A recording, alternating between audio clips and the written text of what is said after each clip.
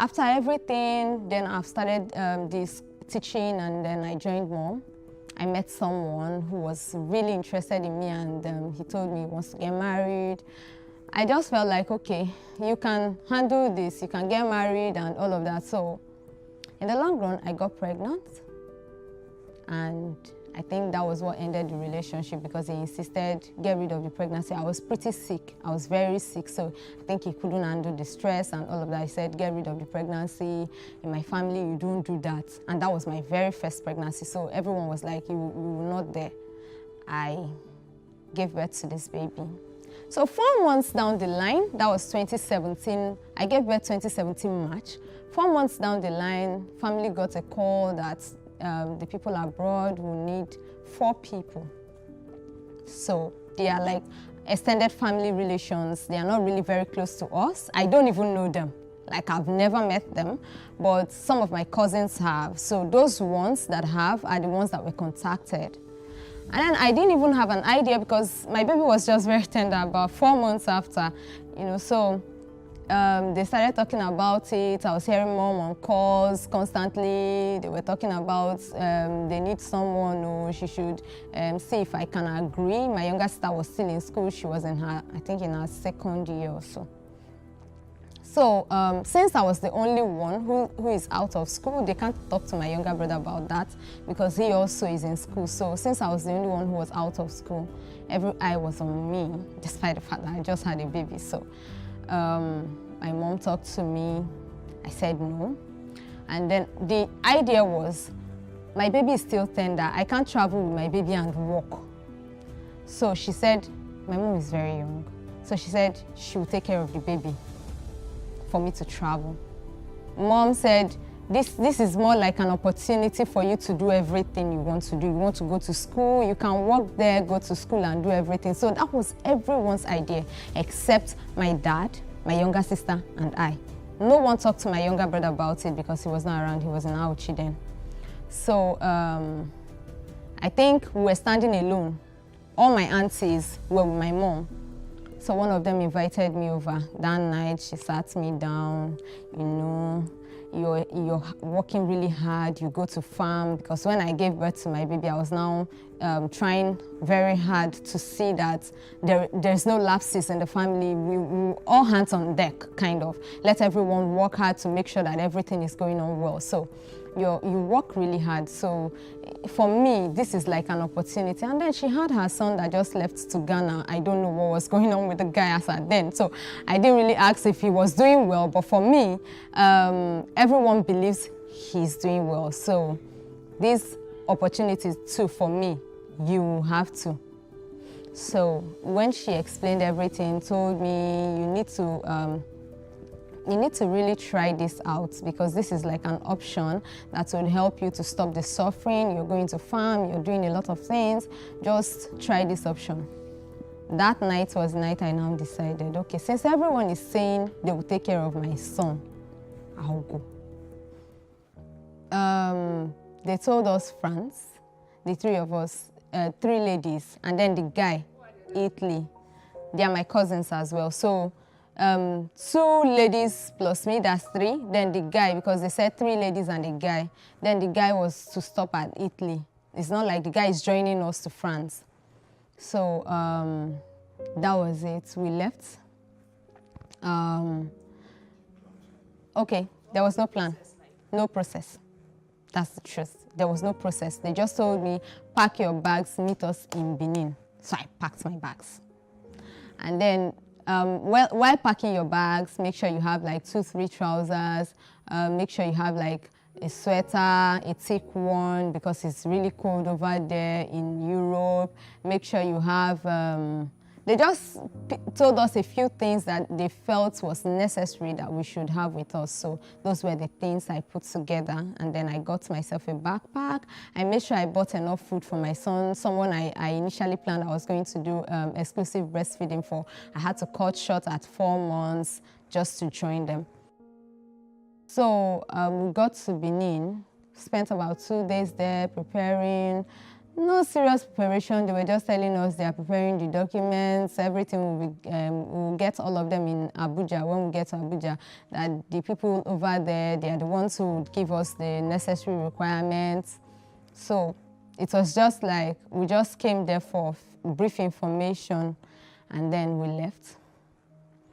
We got to Kano, we passed the night in Kano. But before Kano was when I started suspecting that something is not really going on right. We're trying to enter the north then.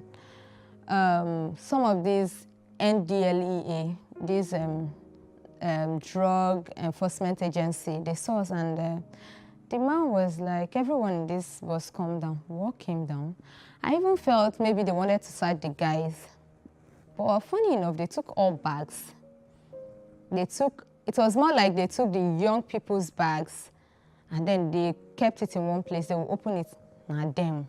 I don't tell you, they say not them. I'm like, madam, I don't have anything in my bag. So I was getting really scared. But the guy with us was like, calm down, nothing is going on. They just want to check. And he already had an idea of what was going on. So when they checked, they asked every one of us to pay 2,000. So the other girl, I don't know her, we just met in the bus, was putting on this long dress. Is it Jalamia they call it? Something like that. That was what she was putting on. And then she was just saying a lot of things. Not be travel, they travel. Not be travel, they travel. And not commit any crime. Or now, you know, she was saying a lot of things. And she wasn't even using any polite language, like you're talking to officers. I beg you, make nobody disturb her. Now travel, they travel, you know, Benin accent. So I was like, travel, they travel. Is it like we are going to the same direction or something? So I started suspecting as at then that I don't really know what these guys are talking about. But at the end of the day, the guy paid. He paid for all of us, the four of us, 8,000, and then we left. So they took 2,000 from each person, and then they allowed us leave. We moved on till we got to Abuja. We passed the night there. There was no response. Nobody brought documents. They said the documents, the person said we should keep coming. When we get to Kano, we'll get it. So we got to Kano actually. Someone came to pick us. The guy that came to pick us was driving with one hand. He doesn't have one hand. I was scared. Like, but before he started driving, as soon as he just said, quick, quick, quick, enter. Every one of us jumped inside the car. The next thing he started giving us this stuff. Is it hijab? Yeah. That jab for everyone. So I didn't know how to wear it. So everybody was like, okay. So it was funny, kind of. I was like, is this like what they do in the north? Is it compulsory? Even Christians will have to wear this. So then my boss was like, you asked a lot of questions. Just wear it. We had to. So we moved on till we got somewhere. It was kind of bushy environment. The guy stopped. They brought another car that took us to a particular enclosed area. And then that was where we were for a while. And then after a while, bike carried us from there to one place. I can't even tell. The people on the streets were doing, I don't know what was going on, but it was funny, but not funny. Because the bike guys were not even riding normal. They were riding and jumping. In fact, these things that we see in movies that like James Bond something, it happens in Nigeria. Like I'm like, what's going on here? The guys were not careful. I had to hold the bike man so that I don't fall off. And someone was behind me, but I was still not comfortable to tell you how rough those guys were. So we got to another place. Then I saw a lot of Nigerians. I saw a lot of people who were traveling actually. So they were saying different things, everyone with their own idea about where they are going to. And then I met this lady. She wasn't looking very okay, but she said the person who asked her to come is her sister, and that because I think she's educated, but she has this health issues, that the person said as soon as she gets to Italy, they will come pick her up and then she will get her treatments. So people had different reasons why they were traveling. The ones I met there actually, everyone had different reasons, some for medical attention, some for money, some who were promised jobs. So I felt kind of, I felt unhappy at first, And then I was saying some things, and then one guy came to me and said, see, if you talk too much, most of these people that are around here, they will lock you up here, and then everybody will go, you will not go, because you're asking a lot of questions. So that calmed me kind of. I had to like stop asking questions. After a while, they came, took passports, as in passport photograph of everyone, and then it was that guy, that guy's idea of not talking that made me not to ask anything. Few hours later, they came with passports. The passport that got to me had my picture, not my name, and every other detail on it wasn't me. So when they gave me the passport, okay, I had to memorize everything on the passport. Like, you are compelled to, you don't have a choice, because that's like your gateway to wherever you're supposed to go to. So we took these things. Few minutes later, the bike guys came back. They took all of us again. You know, the bike the person you entered with before, just enter with the person and then we moved on. So we continued till we got to the border between, I don't know if it's Niger and Nigeria though. So the immigration officers there, they'll take your passport, ask you, what's your name? You tell them your name. How old are you? You tell them. They just check. They give it back to you. So it wasn't like they were doing any critical check. They just, that question was the only thing they asked me. I don't know if they asked others any other thing, but that was what they asked me. And that was a pass for me, because as soon as I said my name, and then I skipped a part where I had to teach one of my sisters, because she is not learned.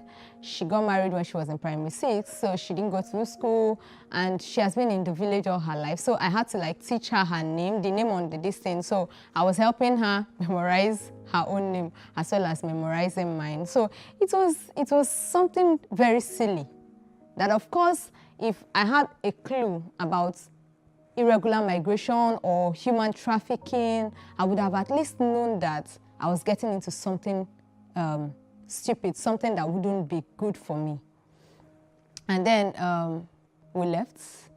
The bike guys took us to a certain place where they had buses. They put a lot of us in one bus. I had to sit in the booth. So in that booth, it was raining that evening. It was, let's say, around 8 before the bus left. So it was raining. The raindrop was on my body. Despite the fact I didn't have enough clothes on, I was cold. I was shivering. And it's not like when you're shivering, somebody else would help you, because everyone is actually trying to save themselves. So no one is actually looking out for you. So you have to do something to help yourself. So I had to like draw. There is something they used to cover the bus. I had to like draw that thing to cover myself. So we moved on. After a while, I think they heard police, police. The next thing, the drivers drove to a certain place, parked the car, zoomed off. We didn't know where they went to. After a while, other cars came. If they call your connection, you join another vehicle. If they call your connection, you join another vehicle. Just like that, they just shared us into different groups. We left. Spent about a day plus on the road till we got to Agadez. Now, when we got to Agadez, someone just told us that this is Agadez. Oh. I say, yeah, Agadez.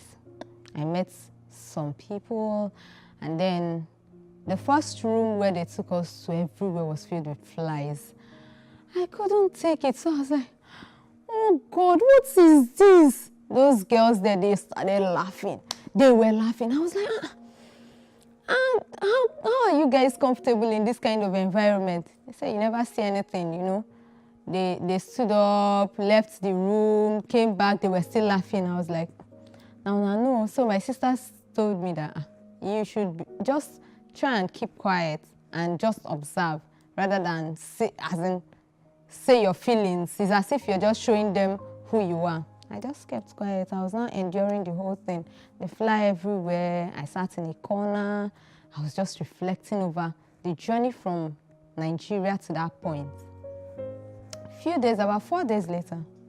So that should be like, okay, that's like 4 days, 4 to 5 days now to get to that place, because it was from Benin to Kano itself was a day till the next morning.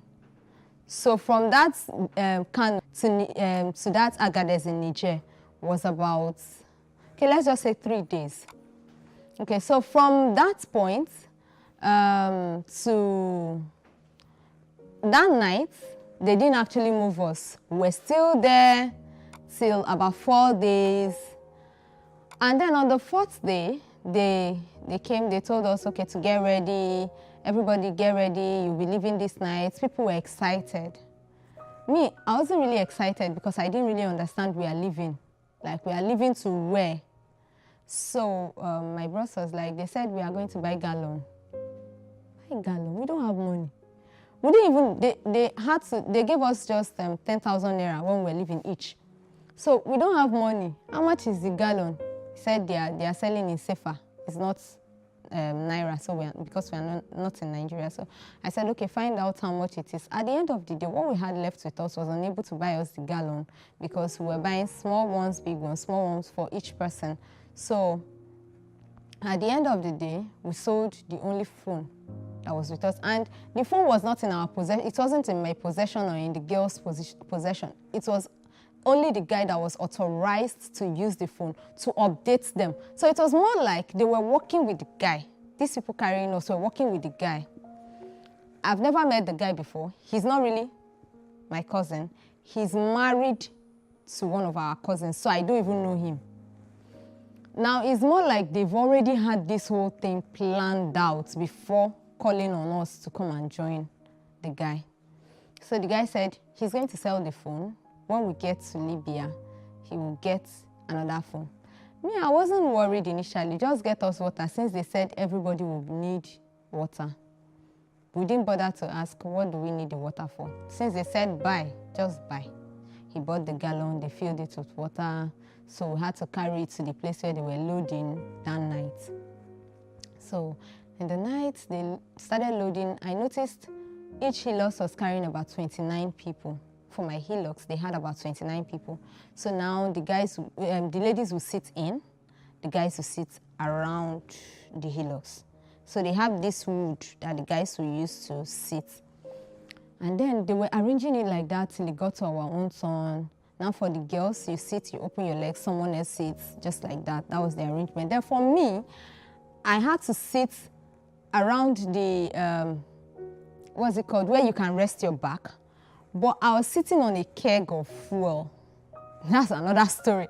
I was sitting on a keg of fuel. So for me, I felt that was a comfortable place, right? I put my bag on the keg of fuel and then I sat on it. So I was feeling like that's more comfortable. I was even saying the other people sitting inside the Hilux will be feeling hot and they will be having a lot of challenges. So I don't want to stay there. I prefer where I was. Now, within 1 day from that place, because all the Hilux moved at the same time, like all the vehicles moved at once, they started going. It was as if the more we went in, if they drive from one, would I even say up to a pole, the vehicle will sink. All the guys will come down. The lighter ladies will stay inside. If you're heavy, you come down. The guys will have to remove the sand. The Hilux will move to the front. We'll all jump in again. The Hilux will move. Get just one pole again. This thing continued for the whole day. It was tiring. And to worsen it, they were beating the guys. Like, when it's time to pack this sand, if they don't see your hand doing it, the drivers have this whip, this pipe that you use to put fuel in their vehicle was what they were using to whip the guys. Like, at some point I started crying because there was this guy that looked really soft. I don't think he's from Edo State. I can't remember where he's from. Well, at some point he broke down, like, he was like, which kind of suffer be this? Which kind of suffer be this? Now travel, they travel, no key person, you know. They were beating them in such a way that ordinarily it was heartbreaking. That after that whole day, in the night, they packed us somewhere. And then I met someone from my place, from another Hilux. The guy started telling me stories, we were just gisting. And then it was more like few hours, let's say it was getting to like midnight. This kind of breeze just started blowing towards us and then bringing sand. It was then it dawned on me that most of the sand heaping was actually done by that breeze. It was like rain. So very scary. I just told the guy, is this thing going to bury us? He smiled and said, if you bury us now, it's just like we are trying to make it in life and then we did not survive. I was like, God, don't allow me to die here. That was the first fear. So the guy said, just lie down and use something to cover yourself. If you cover yourself, probably you'll sleep off. Because I didn't see sleep. Most people were already sleeping, but I could not imagine myself sleeping in that kind of environment. I didn't know there was more waiting for us ahead. So after that night, the next morning, the drivers came. I took my brush. I want to brush my teeth. They said, wait, I want to brush. One guy said, with which water? This water that we are reserving, we want to drink. I said, I'm not going to brush. The guy said, even buy brush. They were laughing, Some kind of weird behavior from some of the guys and the ladies. They were laughing. I better go reserve the water. I said, hey, God, so I'm not going to brush my mouth. I can't even wash my face. The guy said, you don't even brush, you wash face, They were just saying a lot of things. And then the driver didn't even wait for anyone to brush, so we had to jump in. That was the first heartbreak for me. Like, okay, now I'm going to just be smelling and dirty till we get to our destination, and who knows how long this journey is.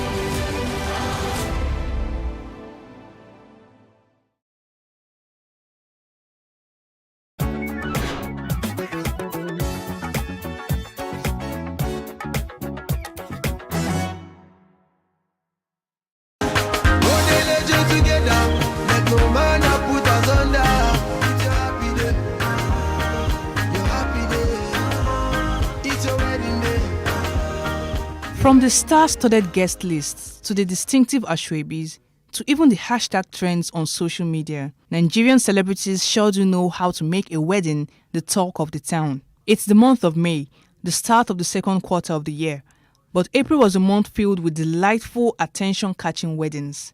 Let's have a look at the weddings that caught the attention of Nigerians in the month of April. It's almost safe to say that Rita Dominic's wedding ceremony was the most attended celebrity wedding since Banky W and Adesuwa Itomi's carnival-like wedding in 2017. Rita and her husband Fidelis Anosike said their I do's on the 19th of April 2022 with a long list of Nollywood icons and A-list celebrities in attendance. Owerri, the host city of the wedding, witnessed an influx of visitors as celebrities turned up in their numbers, all glammed up for one of the industry's finest.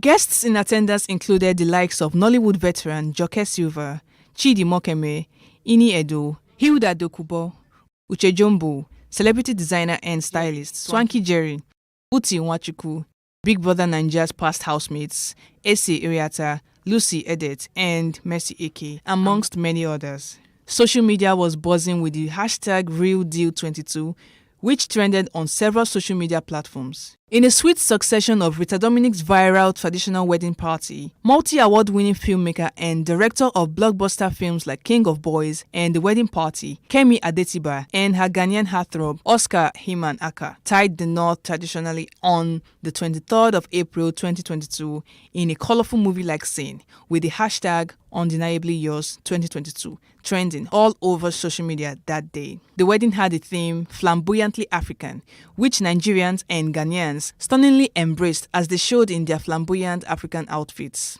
Kemi's traditional wedding outfit showed her Ekiti, Efik, and her husband's Ghanaian heritage. Her first outfit was a graceful green lace gown that made many stare. She then wore a second outfit, which was a royal efik regalia, an indication of her maternal roots in Akwa Ibom. Then came her last outfit, which was a mini kente attire with beadings all over, which matched perfectly with her husband's Ghanaian outfit. Simply stunning. The guests in attendance featured multiple celebrities with the likes of Shola Shobowale, Toke Makinwa, Ebuka Obi Uchendu, Zainab Balogun, Toyin Abraham, Sean Fakwa, Utin Wachuku, Aka Nnani, Tools, Banky W and his wife Adesuwa Etomi, Ini Dimma Okoje, Big Brother Naija past housemates Alex and Pere, amongst many, many others.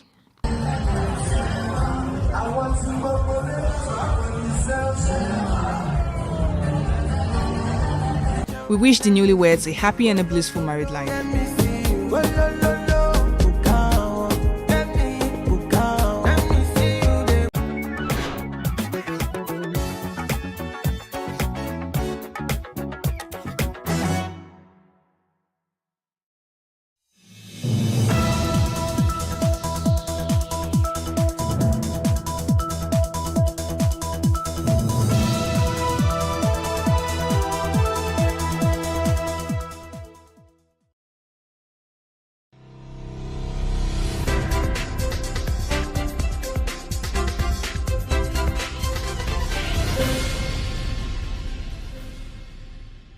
Welcome to Ladies Talking Business. I'm your host, Moremi Akon. Our guest today is Omoumi Loveth Adeshui, CEO, Naija Fabric Hub, a Nigerian indigenous business founded in 2015. She is a dynamic businesswoman controlling multiple businesses, including Posh Lareya Event, Posh Foods NG, and Posh Interior Limited. She is a graduate of English language from Obafemi Awolowo University, Ile-Ife. In addition to her degree in English language, Omoumi has a diploma in French language from the Institute of Language in the Republic of Benin. She is a certified member of NACIMA, Nigerian Association of Chambers of Commerce, Industry, Mines, and Agriculture.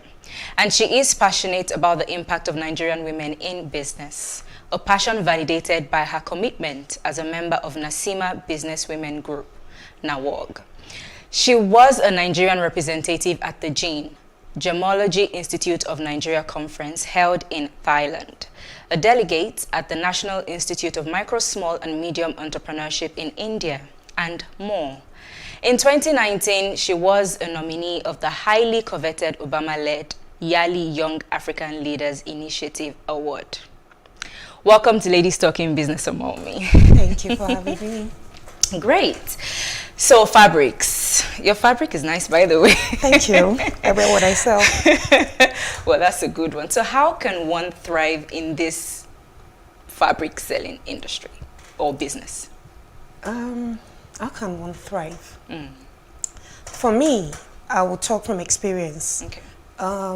I've been able to carve a niche for myself in the fabric industry, and what I do is I source for exclusivity. I don't do the regular. I try to go for what's not really in vogue. I try to source for timeless fabric that in 2-3 years to come, you pick it out of your wardrobe and people still say, oh, nice fabric.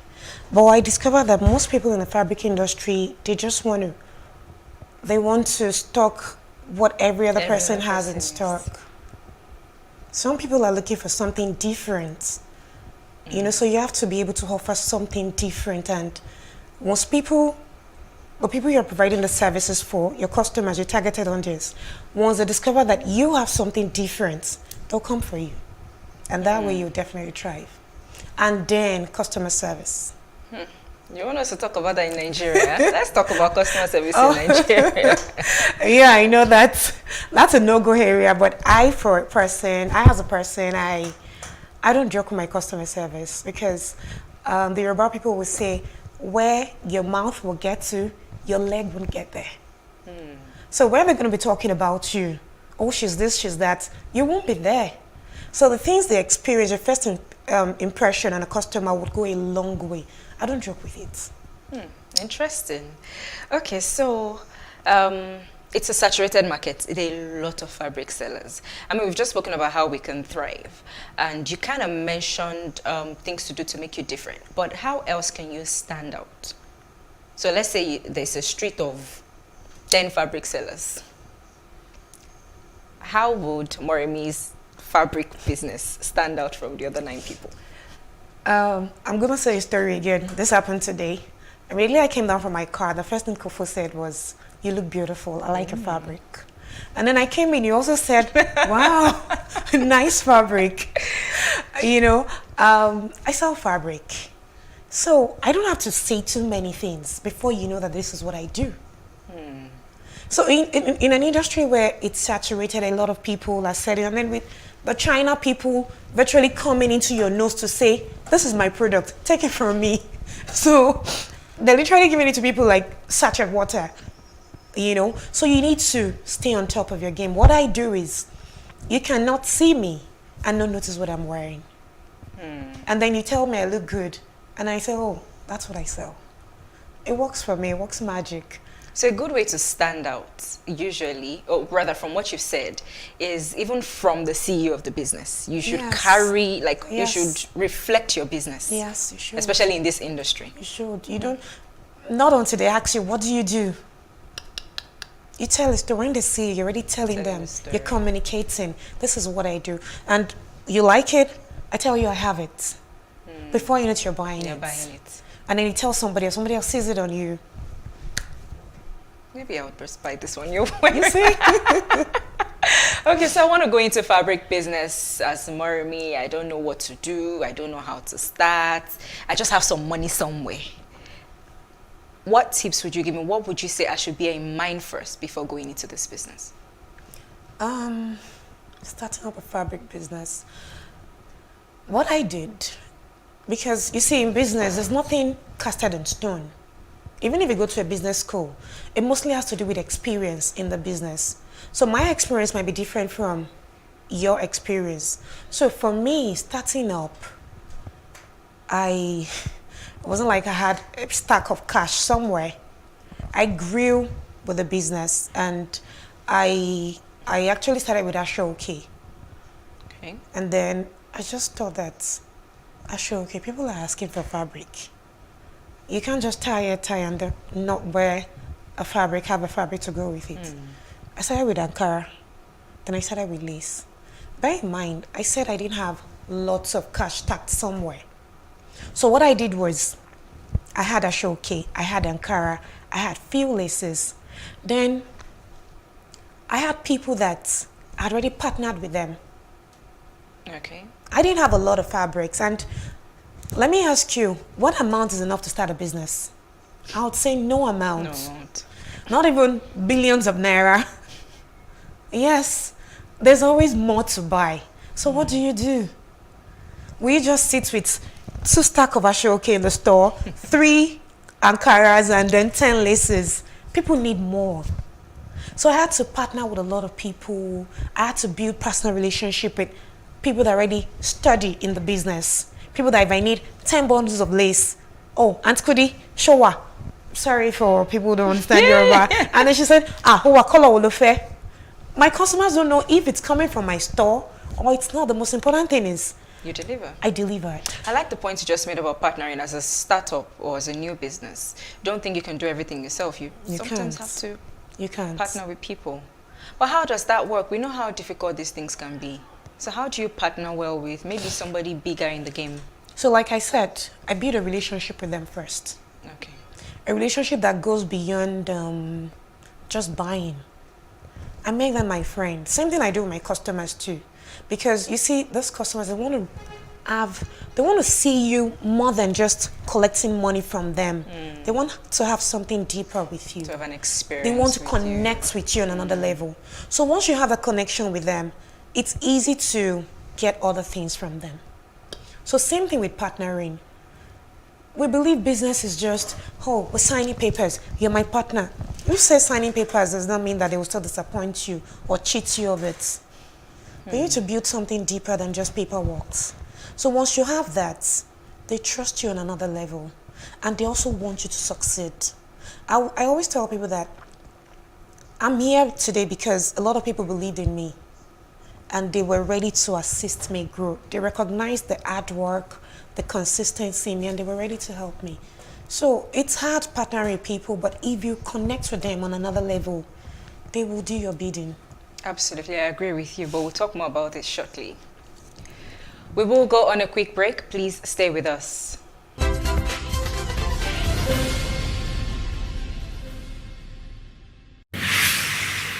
So what are the top decisions that the United States considers necessary that Nigeria must take? I like to think of my interactions as conversations, not interviews. And that's why I say asking questions is both an art and a science. Everyone says in Islam you are allowed to have 4 wives. Is it mandatory? The right question enables answers that educate, inform, clarify, and help you, the viewer, to better understand the issue before making up your mind. Our goal is to reduce from 10 to 2 days the time it takes to register businesses in Nigeria. Join me every week on this station plus TV Africa and gain exclusive access to my conversations. I'm Angela Ajetumobi.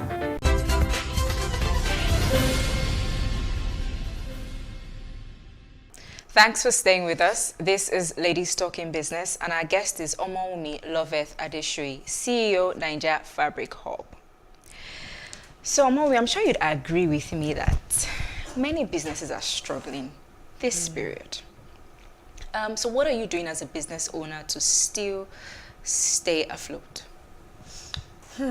What What you just tips? mentioned, with the economy, the the currency, Forex, yeah. you know, it's terrible. I tell people that when you don't have enough money, it could mar your business and you might not be able to get up. What I did was, okay, as you know, you read in my profile, I'm a member of the NASIMA, I'm a member of NAWORG, I'm a Rotarian, I'm a member of Abuja Chamber of Commerce and Industry. As business owners, we need to tie ourselves to associations that would help you. There are a lot of grants going on for business owners. There are a lot of loans from banks for business owners, but a how lot of us, accessible are a lot of these us things? don't know. Okay, then the accessibility part. If you belong to associations, they help. A bank or the government would listen more to an association before listening to a body, just a person. You, Moremi, going to meet the government to say, I want a loan for business, I want a loan for women empowerment. Before you get access to the government, it's going to take a long while. But imagine being a member of a national body that's going to hear your views to the appropriate place. It's easier. There are a lot of grants. I've gotten loans, I've not gotten a grant, but if I want to, I will. So business owners should know about that. And Join bodies, and join bodies. associations. Yes, it's important. Interesting. Okay, so I like to ask almost all my guests this question. What are some of the main challenges you have faced running your, let me say businesses, because I know you have quite a few other ones. Main challenges. Let me talk about my food business. Okay. So during COVID, I started a food business during COVID. I opened a frozen food store, and I didn't keep it at just frozen. I started selling other things too. Food, electricity. Okay. Electricity. It is okay. Let me just mention 3: electricity, currency, forex. Yes, Forex always comes up. and then staff. Yes. You said that number 3? No, let me not just say number 3. Number 1, 2, and 3. But the one that gets to you emotionally is staffing. I've been blessed with having the best staff. Oh, wow. Yes, I have been. But you say once in a while, maybe somebody leaves and then before another person comes, you go through hell before you get the perfect person again. Staffing is difficult. Yes. Well, I hear that a lot. It's But why do you crazy. think that is, though? Because a lot of people don't understand your vision for the business. If you have empathy for someone, you understand what they're going through and you can help them. But if you don't understand, you don't empathize with them, you just feel, what are they doing? Let me just sit down. My madam will now come and carry money and say, you do that, you do that. She shouts a lot, she does this a lot. They don't empathize with business owners. And regardless of how much you try to bring them in, not all of them, like I said, I've been blessed with some really, really good staff. But you see, those ones that are not good, they'll make you see hell. There'll always be one bad one. Then Forex, oh my, I cleared. Almost everything that we do in this part of the world, we import. Yes, we do. So Forex is always going to be an issue. How have you been able to manage that bit? How? I just go with the flow. There's no how. I reached out to my account officer last week. Okay, there was a time that I heard that the government gave an initiative for business owners to trade with a particular rate. That's a bank rate. But it's so difficult. Like, you'd rather not just do it and go with the black market. Wow. I think that something needs to be done about that. I saw a business owner the other day post something on social media, and she had to apologize saying, I'm sorry, our esteemed customers, we have to increase price by 20%. Yes. And when I started reading the comments, people were like, we understand, we'll patronize regardless. We understand. And I'm like, okay, it seems like customers now understand It's what business everywhere. owners go through. It's everywhere. Not just business owners, even salary earners. You buy things. Salary is not increasing. And salary is not Inflation is increasing. on the high. So not just business owners. So there's no way anybody would say they don't understand. Let's leave this emotional topic and let's talk about trainings. What do you, in your opinion, what do you think is, or are the importance of, training yourself in your industry? Training is training. I see training as something that is intentional. How do you want to grow if you don't improve yourself, if you don't develop yourself? That's what training is. You cannot be static. You want to grow. You want to grow your business. You want to grow in life. You want to be a better person. And then you're not doing anything. It is important. It is major. Either you're going for conferences or you're reading or you're learning from somebody. I have a lot of people I look up to that they don't even know I'm looking up to them. I stalk their pages. I look at what they're doing. Up until even just taking pictures of fabrics to post on Instagram. Aside changing your phone and using the best camera, there are tactics to all these things. You have to improve in every facet of your life. Not just in business. If you go for business training and then personally, how are you relating to your customers? How are you relating to people you're coming across with? It's very important. I think we need to do a training, extra training on customer service, customer relation in this part of the world. But we'll speak more about this shortly. More conversations with our guest coming up after the break.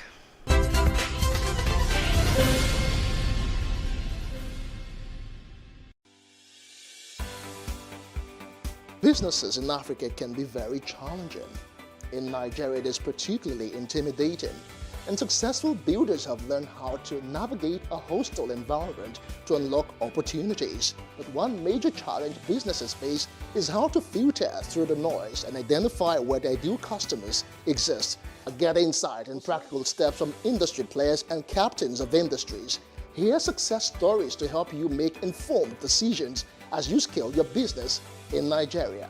Watch Business Insights at this time on Plus TV Africa.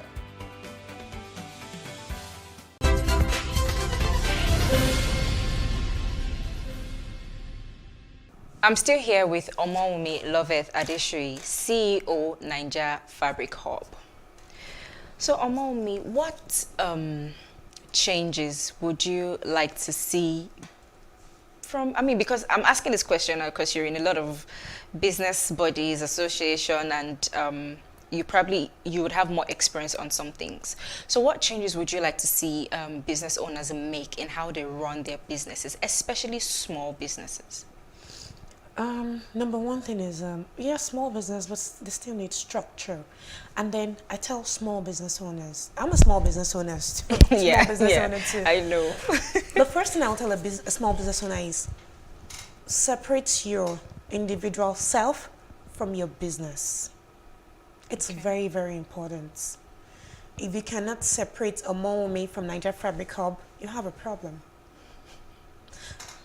The capital in which you're using to run your business is yours, yes. But again, it's not yours because you feel it's yours, it's my business, then you take 10,000 naira from it today. You take from it again tomorrow. Before you know it, you've started with 100K, you already have 80,000 naira left. You need to separate both. Your business is your business, you're a different person. Pay yourself a salary.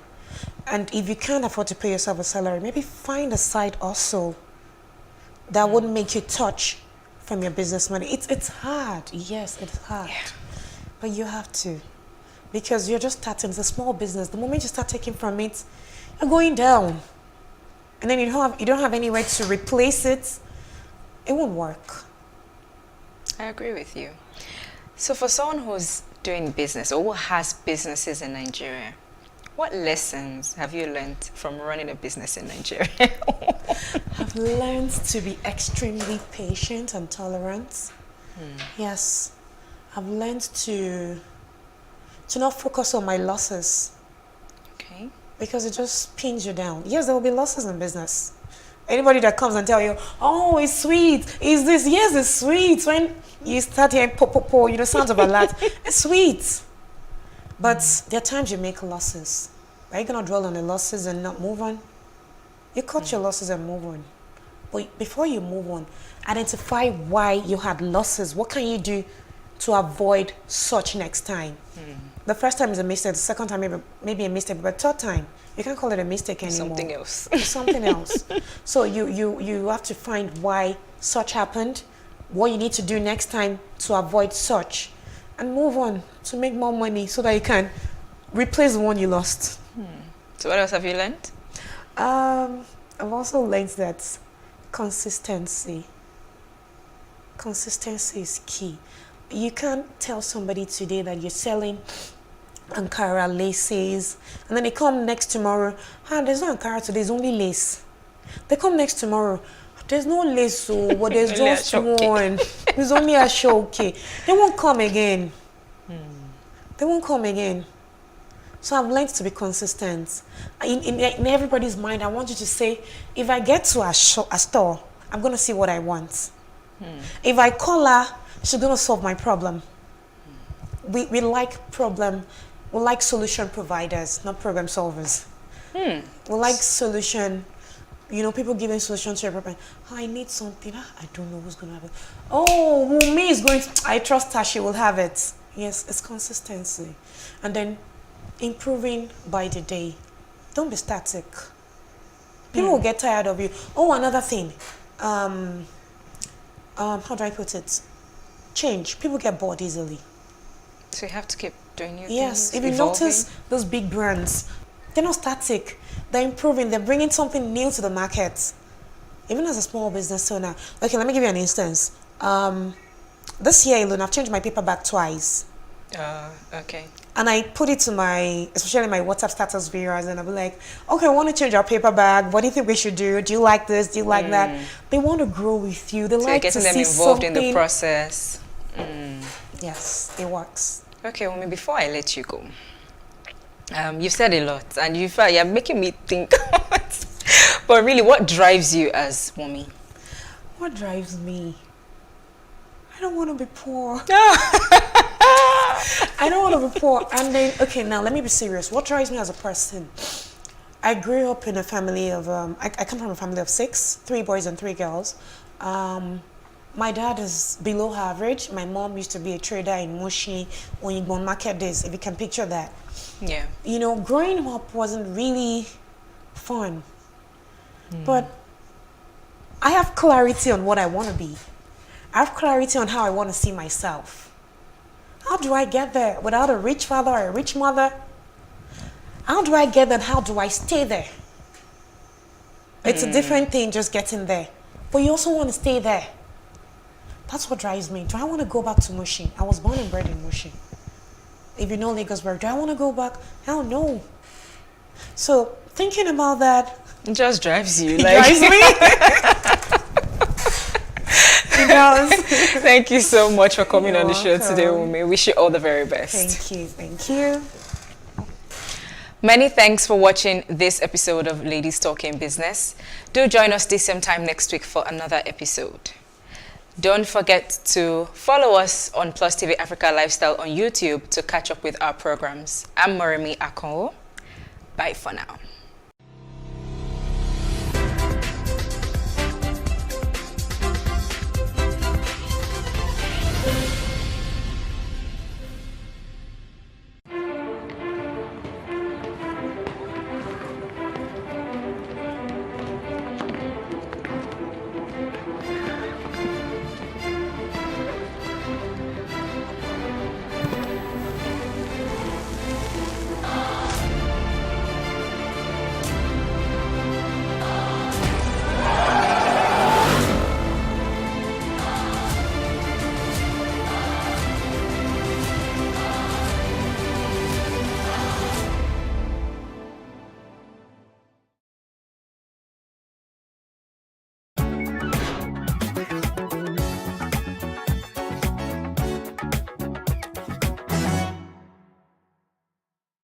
Everyone talks about getting their dream jobs, but what does it take to get that dream job? In a religious society like Nigeria, some people resort to prayer, but did you know that sometimes the only reason you're not getting the job isn't because you don't have the credentials? Many times about how well you can defend your credentials through your presentation and communication skills during the interview. According to the National Bureau of Statistics, the rate of unemployment in Nigeria rose to 33.3% in December 2020 from a 27.1% in 3 months. Interview phobia is a major issue that contributes to unemployment in the country. Some individuals are employable but don't know how to express themselves properly, present their resumes, and network effectively. An expert spoke to us about interview phobia and how it has increased the rate of unemployment within the country. Okay, so I mentioned I struggled. I went to Lagos State University, public university. Nobody taught you any of these things. And so I thought that if I come to the interview space, I would do well because I know I'm good enough. But coming in, it was difficult. I got plenty of rejections. And I made up my mind that if you can get past this thing, you would help other people who are also like you. And so sitting down in that space, I also see people like me and I feel for them. According to Student Graduate Report, more than 50% of graduates in Nigeria disclose that communication skill is the least skill their academic education prepared them with. Like we have a compulsory NYSC every year.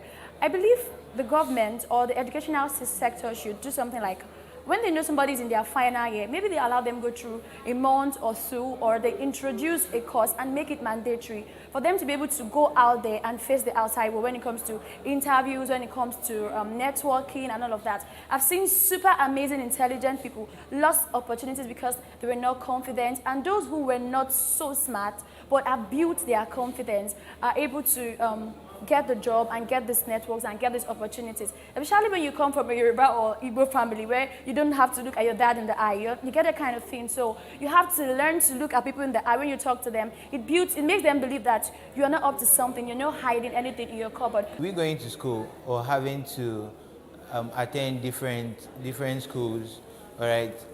They just teach us, we only have syllabus on what they've been doing so far in past years, and there's no trend of bringing in new things.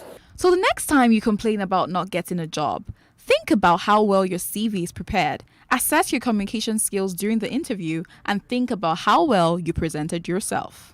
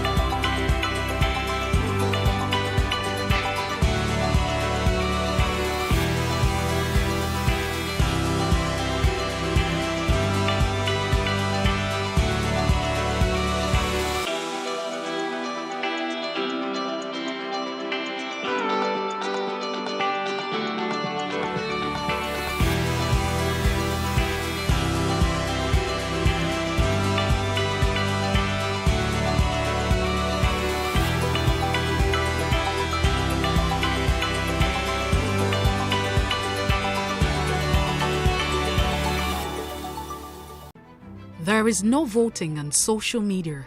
To vote, you would require a permanent voter's card. To get your PVC, visit cvr.inecnigeria.org. Create your account with a valid email address and start the registration process. An activation link will be sent to you. Click on the link and activate your account. Fill out the form, pick and submit a convenient date and time for your biometrics. Print the application slip, which should have your QR code. On the appointed date, go to the nearest INEC office for your biometric capturing. Thereafter, you will get a registration slip to pick your permanent voter's card when ready. Get your PVC today. This message is from Plus TV Africa.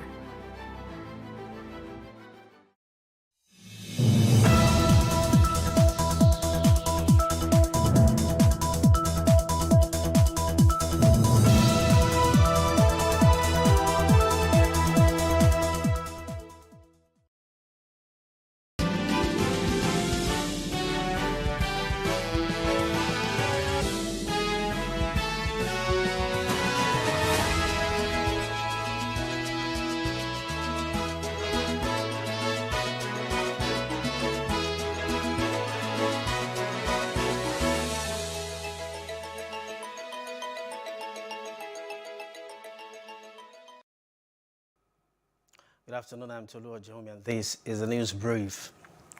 The Federal High Court in Abuja has granted bail to Mr. Rochas Okorocha. He was granted bail today by Justice Ian Eko in the sum of 500 million naira and a surety in like sum. Justice Ian Eko gave the order while ruling on the bail application filed by Okorocha, who currently represents Imo West Senatorial District in the National Assembly. He ordered that the surety must be a responsible citizen who has landed property in the like sum of the bail granted to the presidential aspirant. Meanwhile, the absence of Justice O. Ogunjobi has stalled the hearing between Lagos State Government, Sea Global, and South Energy over the Ocean City project.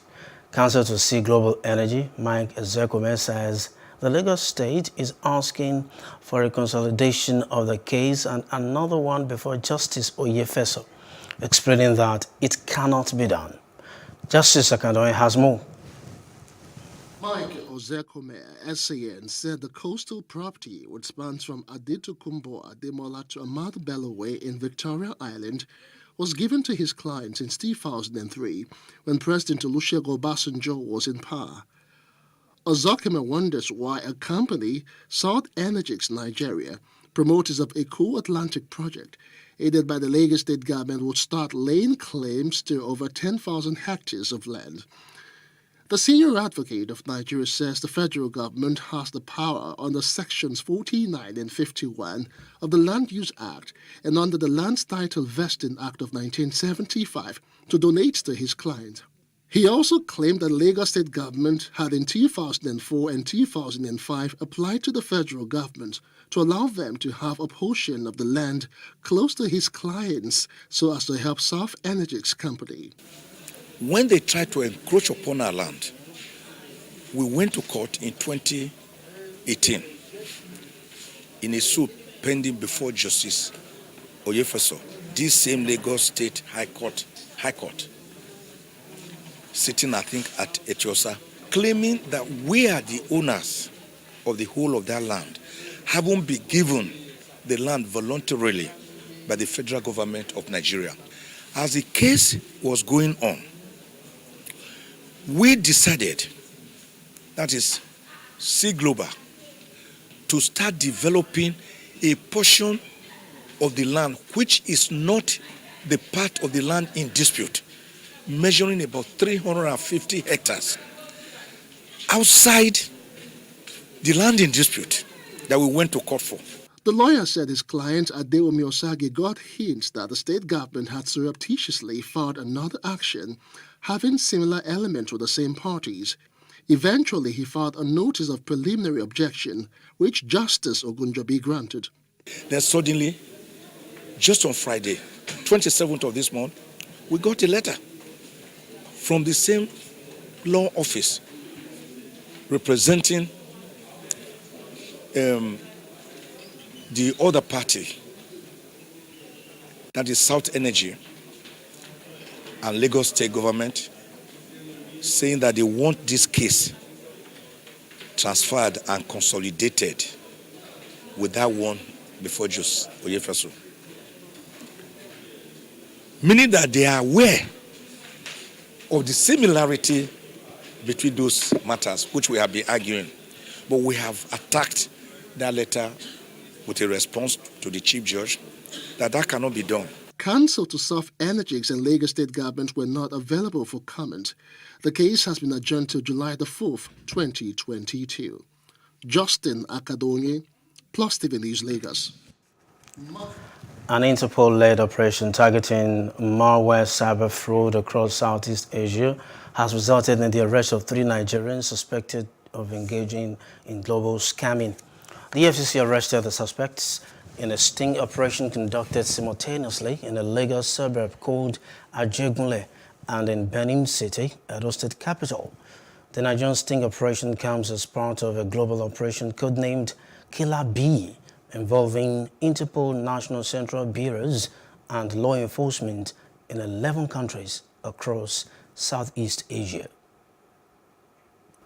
Now, the kidnapped prelate of the Methodist Church, His Eminence Samuel Uche, and 2 other abducted clerics have regained their freedom. They were released at around 6:30 p.m. yesterday.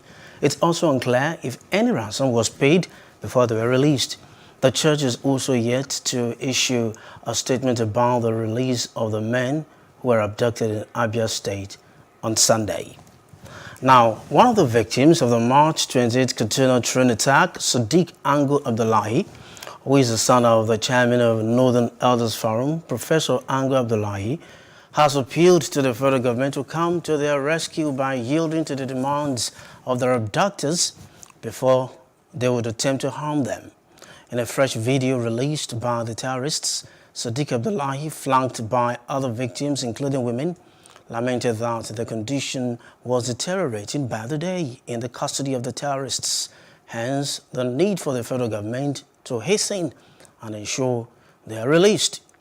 In the new video, the male victims are subjected to kneeling down while the women sit on the mat with masked terrorists carrying AK-47, giving them orders on what to do. My name is Mariama Abubakar Bobo. I was one of those captured on that train with 4 of my children and my husband. We're appealing to the federal government and our families and everyone that can to please come to our aid. We've been here for 62 days in an unfavorable, inhabitable condition, unimaginable. We've been sick. In fact, one of my sons, 2 of them are even sick at the moment with no medical supply. So we're pleading with you to please come to our aid. Abdullahi, one of the captives of the Abuja-Kaduna train attacks. We are appealing to the federal government to once again come to our aid. We've been here for 62 days. Most of us here are sick and we are not in good condition. And every day the situation gets deteriorating. We are appealing to the federal government to please come to our aid before we start losing our lives.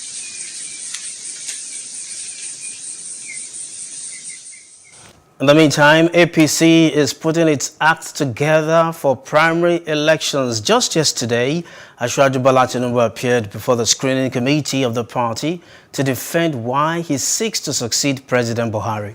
The exercise was conducted by the committee, led by former APC National Chairman John Oyegun, at Transcorp Hilton Hotel in Abuja. Some of the questions asked bordered on his upbringing, as well as educational and professional background. First your transmission, electricity transmission is an highway. That's what the problem we still have. And you remember that I brought Aaron to this country. Yes. Electricity. Okay. Telecommunication that is success in Nigeria today, I brought. Econet. Econet is now Airtel. Yes. I've helped them to flip on the 5G now. The auction that they have, we started it. Nigeria is rich. It is. Let's talk about that. They're just thinking and doing. And the essence of our livelihood must be placed on long-term, medium-term, short-term values. To eat values for us. You know, and if you bring commodity exchange, establish it, and it was the first topic of my birthday colloquium when we started this agency. I brought people to make presentation to the federal government. Secondary, primary, seeding. Also screened was Mr. Rotimi Amechi. He spoke to journalists after his screening. Nice. Sir, you consulted around the country, the details upon us, how to spend our use. First is that you need to reassure yourself that the delegates will vote for you, because we have delegates who select based on merit, and I think I'm qualified.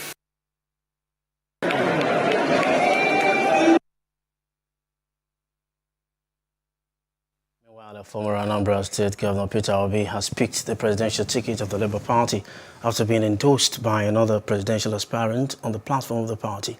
That's Professor Patutomi. Obi left the PDP last week, blaming recent developments in the party for his defection. He was running mate to former Vice President Atiku Abubakar in the 2019 presidential election. We need to rebuild here. We need to give the future generation a hope in this country. A country that is so endured with human and natural resources that have been mismanaged over the years needs a turnaround. And that is the work we just started today. Leaders in the southern and central regions of the country, under the auspices of the Southern and Middle Belt Leaders Forum, have featured the PDP for electing the northern presidential candidate in the 2023 general elections. They described the outcome of the exercise as an affront to the people of the South and asked politicians in the region to reject any nomination for the office of the Vice President. In a communique jointly signed yesterday by leaders of the groups that make up the forum, they specifically featured the emergence of former Vice President Atiku Abubakar as the main opposition party's flag bearer. I think that this election itself is exceedingly very crucial, and most importantly, Nigerians know how crucial it is.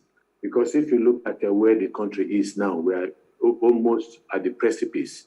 And so people are saying that we need to get it right in 2023, because if we don't, that the prognosis also, will be very dire for the country. We cannot just afford to not to get it right. And so I think that acknowledgement is enough to motivate people, is enough to get people to the polls to vote. And then again, you see, there is the excitement, I think, that a new entrant of the Labour Party is going to bring into the fray. There is this excitement that is being generated, not just on the part of the Nigerian workers, but on the part of ordinary Nigerians, and especially the younger generation. If you look at social media, for instance, you will see the response by the younger Nigerians with election. A lot of them are into politics, either in supporting one candidate or the other, or doing a critique of the parties or the candidates. So that shows some level of, growing interest in the politics of the country by the younger generation. And I think that is going to bring them out to the polls. But it is clear, we must sound a note of warning. And people have also said, when you look at what is going on in social media, people tell you that there's a lot of difference between the people who are active on social media and the ability to translate the activity or the activism into concretely into being present at the polls.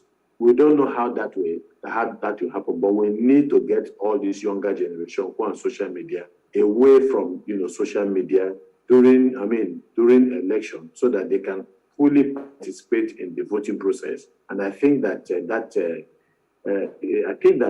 will eventually translate into a higher number of voters during the 2023 election. Ekiti is getting ready for its governorship election this June, and INEC has commenced mock accreditation of intending voters. The bimodal voter authentication system, supervised by INEC Chairman Professor Mahmood Yakubu and other management staff of the Commission to ascertain its effectiveness, saw the electorate submitting their voter cards for authentication, while their fingerprints and faces were captured. Professor Yakubu, who monitored the exercise in the communities, expressed satisfaction at the process, saying it showed the readiness of INEC for the coming election.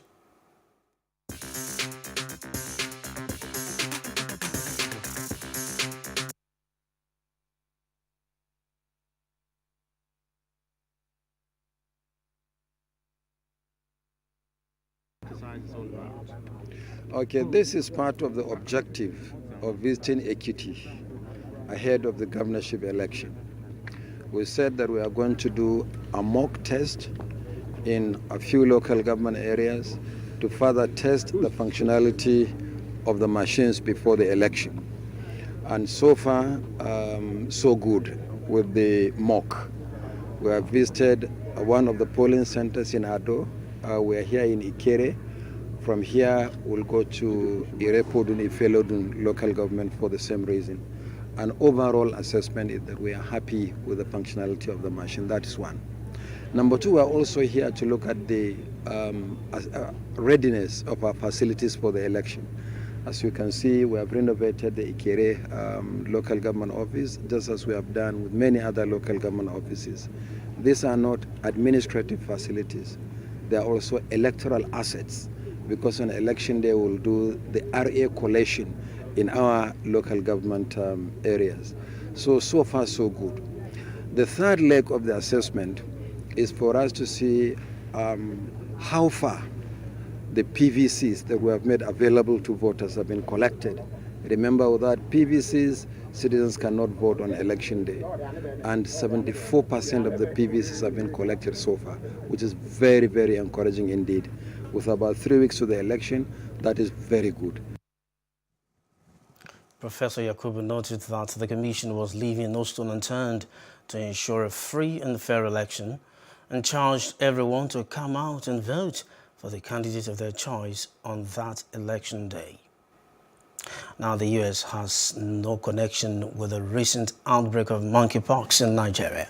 The American embassy in the country has made this clear. It explained that the U.S. government has continued to support Nigerian health authorities with technical assistance and funding to tackle disease outbreaks such as COVID-19 and monkeypox, among others.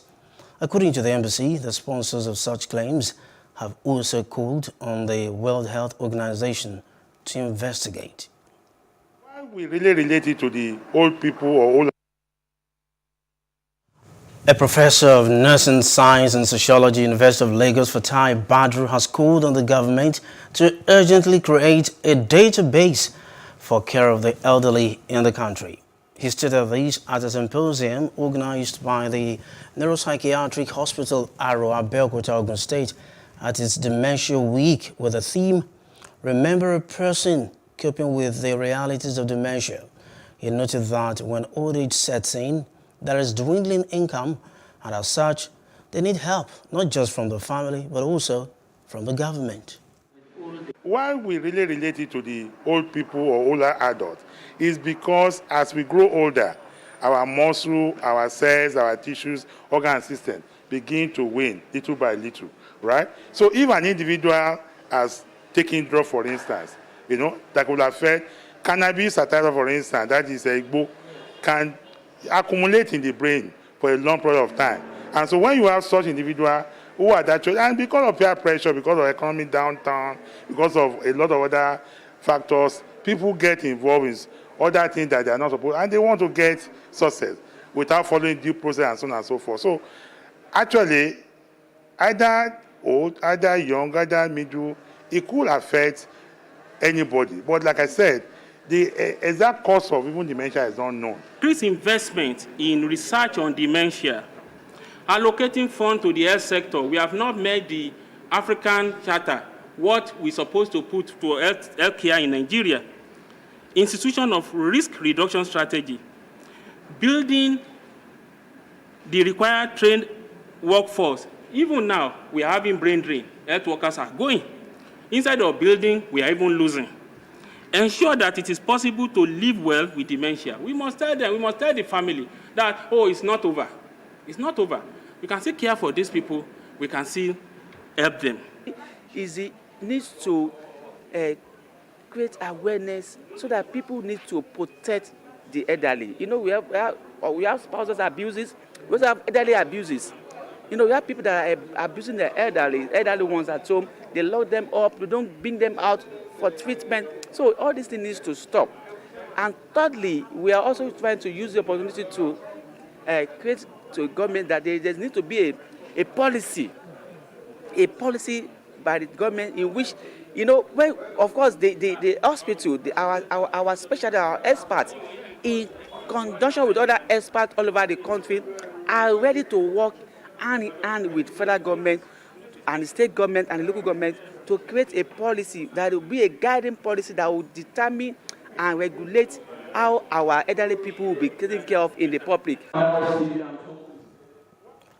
As the 2023 elections draw nearer, Nigerians have been speaking on the role of the justice system before, during, and after the polls. That's on Street Views. Take a listen.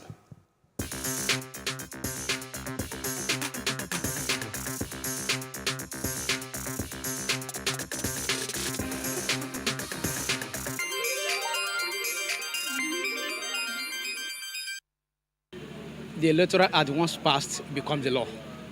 And the duty of the court is to interpret the law the way it is, irrespective of who the interpretation will go against or not. Now, coming to 2023 election, you know, before any election, the judiciary has a duty to put in election petition in place based on the Electoral Act. And when that is in place, the court, the judiciary will be ready to take any case because the election petition will have been in place because it's special courts. The judiciary really doesn't have any preparation to make with respect to election. The judiciary is supposed to be a continuous process, and the only role of the judiciary is to interpret laws. So whatever laws become current or becomes extant, that is what the judiciary will do. The judiciary doesn't have to have a new preparation. They're supposed to be constant at every time. So the judiciary is good to go with respect to the 2023 elections. The judiciary this time around should look beyond the technical justice and do substantial justice. You know, because it's on record that there was a time when a matter was called at the Supreme Court, and then the Supreme Court, in its wisdom, left number 1 and went for number 4.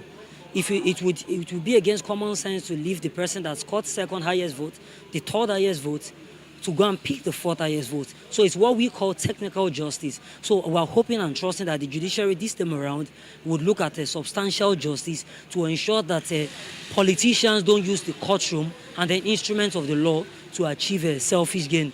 The only thing judiciary ought to do at this stage is to be very, very careful, because the politicians are at their game now. This is the time for frivolous application. This is the time for expert application. They'll come through the back to get any relief to stop the election or to stop the process. So the judiciary should be watchful to shun all expert applications. What the judiciary can do, they can, what they call accelerated hearing. You know, they can accelerate hearing, but let the other party be aware.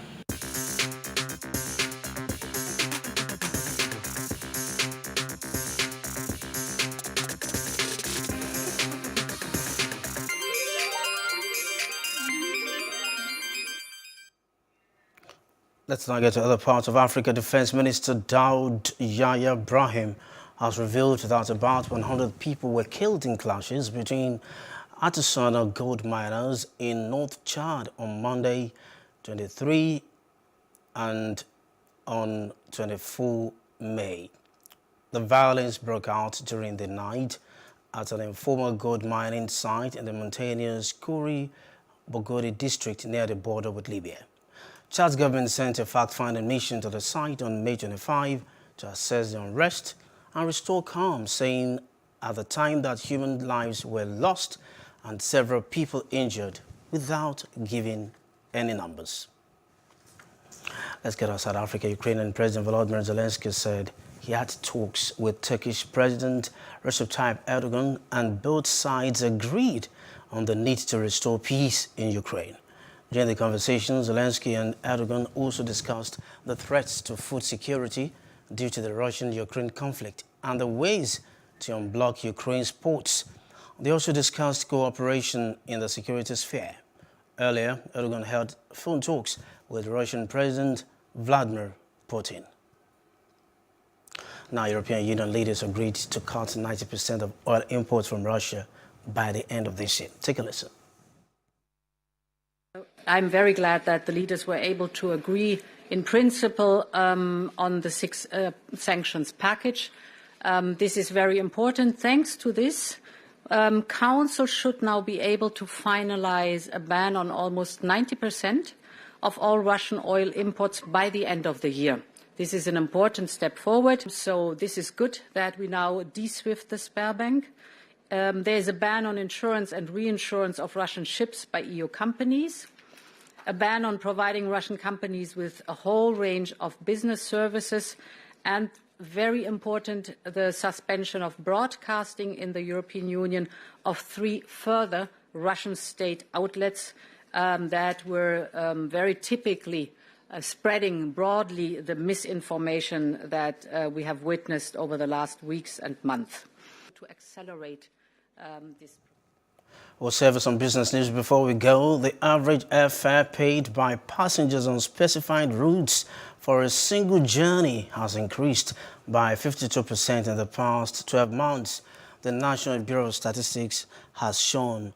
NBS said airfares recorded a 19% increase when gauged on a month-on-month basis. On state profile analysis, Taraba recorded the highest air transport charges in April 2022 with 65,000 naira. That's followed by Kogi with 64,258 naira. Kano recorded the least, 50,000 naira. Analysis by zone also showed that the North Central recorded the highest airfare in April 2022. That's with 57,552 naira. It's followed by the Northeast with 56,800 naira. The Southeast had the least. That's 53,402 naira. The significant hike in airfares, according to findings, is not unconnected with the recent challenges faced by local airlines, ranging from energy price hikes to lack of access to foreign exchange.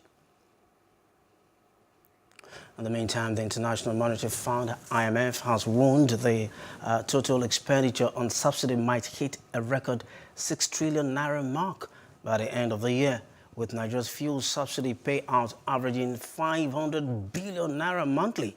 According to IMF, the macro-fiscal stress test is conducted on the country showed that interest payments on debts in the country could amount to Nigeria using 100% of its revenue to service debts by 2026, if not closely monitored.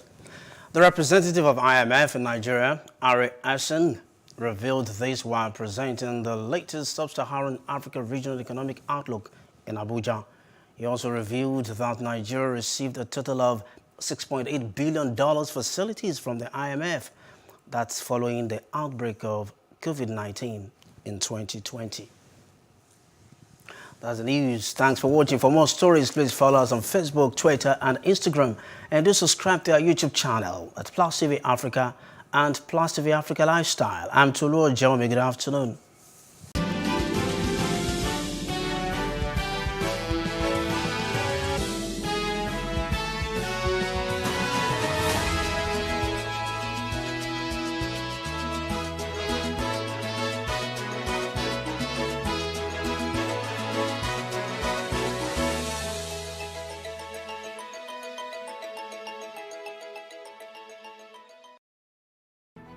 There is no voting on social media. To vote, you would require a permanent voter's card. To get your PVC, visit cvr.inecnigeria.org. Create your account with a valid email address and start the registration process. An activation link will be sent to you. Click on the link and activate your account. Fill out the form, pick and submit a convenient date and time for your biometrics. Print the application slip, which should have your QR code. On the appointed date, go to the nearest INEC office for your biometric capturing. Thereafter, you will get a registration slip to pick your permanent voter's card when ready. Get your PVC today. This message is from Plus TV Africa.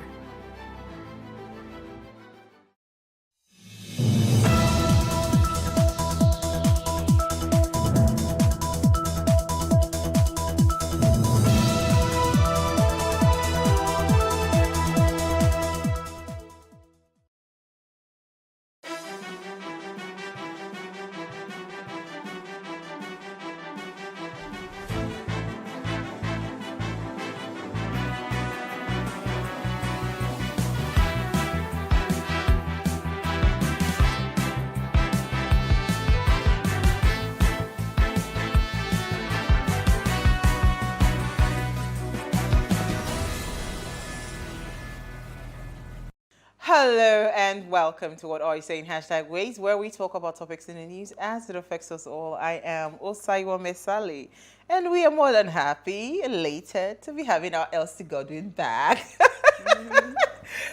This is what 3 weeks of Awol does to us.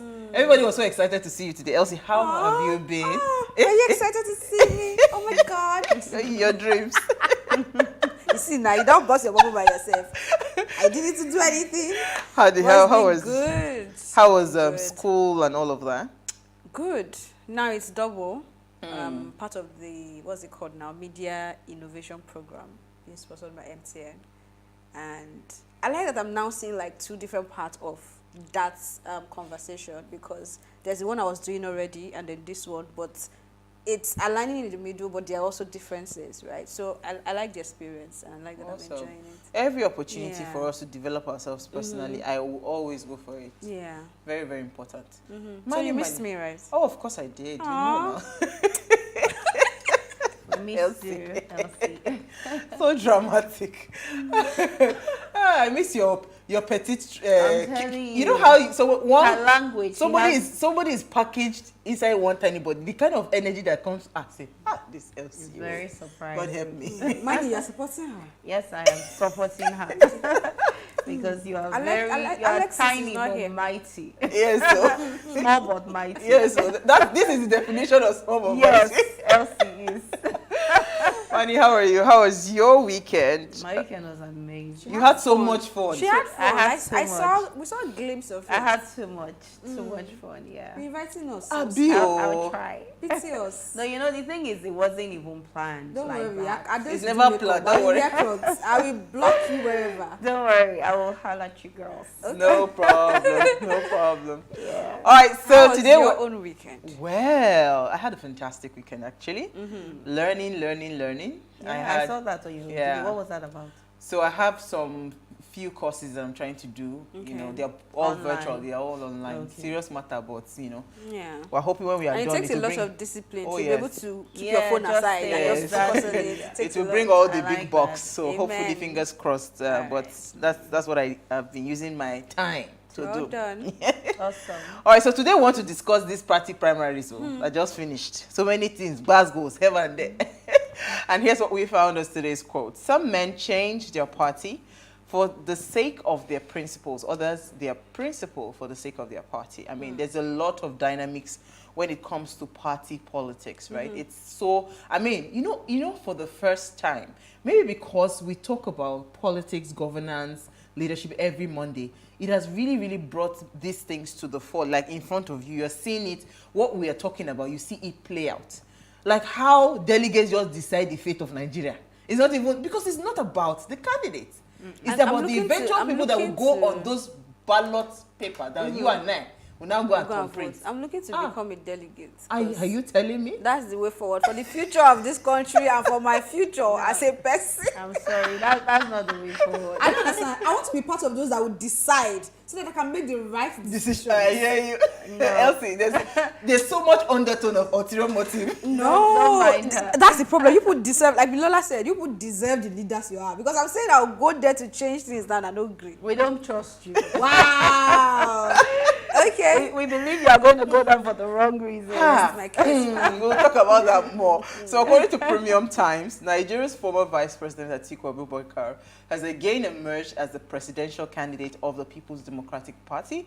Mr. Abubakar defeated 12 other candidates in a keenly contested presidential primaries held at Moshood Abiola Stadium in Abuja on the 28th of May. Right, of the 767 accredited ballots at the elections, he polled about 371 votes, while his closest challenger, Wike, Governor Nyesom Wike, came second with 237 votes. Former Senate President Bukola Saraki scored about 70 votes, and he came, at a distant third. While Governor of Akwa Ibom, Udo Emmanuel, came fourth with 38 wins. Now, the only female in the race, Oliver Diana, and another contestant, Sam, scored 1 vote each. So today, that's just PDP, because there's so many primaries that happened over the weekend, but that's just one. Now today we have Divo Okore. He's here to analyze this just concluded party primaries across all parties. But first, we'll take a break to see what we found in the news.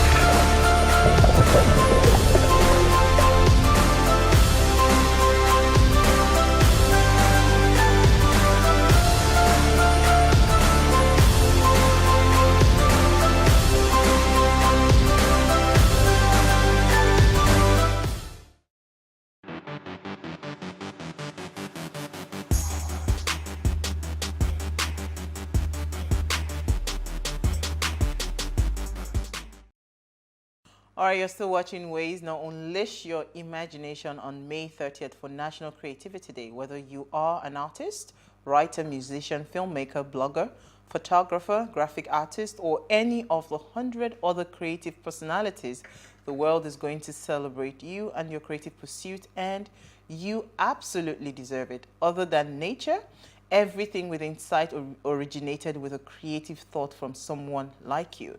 So how Crossmom and Creative Writing You founded the National Creativity Day in 2018 to celebrate the imaginative spirits wherever and to encourage them to keep creating.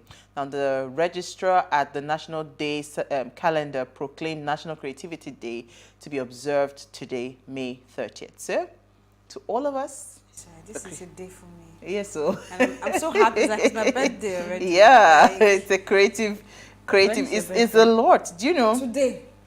And I think give me gifts. Creatives not true. Creatives have a way of getting a lot of confusion. You know, because you have so much inside of your mind. You want to be this, you want to be that. You know, so I'm always grateful whenever I have certain kinds of idea and God just gives me a way to streamline it to say, okay, you know what, focus on this, you know. That's where I'm at with this new trainings that I'm doing. So it just, everything is just tied up around, you know, that ability for you to do a lot of things because your mind is always, that's the problem most people have. Yeah. They have different ideas, they can do different things, so they don't stay focused on one. So that's the downside. So if you must then have that discipline to say, no, I know I can do many things, but you know what, this is where I want to specialize in. This is where I want to just continue to push, you know. So it can be tricky sometimes. What are you thinking about it? I'm thinking about it. I don't know if I agree. I mean, I know that there are people I don't who agree so much cannot handle the diversity, right? But there are people who actually perfectly can. And it's also a factor of years of work. It didn't just... So that's what I'm saying. It's not overnight. So it is with time. Yeah. So for instance, now what I'm doing now is completely different from what I've been doing. So but you see, it is stage by stage. So you're transitioning. Not that, you know, you see some creatives, they're like mad people. I want to do everything. All I say that I can do this, I can do... So it can get very messy. Yeah, but one thing I have noticed is that for creatives as well, they have this air of perfection around them. So they want perfection. They do it and they do it well. You know, and sometimes they can just let it go, even if let it just good and at least move forward and start, but they just want it to be perfect, and it might be difficult for them to be able to communicate to the next person, like especially when they can do it hands-on. Is the case of I can't do this thing, why can't you do it? The way I look at it as a case of the one with 10 talents. You have to bring a return on all the talent.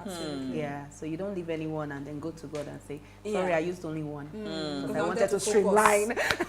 Well, from that angle. All right, so who are we starting with? Elsie? Elsie. So in line with our conversation for tonight, I was on Twitter generally. Was it on Sunday or Saturday? I can't let me see here. On the 29th, yeah, that's Sunday, yesterday. When Bashir Ahmed, he's part of the presidency cabinet, and he tweeted and said, just a glimpse of what happened during the so-called primaries in my constituency. Scoring a single vote must have even been a miracle. There are much more to what was seen here, exploring all the possibility and legal ways to reclaim our mandate. So, of course, he's running for office. He lost out in the primaries, and it's just so interesting that this guy had the audacity to come on Twitter to rant. And I love what people did to him. It was a case of, oh God, this video is doctored. It is not real. Because remember what he did during the NSAS saga. And then when all the videos that was posted, he claimed that they were all doctored, they are not real, they are fake, you can't be ranting on social media. When Twitter was banned, he was elated, he was happy about it. Like, we just come to Twitter and we talk and we complain, what are you people doing there? And this same person decided to come and use the same platform Twitter is bloody. to complain. I'm like, dude, but let's look at this not get shame. So I get that part. Let's also look at this thing. When I saw this video, I was really worried. Genuinely worried. Why were you worried? Like, is this what our country If your worry is starting now, then we are also just, I don't know, should I say all of us are trying to be delusional? Because this is what has been happening for a long time. Even the 2015 elections, we saw videos, it came out, and even him, I think there was a particular case, was it, where is Ganduje? Is it Ganduje? Where is he? Yes, he's in Kano. It's Kano, right? There was a particular rerun and everything that happened, videos emerged, and he himself saw those videos and claimed that, oh no, this is not it, it is doctored, the election was free and fair, he has been, but because you're not benefiting from this system that you have enjoyed, now you are coming to cry foul and telling us that something is wrong. Please, nothing is wrong. They are actually, they are voting it properly. That's how to do it. Okay. Nothing is wrong. Money, your story. That's interesting. Nigeria. Delta delegates disagree over sharing formula of Atiku's gift. Okay. There was disagreement among the delegates of the PDP party, Delta State chapter, on Friday over the sharing formula of a cash sum reportedly gifted them by former Vice President Atiku Abubakar, who is aspiring to be president on the PDP platform. Atiku met the Delta PDP delegates in Asaba, the state capital, to woo them ahead of the party's primary.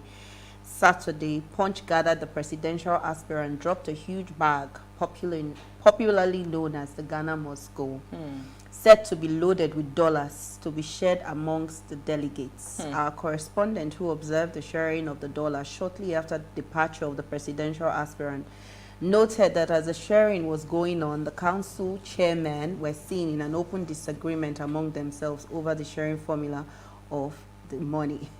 The disagreement had barely calmed down when another round of disagreement ensued in the glare of onlookers who described the scene as a shameful drama. However, the situation was finally brought under control by the leadership of the Association of Local Government of Nigeria, who later accepted the sharing formula. Association of Local Governments of Nigeria. Yes. Like that's an association. So it's just crazy. Wow. This is just broad daylight bribery. And you know the funny thing about Nigeria is we've accepted it and we're laughing over it. They are busy going online and people are making jokes. Is it only joke? Did you know see somebody that was celebrating a brand new car? Yes, That's why somebody said she wants to become delegate. Yeah, the person does not have focus. we are laughing. In another 3 years' time, we are going to be complaining and crying for change. Yes. But we watch these things happen, and you know the sad part of it is that EFCC, INEC, they do nothing about it. How can they sit down and watch these things happen? In fact, this delegate matter, right? I actually spoke with a few lawyers. You know, I think we will sit down and really discuss what can be done, because it is actually criminal for you to buy people's consciences, buy people's votes. It is criminal. If you say you are actually the best man for the job, then your whatever credibility should stand for it. And I mean, it takes me to my story, because that's why. Sorry, you said something. I want to ask a question. You said it's criminal to buy. Is it criminal to sell too? Let's know people were people arrested. So you that you're selling your vote, I will arrest you. They're supposed to arrest both yes. of them. Yes. You that you're selling your vote. The clarification. I'm telling you now. Don't be what points on me. What is the problem? You that you're selling your vote, I arrest you. I will arrest the person that gave you the money to buy your vote, because it doesn't make any sense. And that's why my story actually, you know, this was I believe that this was what Peter Obi had seen. You know, so he was just looking at it that there's no hope for me. I can't match an article with money. Or a Wike. So even if Atiku decides to step down, a Wike will be there and he has a bag load of money, right? Absolutely. So I can't match it. So the guy just decided gingerly to move to Labour Party.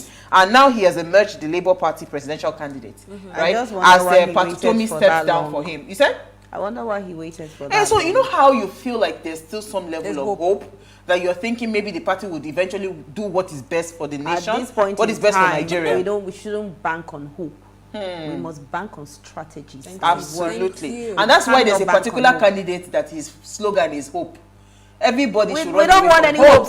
Go take your hope. Hope is not a strategy. It's not a strategy. I can't call it prayer is not a strategy. It's not a strategy. You have to be strategic about it. I'll tell you after the break, when we go on the break. Okay. So we'll come back from the break. We want to discuss what's it called? The party primaries, right? And we have Devo with us. Stay with us, we'll be right back.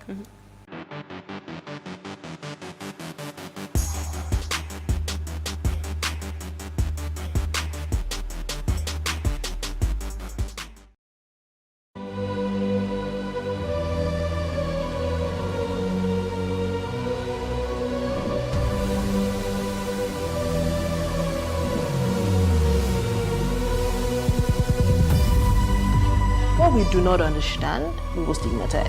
What you can see is the remaining of the tanker that exploded. The suspect equally confessed.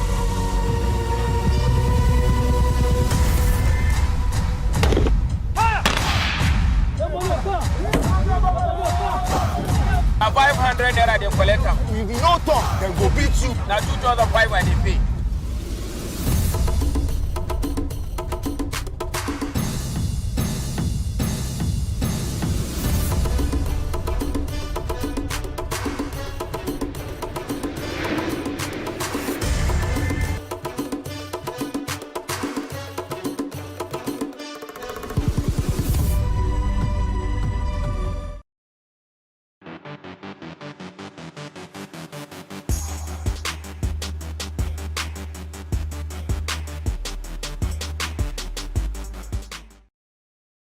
All right, thanks for staying with us. 17 aspirants had paid about 40 million each to participate in the primaries.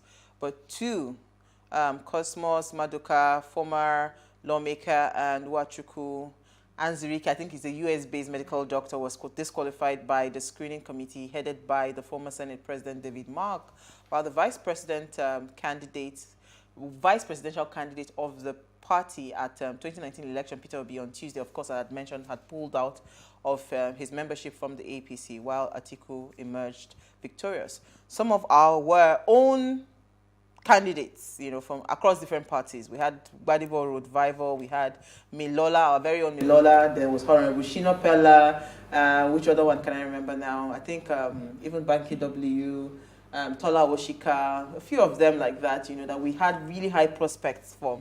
they were not successful, right, under their own primaries. I mean, across different, some were running for Senate, governorship, and all of that, right? They were not successful. So we are asking tonight, right, just looking at the analysis of what happened during all those primaries, what lessons have we learned, and and how is this going to impact, right, the overall general elections and the 2023 elections? All right, so let me come to you quickly, ladies, and I'll bring the vote in. What do you think? Because I mean, when Milola did her video, when she eventually did not secure her ticket, you know, I listened to her video and I felt like this is actually true, it's apt, right? Do we truly deserve the kind of leaders that we have, you know, because it seems like, you know, we are not even very clear. Before, I didn't understand what delegation was until after these elections, when I realized that actually, so your fate can be in the hands of a lot of people. Now that means you're getting to the right place. You're supposed to understand this before we become the delegate. Become the delegate, right? So it made me a bit worried that, wow. So if person had no correct and the person then be the delegate, it means that the whole thing, it will be skewed, right? But let me hear your thoughts quickly before I bring in the money. Why me? You know, I just think that the whole primaries just exposed the level of corruption in Nigeria. Yeah, I think it exposed everything, and it's very saddening at the rate at which we are even glorifying everything that has happened. Like I said earlier, we're laughing about it. These are people that are stealing our futures.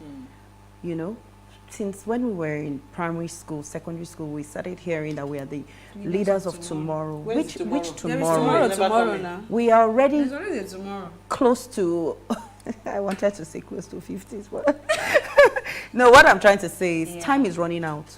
We're laughing, we're making jokes, you know, and they're stealing. And then the authorities that are supposed to be in charge of this whole process, nobody's doing anything about it. So what are we going to talk about? You're talking about lessons. What lessons are we learning? We make the same mistakes every 3 years, every 4 years, or let's say every 8 years. You understand? We are recycling bad leaders. For a person to come out and think he has to bring a Ghana must go of dollars, some other people are giving away cars. It just means you don't even know yourself. You can't stand for anything. Why do you need to bribe anybody to take a position? That's my point. Why do you need it so badly? Now you are telling us, I'm going to fix security, I'm going to fix this. Don't tell us what you are going to do. Tell us how you are going to do what you are going to do. You can't tell me you are going to come and fix security. How? Biko, how? You know, so if you ask me question, I'm just going to be angry here. So let's leave it to Elsie. I'm just here to watch the show too. So thankfully, I'm at a point where I don't have any space for anger, because I have realized that if I want to live long in this country, we have to look for a way to just make ourselves, and you know, just calm down and learn lessons if we're ready to learn. I like what she said, like, we're not learning. This happened 8 years ago. It will happen, hopefully not in the next, in fact, it will happen in the next 8 years, right? We'll be here again. Yeah. And for me, the primaries, I like that we're having like a wholesome conversation. And I remember, I know I've said this on the show, maybe I've written it on my blog, where I said something about if there's ever going to be a change, you need an angel and a devil. It has to be someone who can get into that place, play the dirty game, and then still be able to change things. Yeah. It's not going to be a saint, right? I mean, for me, the most outstanding thing, because nothing surprised me, absolutely nothing surprised me, the interesting thing for me is just seeing how new crop of people, even in this whole drama, even in, we can still categorize them as bad leaders maybe, but new crop of people are coming into this game and doing something. Absolutely. Case in point is PDP's presidential election, and we saw, was it Tambuwa who stepped down for Atiku, and then Atiku had the highest number of votes, followed by Wike. And for me, Wike's progress to that point was interesting, because this is the first time he's running on that scale. And I said something on Twitter and people were just misconstruing it. Sorry, I'm taking your time. But it's a case of, this is what it is now, right? The game is the game. if you're going to get in, you will play that game to get into that point. I am not saying that it is the right thing that is happening. Yeah. But it's just like you enter into a game. So you and think say, that it is okay for you to bribe your way, but you then get there, you change it. I'm not saying we will change it for people who get me right. I'm saying that you get into a game, you know the rules of the game, you're saying, oh, this game is wrong, this game is foul. Those who play by the game will still get the reward that comes with winning that game. And you will keep being on the sidelines and crying, which is why I said, if we are going to ever get leadership in this country right, the person has to be the devil and the angel and find a solution. That's what I'm just observing and seeing the landscape changing. And again, you see that voting for the general elections, it's in our hands. It's not in our hands, at the end so of the trust day. me. No, with these primaries, never. It's the primaries, but the delegates are not going to vote for you at general election. Are they going to vote? It's not in our hands. There are already options. So. It's actually very sad. Divo Okore is a public analyst, affairs analyst, who constantly lends his voice on radio every morning on issues that, as it appears on the front pages of our newspaper. And he does many other things, but he's also a friend of the house. Thank you so much, Divo, for coming tonight. Oh, boy. You are absolutely welcome. Merci beaucoup. Thank you. Dorian. So, Divo, this is actually interesting because when Elsie is saying that Wike made it this far, I'm thinking, didn't somebody accuse him of spending 30 billion of his state funds to get to where he got to? So, tell us, what do you make of the just concluded primaries across parties? We're still the one that is still pending. The biggest one is the presidential primaries, right, for APC. So that's the only one that is pending. But so far we've had some good numbers of primaries that has taken place. Let me hear your thoughts. Okay, it's interesting hearing you all speak because this is how most Nigerians have been speaking recently, and both good and bad. I love the fact that there's a lot of excitement in the air. For the first time, people are talking, both physically and online. And I don't like the fact that sometimes the wrong narrative is being painted, like what you just tried to do now. How is it the wrong narrative? No, when I say wrong, in the sense that this game, let me put it this way. We get the same results because we keep doing the same thing. Okay. One. And the problem is that to a large extent, or the major proportion of Nigerian people do not understand what is happening. They're observers. So at the end of the day, they keep seeing it and they keep wondering what's going on. Absolutely. So the bulk of what we're going to discuss now is the magic that happens with delegates, the role they play, and why does it happen that way. But we will come to an understanding, right? Politics is a game, okay? And by the definition of a game is a sport, so we're meant to have fun. That's the first part. Secondly, every game has rules. And the rules of this game is not to cheat, which is what people think is the apparent thing. The rules of the game are laid down. Now, how you pass the ball is your business.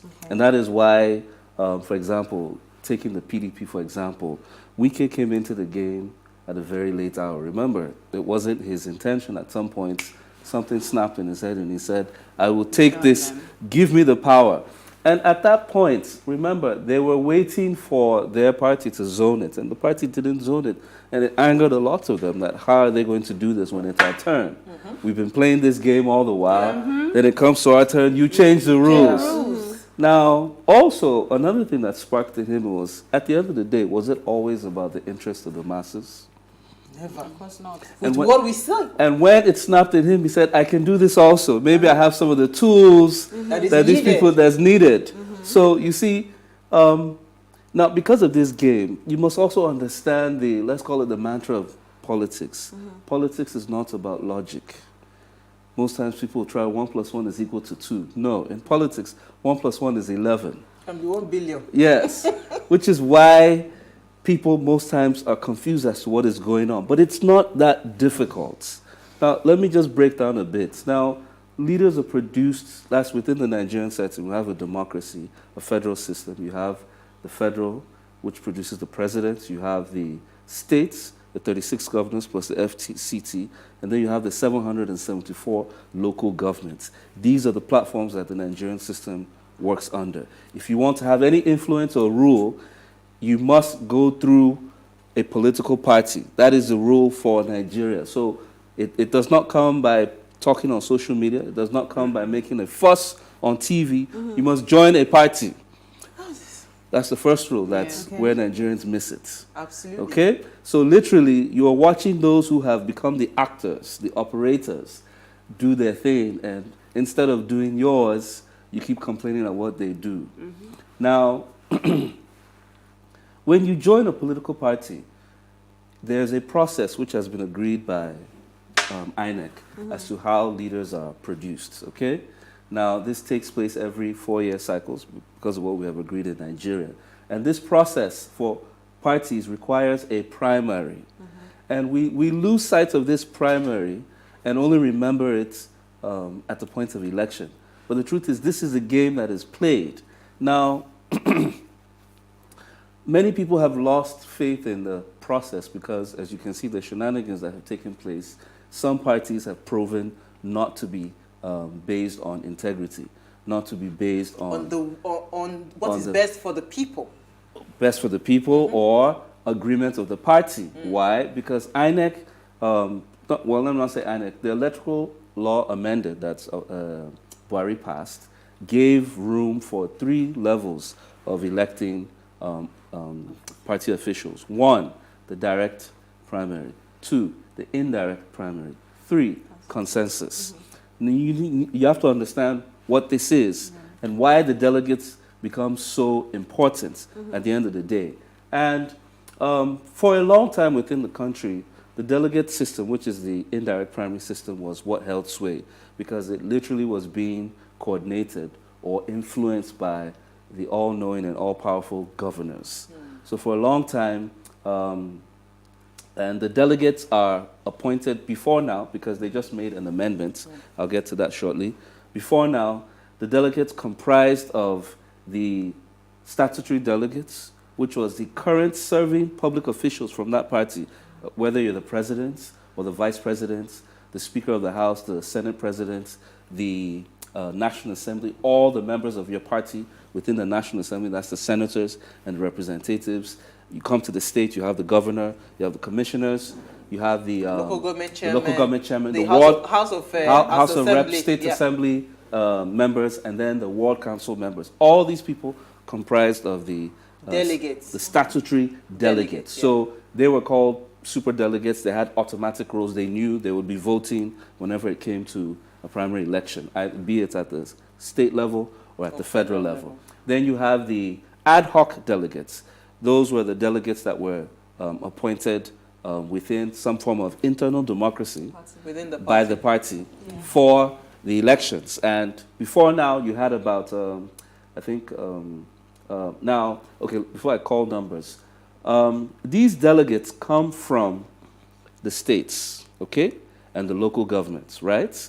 Now, recently, with the Electoral Act that was amended, the president, or let me not call it the president, the House of Assembly did not recognize the super delegates, the statutory delegates.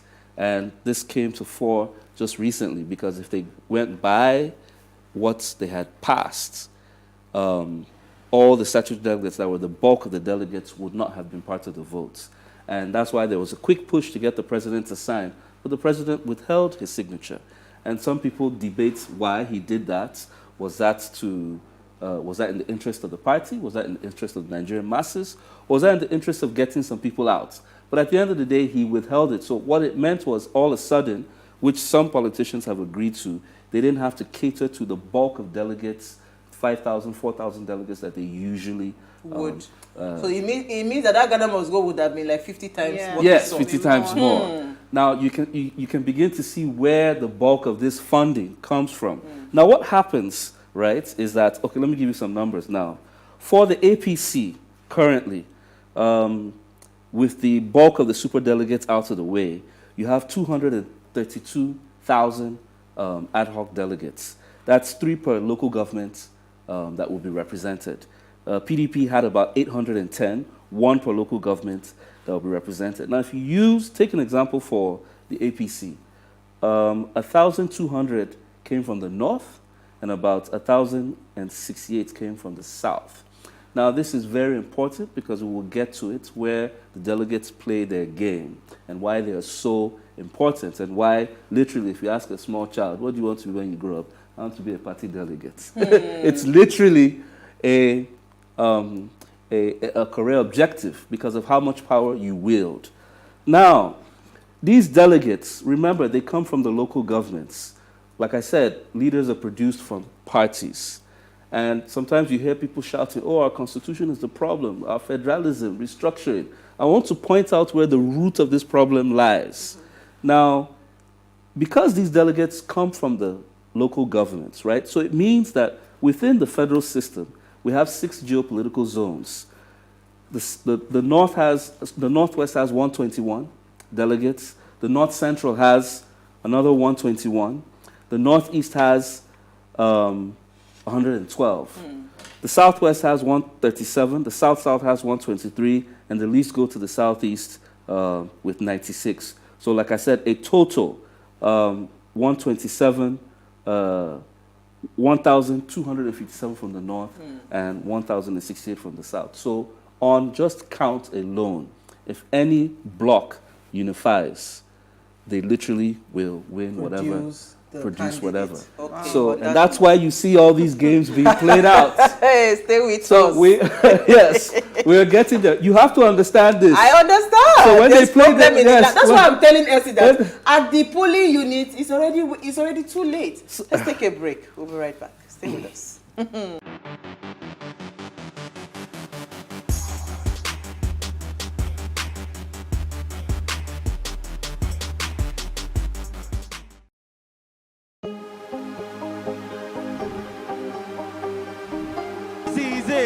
For upcoming artists to blow in Nigeria.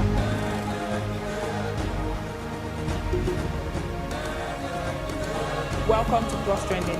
I am Bookie November, your host, saying thank you for joining us on today's episode. Welcome back. It's tea time on Plus TV Africa. Practice makes perfect. I'm not perfect yet, but I'm a lot better than I used to be. He's a king. He's entitled to marry 100 if he wants to.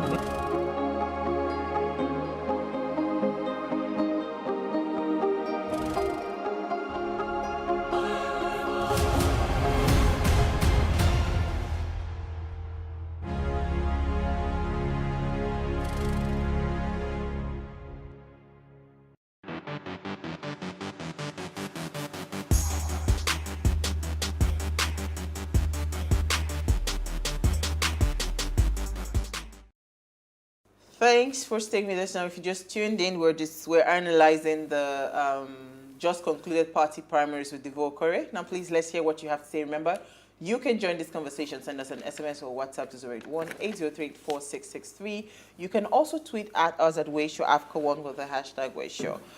Okay, so, ladies, there's so much questions to ask. But I already see where the problem is. So my question is, I don't even know where to start with this thing. How then do we start to get the right delegates in this primaries? Because they play the most crucial role in who eventually emerges as, So because now we have delegates that it is based on the highest bidder. Whoever pays highest, that's who they would eventually go and print for. I mean, the story that Elsie took, right? You could even see those ones were not even, but they didn't bother to write. It was somebody that was writing it on their behalf.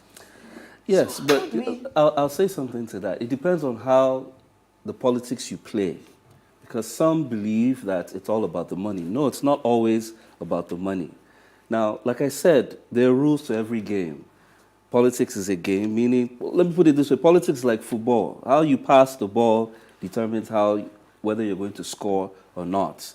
Do you have a proper midfielder? Do you have someone who is a proper striker? How you play your game matters. Now remember, some people play their game on account of religion.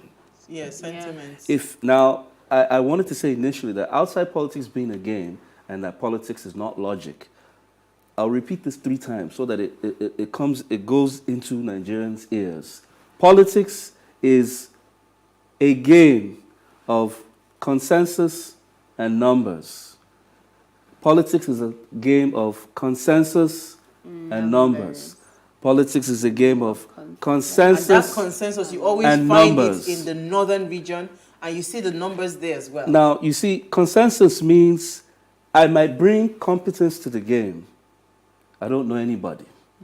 So if I need the three of you on my side, what do I have to do? I have to come and negotiate with you. What do you like? What do you want? What do you like? What do you want? Do you want your trip to Maldives? Or do you want that new car you're thinking about? If that's what appeals to you. Because if I don't get you on my side, You can't get it. I can't win. Consensus. Now, when you get the consensus, you build your numbers. That's what you see, the actions that take place. How you do that defines how you're going to win, which was why you saw many of the southern delegates begin to move around the country to win their primaries. Absolutely. Now, remember, at the time that they were screening zoning, that's what the zoning is also another factor. Now, it was the PDP that enshrined zoning, not the APC. Remember, it was also a gentleman agreement, and at some point it was written down. But can we say this? PDP is just one party, even though they ruled for 16 months, 16 years. We had other parties who didn't have zoning as part of their party architecture. So you don't have to play it the way the PDP or the APC plays it. You can look for other people who maybe you think alike, and that's why I said, how do you play your politics? In Nigeria, even though we don't like to push those sides, but religion is one of our most heated points of debate, and it's also a major fault line. But the truth is, religion unifies Nigerians.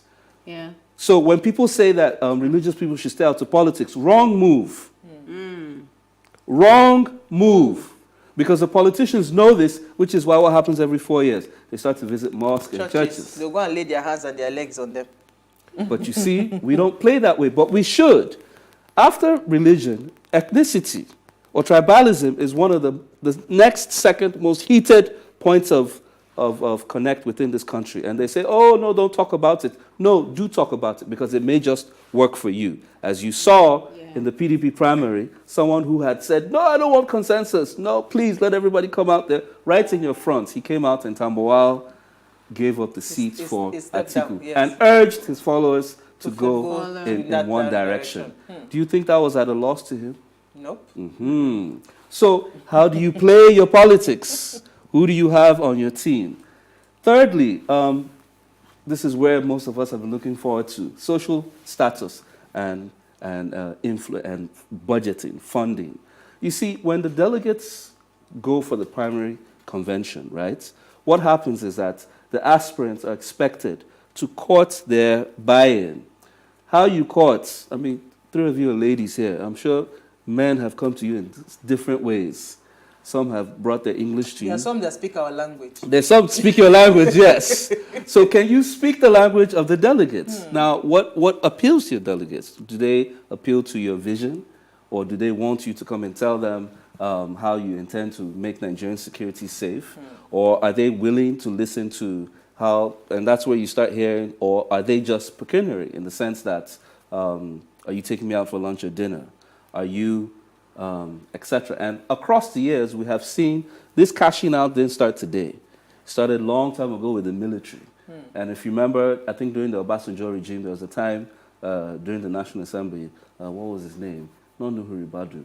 The then Gali Umanaba brought out Ghana Must Goes on the assembly floor and said, well, they brought this for us to induce us. Inducement has always been part of the process. The degree is what has changed And the with time. impunity. Yes. Brazen in your face. So now the brazenness is not even in your face. The brazenness is a case of where you have, like in the case of the former VP's son, when he gave out 2 million to his own state delegates to become the gubernatorial aspirants. He asked for it back in public and said, so I want my money. Return my 2 million. And when they returned it, he went back on social media and said, they have returned it. Problem. Yes, so. Okay. So. You know what? I don't want this to look like, oh, okay, so we're just having like a long conversation. Yes. But at the same time, I mean, I said something initially and you said, oh, it was a wrong narrative. But everything you have said now just goes to say that politics is a game. And there are different ways to win. Yes. Which you have rightly established. Whether you are going to negotiate properly or you're taking them for lunch, at least that's the best way to put it, right? It is a game and you have to play it properly. And if you look at what has happened so far, it is plain to say those who have won right now are those who have played the game and played it right. Yeah. Yes. Right. And all I was trying to point out is that I can see clearly how this guy was close in his own game playing, regardless of what everybody has thought about him. Okay. However, to take this conversation forward, if we're going to get delegating right, because I think that, like you said, a lot of the conversation we've had on this show and other platforms too that are having this conversation is making us aware of these things. Where do we start from as a people? Because this has happened. We are not going to be able to make any difference for APC, whatever they're going to choose, whether it's direct, indirect, consensus. We cannot do anything right now. But where do we start from? Okay. Now, that takes me to answering what I actually mentioned was the wrong narrative. You see, because the two major parties have played such a invasive role in our lives, okay? PDP, APC, they stand like big elephants. But remember, these parties, how many people in these political parties at the end of the day? We're 200 million. And if you check the history, you mentioned voter apathy the other day. Nigerians literally have lost hope in the electoral process because with each administration, Nigeria gets worse. But the point is, it is not true that that is the only way the game can be played. Recently, a major aspirant of the PDP, Peter Obi, left because he felt maybe he didn't have He's now high the presidential chances. candidate for the And Labour Party. he, in his history, people had said, oh, he wasn't ready to share money, right? Now, is it true that all Nigerians only want money to do what is right? Is it true? Because there are two phases to this. Remember, the party primary produces the aspirants, the candidates which we will all now vote from. However, it's not just PDP and APC that exist. You have about 40 parties on the INEC register that will be on the ballot. Yeah. Now, how come Nigerians, other Nigerians who don't believe in this kind of Jankara and dollar-rated politics have not come together to be able to produce a party of like minds, okay, who can also sit together and say, hey, let's play our politics differently. Now, I will almost tell you that in this last election, it wasn't always about money. In some cases, some people, not just money, there was a lot of corrupt politics that came out, even in their own way of playing. Now, if this is not done, and this is where the difference is made, people say, does Peter Obi have a path to winning? Well, the truth is, it's left to... It's in the hands of Nigerians. Yes. Which No, before it gets to the hands of Nigerians, the first leg is in the hands of the party. Is the party going to join with other like-minded parties? If they're not going to join on the like-mindedness of maybe we come from the same region, can they say that let's be that alternative or third force to the two major parties who seem to be the same? And remember, you have to have presence in about 75%, that's 3/4 of Nigeria. So how was the APC formed? How was the PDP defeated? The CPC, that was from the north, paired up with the ACN, that was from the southwest, paired up with I think CPC, there was one party ACN, from the southeast, and they became a larger party. And then a big chunk of people left the PDP and joined the APC at that point. And that's how they won. It's the same thing that's going to happen if we're going to topple the APC. And you don't always have to start at the presidential level. You can start by making the difference at the local government, making the difference at the state level. Already, I think from what I gathered, 14 senators and about 23 House of Rep members were toppled in this current primaries.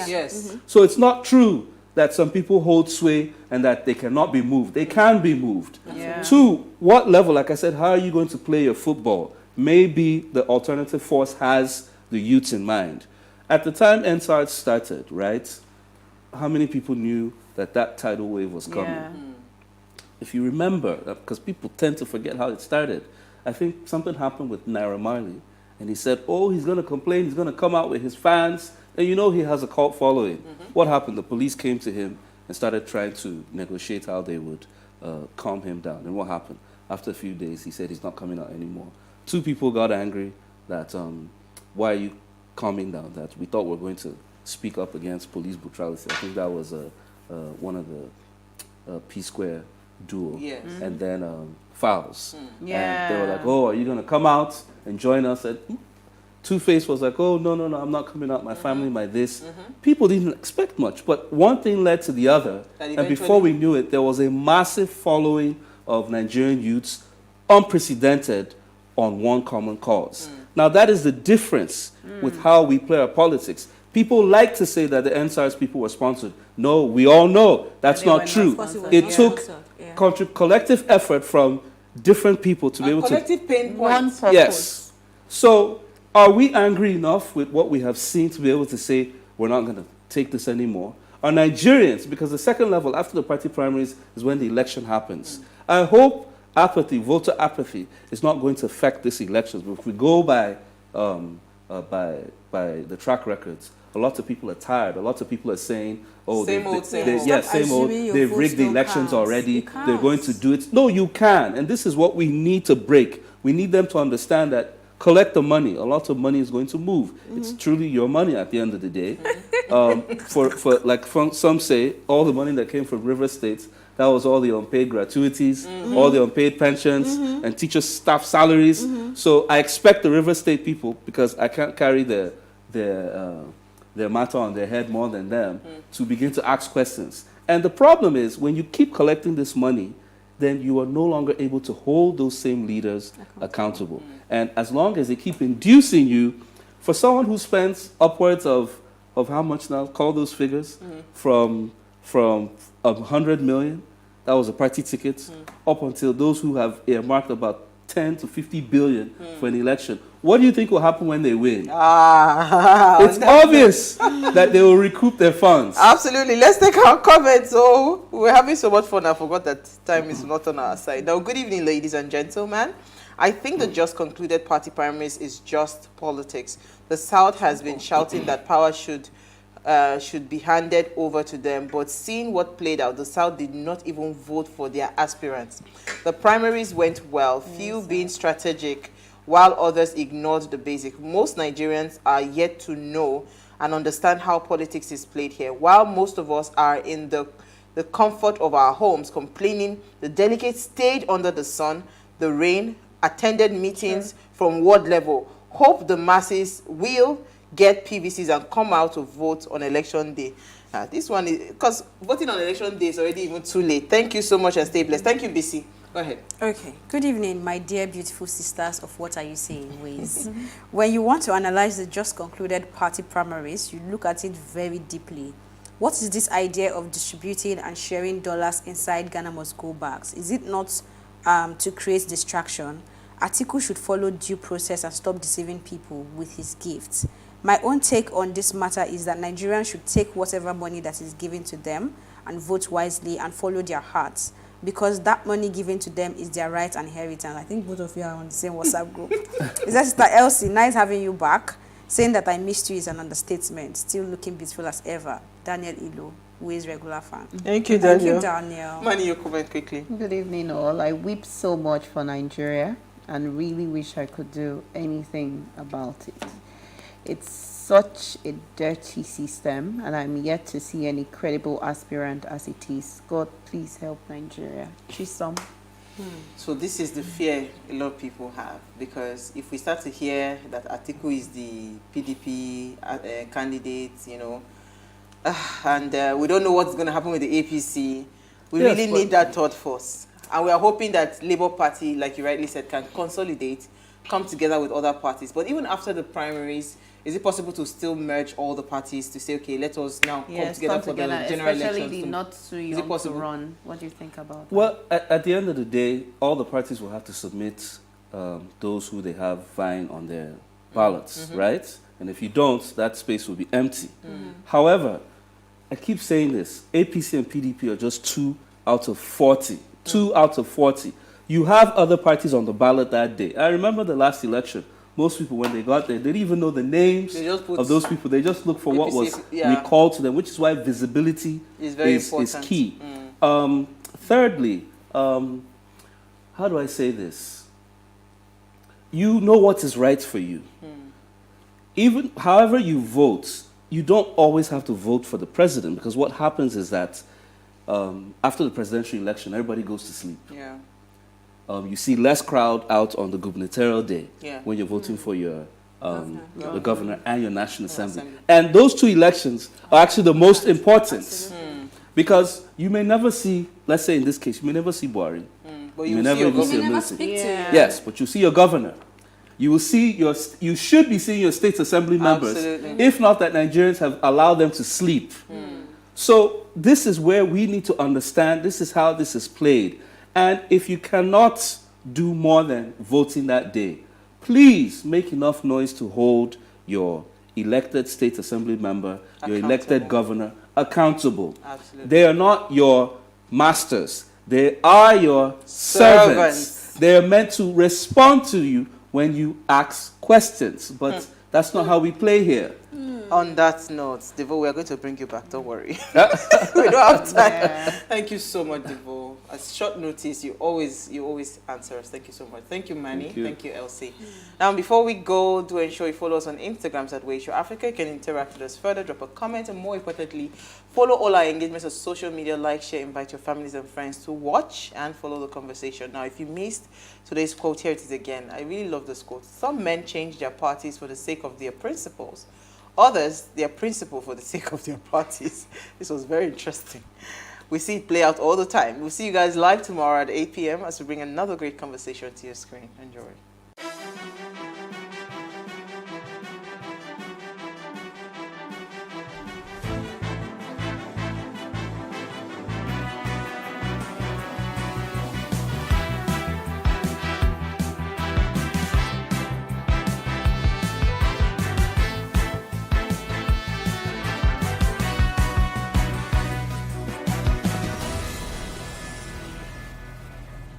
How can we have peace without justice? Plus Politics. It's not just another political conversation, it's about keeping you in the know. The relevant interviews, asking the tough questions to those that matter. Get the answers you need. Does it mean that the people who were injured, people who were shot at, those who were involved in that stampede are not going to get justice? It is unfortunate, it is sad that we have a government of deaf and dumb.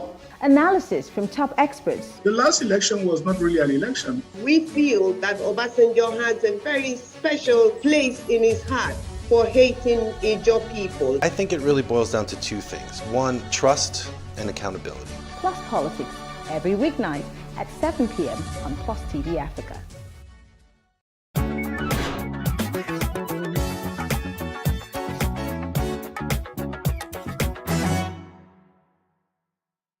The Nigerian economy is one of the largest in Africa. Since the late 1960s, it has been based primarily on the petroleum industry. A series of world oil price increases from 1973 produced rapid economic growth in transportation, construction, manufacturing, and government services, because this led to a great influx of rural people into the urban centers. However, capital flight has been one of the persistent macroeconomic problems troubling the country. Capital flight is the concept of heavy outflow of capital from a country's economy, mostly induced by instability in a given country, resulting in negative economic consequences in that country. There are many reasons that can lead to capital flight. Some of these reasons are political turmoil, including political instability and risk of civil conflicts, may shake investors' confidence regarding the country's economic prospects, thus causing capital flight. Determination of civilian government through military intervention on January 15, 1966, which is one of the bloodiest military coups in the history of the country. The political turbulence in Nigeria during the June 12, 1993 election, which resulted in mass exodus of people from Lagos, the commercial center of the country. A significant tax increase or declining interest rates, exchange rate fluctuations. The devaluation of domestic currency lowers investors' confidence, causing them to withdraw their capital from a country. The shift in investors' preferences from risky investments to safe investments can contribute to capital flight. This is especially common for developing countries that are generally distinguished by a high level of risk. Brain drain, also known as human capital flight. It is the immigration of highly trained or qualified people from a particular country. Capital flight is a challenge for many developing countries of the world. The problem is more severe in a nation like Nigeria, where domestic investment has been affected.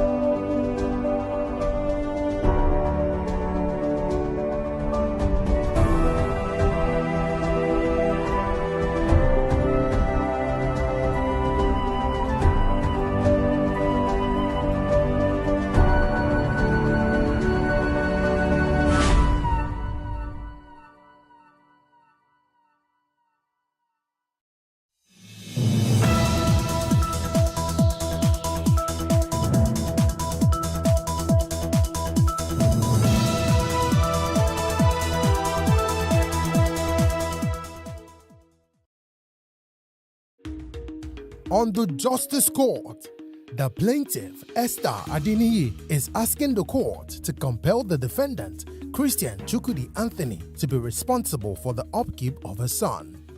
All rise. Court in session. Honorable Judge Funmi Asaolu presiding.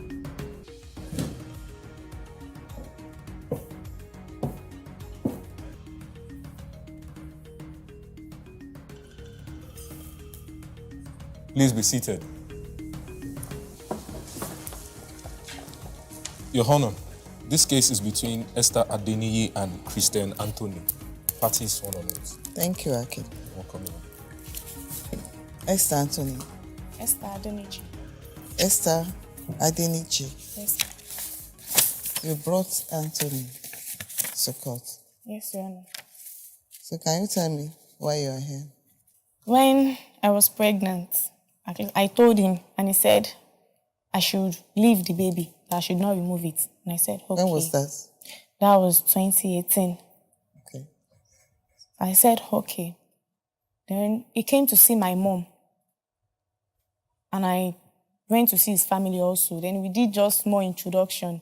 And I started staying with him. We stayed together for when the baby was 3 months. I started staying with him till 9 months. And I come back to my mom's place because the sickness is too much for me. So I came back to my mom. So my mom was taking care of me till I give birth. Then I called him. I said, should I come back? He said I should stay in my mom's place for the meantime. Then later, when the baby was 2 months, I did not see him again. He did not call. I was not like, what is happening? Then I later find out that he impregnated another person. So since then, when it was 2020, he called. He said he wants to come and take care of the child. And I said, okay, that should come. Since then, I've not seen him. I did not even see him again since 2020 till now. Do you call him? No. You don't have his phone? I don't have his phone number. Okay, Anthony, what happened? When I was dating her, so let me just say, maybe 2 weeks on our dating. So she just comes, she said she's pregnant. And I was like, you are pregnant? Oh, no problem. You can leave it. Because girl have not told me that she's pregnant before, but you can leave it. But after some weeks, there's a guy called Ogede. The guy came to meet me and tell me that the pregnancy is not for me. I was like, are you okay? What are you talking about? You don't tell me. That was about how long after she had the baby? She have not had the baby. Then she's still pregnant. She was still pregnant. Yes. Okay. So when the guy came to meet me, the guy name is Ogede. We call him Ogede Korodu. So I was like, okay, can you say it in her presence if I take you to her? So the guy told me, we should go. Okay, no problem. We go and meet her, and she was crying that this guy is lying. I told him that he should not tell me that word anymore. Okay. Before the guy leave me that night, tell me that if she be me, I have money. That is why I'm using Owola to buy it home. The way he said it in Yoruba. So I was like, okay. Oh, what are you not saying now? He said, me, I will see money. I will see people, I will call him. He started swearing for me that night. So I was like, all the things you are saying, you will carry it to your head. But since then, things has not been normal. Everything is not easy for me since then. Anytime I plan to buy the baby something or do something for the baby, everything we lost. So I have to run. To run for him, because if I plan a new, if I don't confirm you, if I shouldn't come by you, it's not coming now. I'm not seeing it. Mm-hmm. And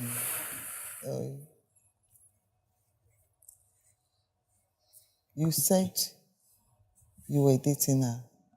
Were you aware that he was dating her? No, I was not aware. That's a lie. But you two said no. He shook his head, said she's not aware. Or you mean she knew? She knew, but she never knew that we are dating. Okay. So you knew each other? We all know. We all know each other. We are all friends. Including We are friends. Let me say, she is a junior sister to one of our friends. Okay. Please, ma, can you let me talk? Yeah, you are involved in this, so. This was how the story began. I was first dating him. His look off. So there was a time I traveled and he called me that someone was pregnant for me. He didn't tell me her. So I left the picture for some times. So later when she gave birth, my friend now called me that junior sister gave birth. I didn't know that the baby belongs to him. So I came that day. I saw a baby. Her baby was already 41 days. Which day? The naming ceremony? No. Someone else among our friend called Fela gave birth to a baby. Okay. So when I came, I saw her carrying a baby. So I now asked that my friend, Esther to be money. She said, Speak yes. English. Okay, sorry. I asked her that, has she given birth? That my friend said yes. But they didn't tell me, all of them did not tell me that he is responsible for the baby. But I now told that my friend that my boyfriend is coming. You know, they were like looking at me somehow that day that I didn't know what is happening. So I also acted as if I did not know. So when he came, he was not like, okay, that my friend now tell me that the baby she's carrying belongs to him. And I said, he can't tell me that. So when he came, he was like, we'll talk about it at home. Then he has already called me and narrated the story about him and her, how she was pregnant. And sometimes if he called me, I normally send money to him. Then he was working in one hotel that his sister took him to. And when they also sent him off. So when I came back, he told me he was sleeping outside. I said, your middle sister sent you outside again. He said, yes. I said, it's a lie. So I had to go down to Agege. And we both slept outside, inside the cold. So now I asked him that, is this also where the girl that got pregnant for you slept? He said, yes, before he called her mommy to come and pick her. Okay, and I told him, fine. Then I picked my phone and I called my dad. Hello, daddy, send us money. We want to rent house, my boyfriend. So my daddy sent us the money, and it was that day we rented the house. I started living together. I didn't start living with him. I just normally come and go. All right. But he rented an apartment. So his sister that sent him out did not know how he got the money to rent the apartment. She just showed up one day and was like, the girl that gave birth, that has a baby for him, was coming inside. Before then, I've not yet gone to Korodu. So I went back to go and meet her. I don't know the girl you're talking about, but this house, my daddy rented it for both of us. So if he wants to live with someone else, he will have to go and rent our own house for her. But the day I now got to Korodu, I knew she was the one. Then I faced him and I told him that, you told me she's junior sister. I am not leaving you for her. That was what I told him. And then already, I was already pregnant. I didn't tell him. So when the senior sister came back again, my pregnancy was 2 months. She wanted to throw me out of the house that I rented myself. And I told her that I am pregnant. She has her own baby. If she knows she wants to get married, If she knows she wants to get married to him, she should also support him the way I am supporting him. And since that time, we both carry the cross. Anytime she goes to Esther's place, I buy the things she brings. She does not know she's doing today. Anytime he comes there, I buy what he brought for the baby. Because then he was not having work. When I had my baby, he wasn't the one that took responsibility of my pregnancy. It was my parents. Because I know the kind of husband that I have. He does not have mother, neither does he have father. And none of his sisters wants to assist him. So that was why I rise up for him, which you know. So when I had my own baby, that was on the 1st of May. Esther's baby was 28th of May. I was the one who sent the money for the baby's birthday at 1 year old. Not the father. She does not know, I'm saying it here. Both the cake, the clothes, everything. Because I accepted that his mistake is mine. Without not yet getting married. But I know if I'm not pregnant for him, my daddy will not assist him the way I want. Because my daddy will believe that you are just girlfriend and boyfriend. So when I had the baby, my daddy has to call us down. And told my husband that I have a house in Ikorodu. But he does not want me to just fall into the wrong man's hand. So that they will not take it away from me. That what can my husband do? Then he told my father that he can drive. He can ride Marwa. So my father now said, okay, let me buy for you. So somehow, I know you are in the midst of everything, but not this narration. Okay. So I want you to go straight to the point. To the point, okay. So when, after that time, it seems they packed away from Ikorodu. So I now told, we were ready in Ikorodu, and I told him that she should allow us to search for her. And just even if we do not have money, but she still see us, we'll be able to explain things to her. But we normally send money to that our sister, our mommy's junior sister. Even the villagers send money for this boy because he's the firstborn. She's the one that is not delivering the money to her. So that day that we were talking about it, we went to Kodu, we were searching for them. God now bless us, we saw our mom. So my husband was like scared to go and meet her. I said, go now. She was because of her son, he didn't go. So I went to go and meet her. Mommy, castle that I'm Chuk's wife. So she was not like he left the son and this and that. And I said, he's stressed. We shall try to talk to her and she embraced us back. So we went to go and look for them at Ikorodu. And after that time, he had accidents. This is Mark. Both of us. So we were unable to even say we wanted to come back and meet her. So the thing was going like that. This guy of 18 that I called Ogede now came back again, right in my own front, and called me and told me that that baby belongs to him. That I should want my husband to return his baby. So I now look at the guy that, I now asked him that, who is this person? He now told me that it was true, that he has once come like that before. And I said, did you tell Esther? He said no. I didn't say anything. Did you tell Esther? Have we heard of that before? Esther know about it. You're hearing for the first time? No, he called me one day and said, Ogede called him and said he's the owner of the child. Then I went to meet the guy and I said, all of us should meet together. The guy said he cannot say it in his front, that why is he going to claim someone's child? Till now, the guy is not, we used to see each other, but we did not used to talk. Because it was like, he's not the owner of the child. Why is he going to claim someone else's child out? What is Chukwudi saying? He's not the owner of the child. Because I used to see him every day at Arunode, but we did not used to talk again. Because I told him that he should stop greeting me. That Chukwudi called me and said, you went to go and meet him, that he's the owner of the child. He said no, that he can't claim the child, that he's not the owner. Hello. Okay. Hello. Okay. Sorry. When you were pregnant, didn't the guy come to meet you? Both of us come to meet you that night.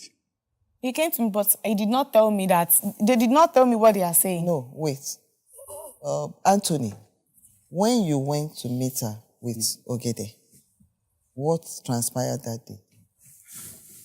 Ogede was like, only to one mention me come. She was not crying. Say that in English. The pregnancy you have is not my own. She was not crying. She started crying? Yes. What did she say after crying? She came back to meet me and said that she's lying, that I should not believe this guy. She was crying bitter that night and she was kneeling down in front. I was like, Esther, did you not stand up for this one? For now, just don't worry. Okay, just saying his own. I have not believed for now. But don't worry. So instantly I sent Ogede away. I should just go. So since then, if Ogede normally look at me one kind. After she even gave birth, Ogede came back and meet me again. Anytime I go to Ikorodu and see this guy, he will stop me. Even when I go to Ikorodu last, people in the industry was like, Ogede, stop her and collect the baby from her. Like? All their friends said that. All their friends that. And collect the baby from her One back. person at a time. Wait. You can't interrupt somebody else. That Ogede, stop her and collect the baby from her back. That this baby is for him. That she know what I'm talking about. I don't know. Because I was not at Ikorodu anymore. Well, the child is not staying with me. The child is staying with my mom. So Ogede has not seen the child right from baby. The child is staying, my mom is also here. The child is staying with my mom, right? She's the one taking care of the child right from baby because she said, I won't know how to take care of the baby. So she helped me and take care. She collected the child from me. Then I'm not staying with my mom. So Ogede has not seen the child. In fact, Ogede cannot even say it in my front that he's the owner of the child. Because he used to say it that he's not the owner of the child. He can't say it in my phone that he's the owner of the child. No, but you just said the day they came together. Ma? You said that the day the day they came together. They did not say, they did not discuss. He did not say, Yeah, they did not say anything in my phone. They were just like talking together. I did not even know. That day, they came to my sister's house, my senior sister's house. My mom was there also that day. My mom was there. My sister was there. And they came to my sister. My sister said she wants to know the person that impregnated me. Then he came. I went to call him. Your mom was there? My mom was there. Is she ready to say something about it? Yes, ma'am. Okay, please, can you step forward?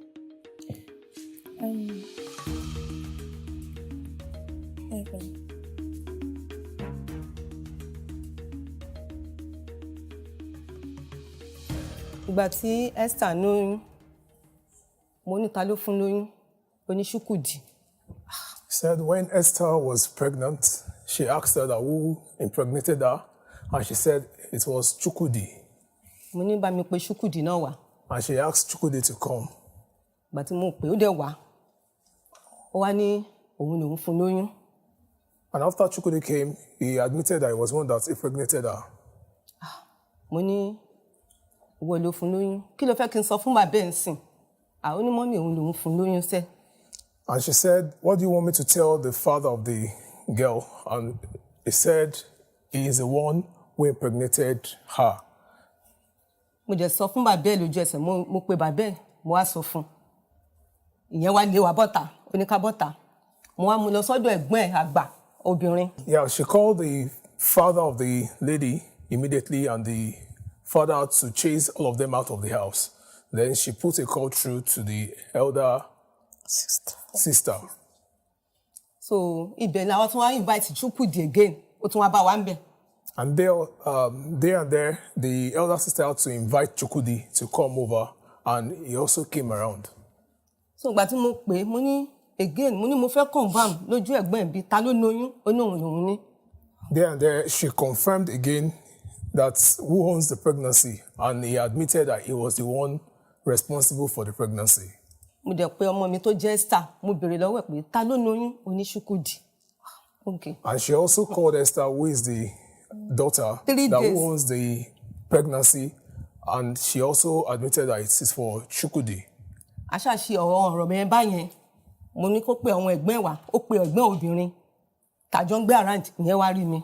She asked Chukwudi to call her siblings. So Chukwudi called his siblings, rather. Chukwudi called his elder sister to come around.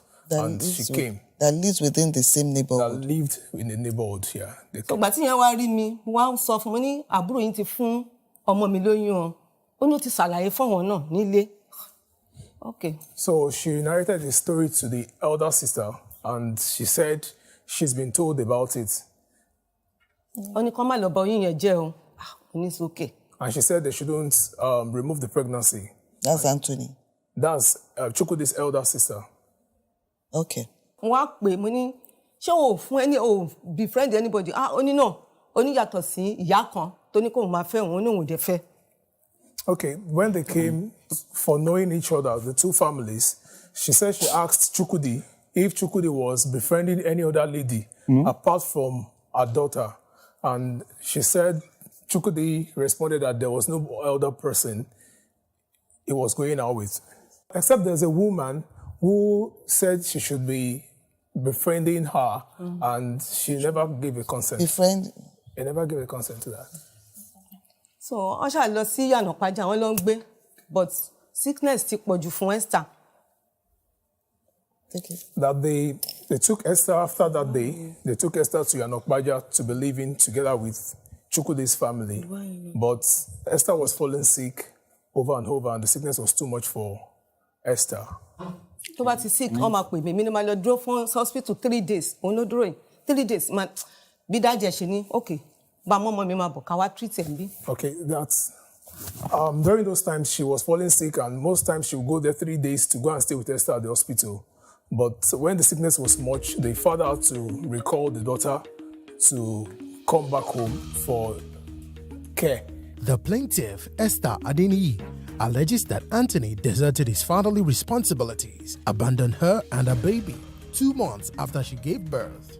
The defendant, Christian Chukwudi Anthony, says his finance has taken a downturn after the birth of the baby, and that has incapacitated him to make provisions for the baby's upkeep.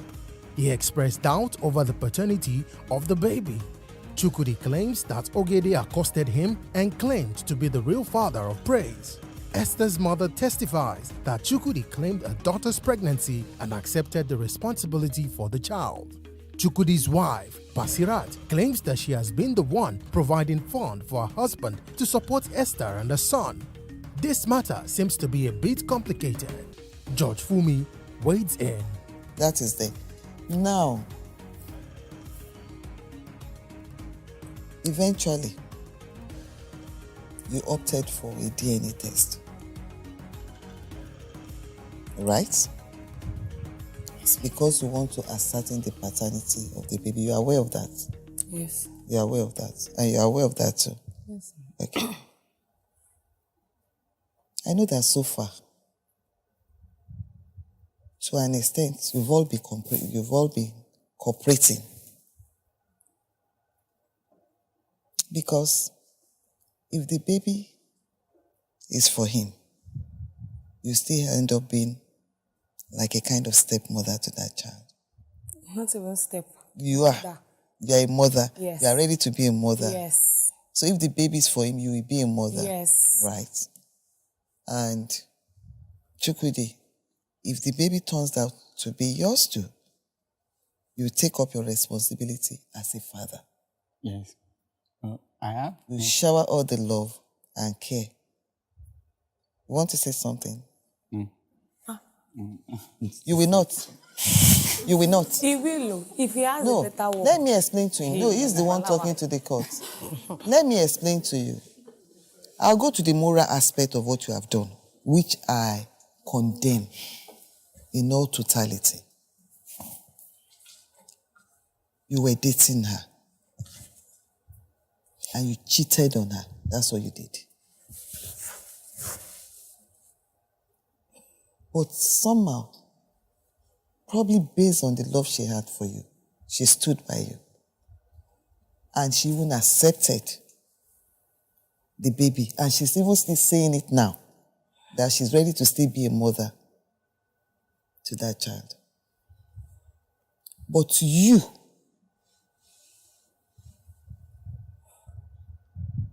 that impregnated her, is telling me that even if the baby is yours, you are not ready to take care of that baby. Is that what you said? It's because I don't have a job with me. That's what she said too. But if you have a job, I will take care of the baby. No problem. Because if that baby is yours, you've got to love that baby. And you have to work towards giving the baby the best in life.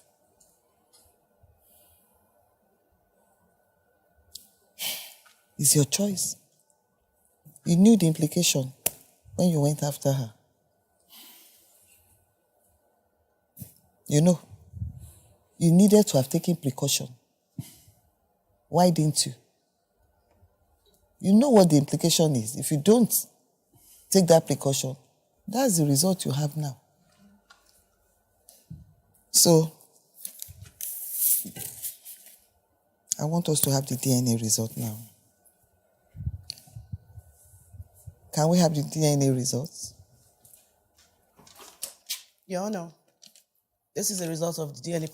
To determine the biological father of Chika Praise, Lynn's DNA and Medical Diagnostic Center has helped to facilitate a DNA paternity test. Is that right? I want you to confirm. Thank you. So this result I'm holding was prepared by DNA Diagnostic Center in Ohio, USA. And what we have in here is that this is to certify that the result of DNA test conducted for Christian Chukwudi Anthony and the minor child, Chika Praise Anthony, has been perfectly analyzed as concisely summarized below. We have the case number, the child male, that's Chika Praise Anthony, alleged father, Christian Chukwudi Anthony, and the DNA analysis, negative. The above result summary shows that Christian Chukwudi Anthony is not the biological father of the tested male child.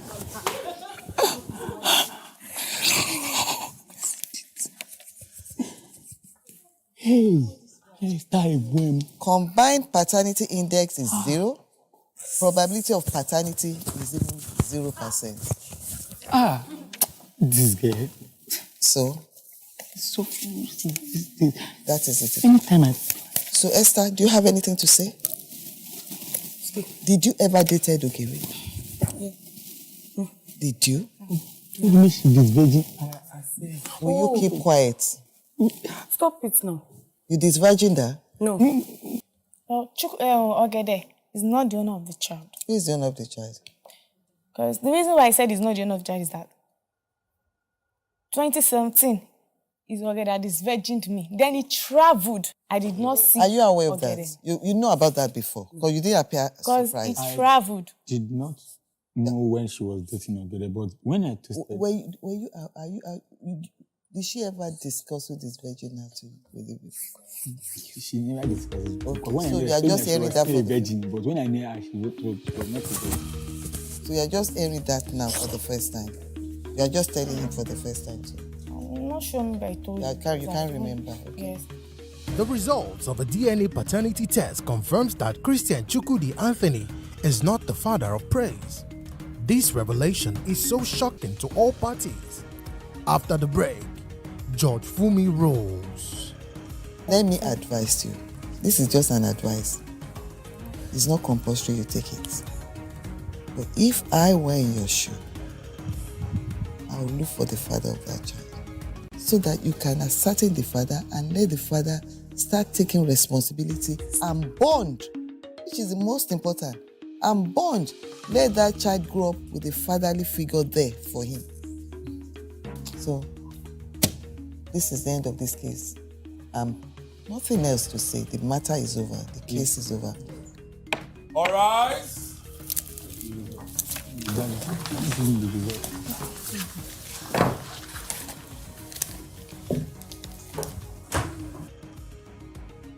Follow the conversation on Instagram, Facebook, YouTube, and Twitter. Have you been cheated or have a dispute and want justice? Don't take laws into your hands. Log on to www.thejusticecourt.com and submit your case.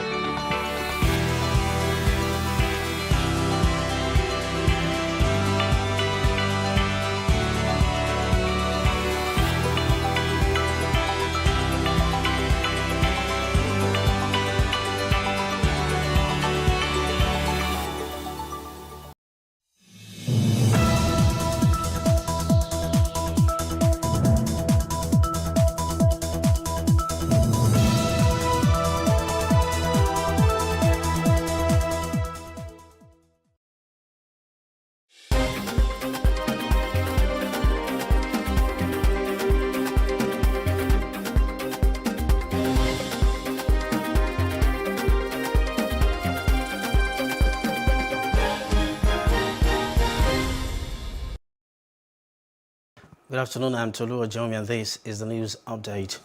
The APC will continue to screen its presidential aspirants today ahead of the party's primary scheduled to take place between June 6 and 8. A total of 11 presidential hopefuls are expected to appear today before the APC Presidential Screening Committee. They include the Vice President, Professor Yemi Osinbajo, the Senate President, Ahmed Lawan, Governor Kayode Fayemi of Ekiti State, Senator Godswill Akpabio, former Speaker of the House of Representatives, Dimeji Bankole, and others. In the meantime, President Muhammadu Buhari today met with APC governors ahead of the party's presidential primary election.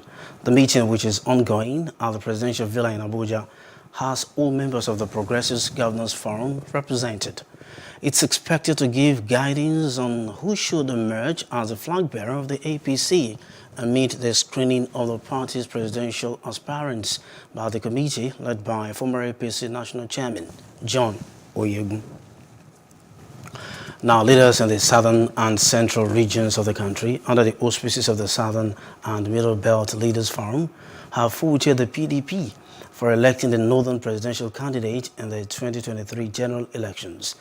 They described the outcome of the exercise as an affront to the people of the South and asked politicians in the region to reject any nomination for the office of the Vice President. In a communique jointly signed yesterday by leaders of the groups that make up the forum, they specifically voted the emergence of former Vice President Atiku Abubakar as the main opposition party's flag bearer. I think that this election itself is exceedingly very crucial, and most importantly, Nigerians know how crucial it is. Because if you look at where the country is now, we are almost at the precipice. And so people are saying that we need to get it right in 2023, because if we don't, that the prognosis also, will be very dire for the country. We cannot just afford to not to get it right. And so I think that acknowledgement is enough to motivate people, is enough to get people to the polls to vote. And then again, you see, there is the excitement, I think, that a new entrant of the Labour Party is going to bring into the fray. There is this excitement that is being generated, not just on the part of the Nigerian workers, but on the part of ordinary Nigerians, and especially the younger generation. If you look at social media, for instance, you will see the response by the younger Nigerians with election.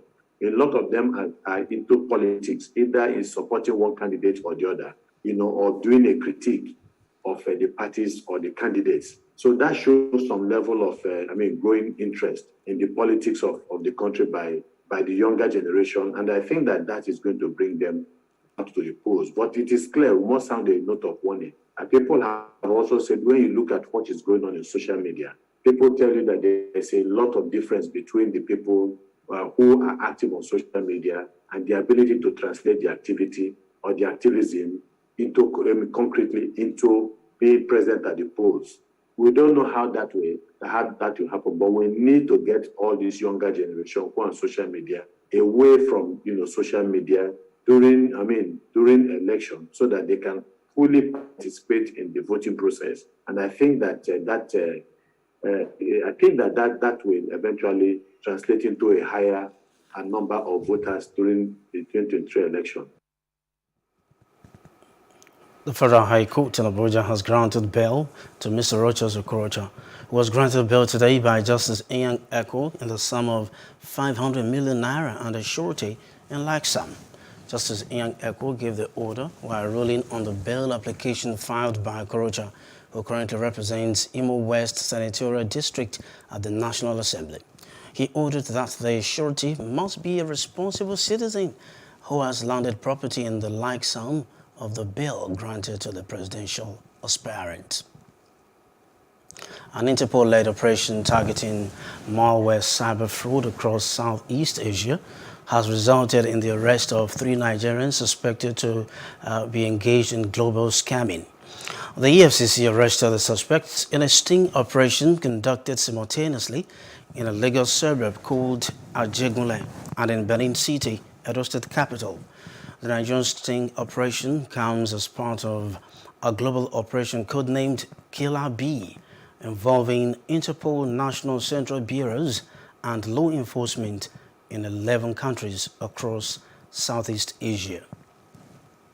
Now, the kidnapped prelate of the Methodist Church, His Eminence Samuel Uche, and 2 other abducted clerics have regained freedom. They were released at around 6:30 in the evening yesterday. It's also unclear if any ransom was paid before they were released. The church is also yet to issue a statement about the release of the men who were abducted in Abia State just on Sunday. A professor of nursing science and sociology, University of Lagos, Fatai Badru, has called on the government to urgently create a database for care of the elderly in the country.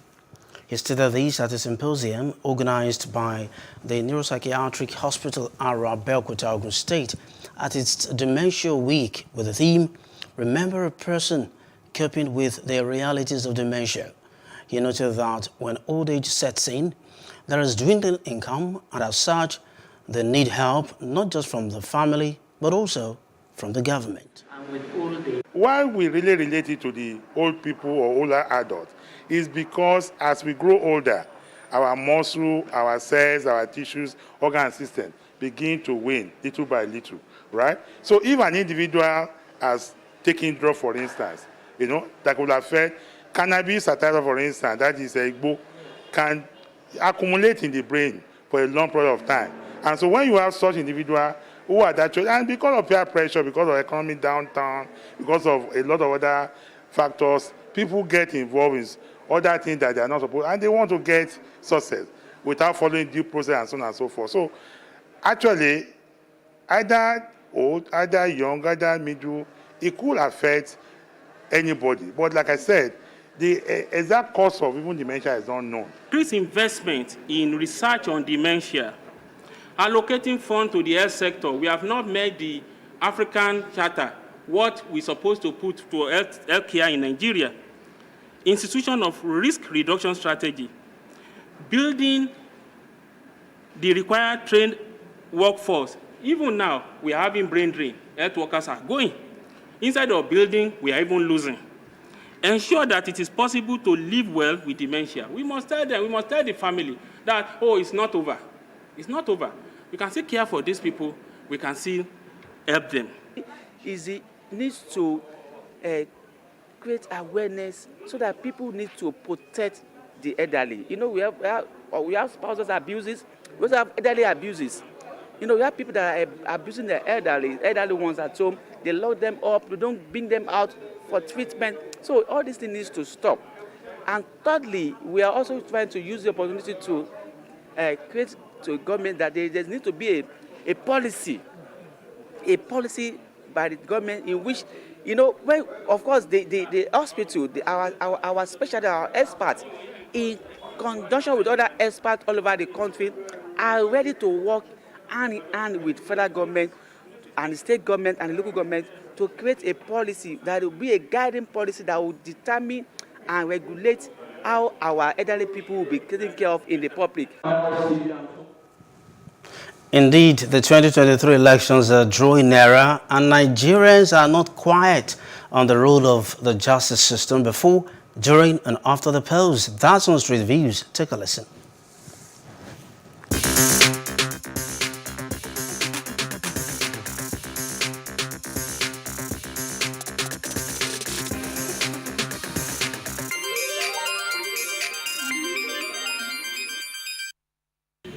The Electoral Act, once passed, becomes the law. And the duty of the court is to interpret the law the way it is, irrespective of who the interpretation will go against or not. Now, coming to 2023 election, before any election, the judiciary has a duty to put in election petition in place based on the Electoral Act. And when that is in place, the judiciary will be ready to take any case because the election petition will have been in place because it's a special courts. The judiciary really doesn't have any preparation to make with respect to election. The judiciary is supposed to be a continuous process, and the only role of the judiciary is to interpret laws. So whatever laws become current or becomes extant, That is what the judiciary will do. The judiciary doesn't have to have a new preparation. They're supposed to be constant at every time. So the judiciary is good to go with respect to the 2023 elections. The judiciary this time around should look beyond the technical justice and do substantial justice. Because it's on record that there was a time when a matter was called at the Supreme Court, and then the Supreme Court, in its wisdom, left number 1 and went for number 4. It would be against common sense to leave the person that scored second highest vote, the third highest vote, to go and pick the fourth highest vote. So it's what we call technical justice. So we're hoping and trusting that the judiciary this time around would look at substantial justice to ensure that politicians don't use the courtroom and the instruments of the law to achieve a selfish gain. The only thing judiciary ought to do at this stage is to be very, very careful, because the politicians are at their game now. This is the time for frivolous application. This is the time for expert application. They'll come through the back to get any relief to stop the election or to stop the process. So the judiciary should be watchful to shun all expert applications. What the judiciary can do, they can, what they call accelerated hearing. They can accelerate hearing, but let the other party be aware.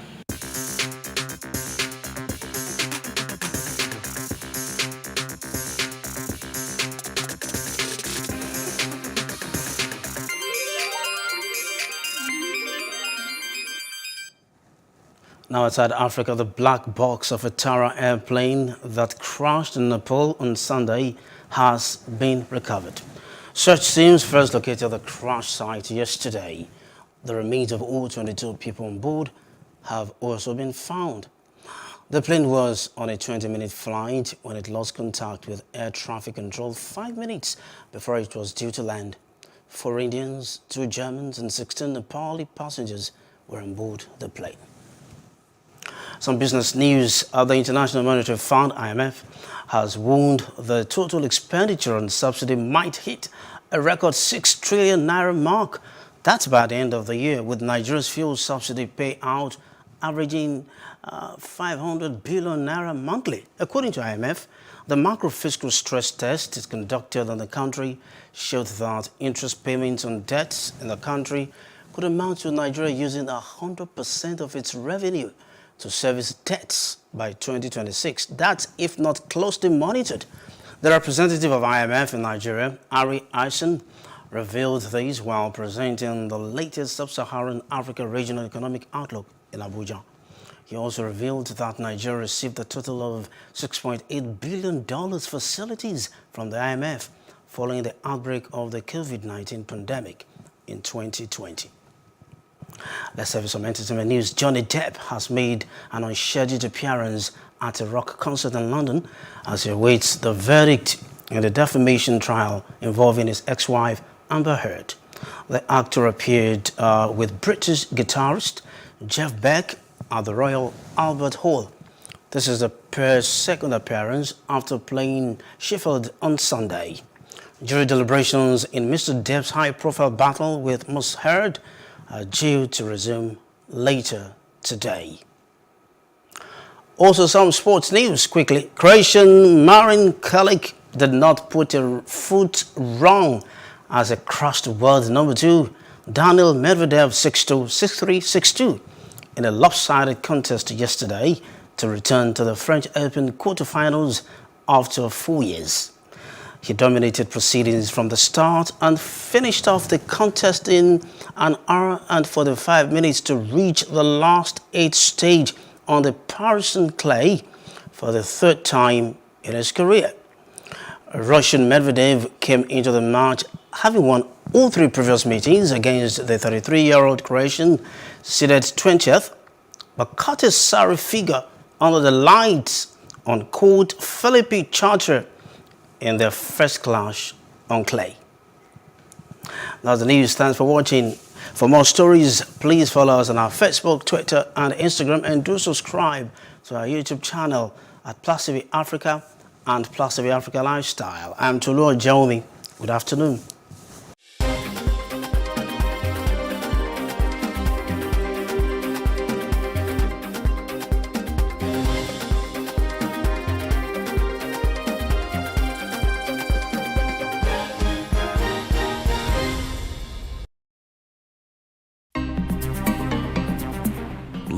be fun and rewarding, but it also comes with some risk. As in business, you win some, you lose some. And that's why you need to be wise in the choices you make. It's like placing a bet. Again, you need to be wise. Wise in choosing an innovative platform with the highest market options and highest odds ever. That's why Winners Golden Bet, the leader in online, in-shop, virtual, and live sports betting, gives you enhanced platforms that offer you the best chances of winning. For betting on live soccer matches, live dog races, and virtual games.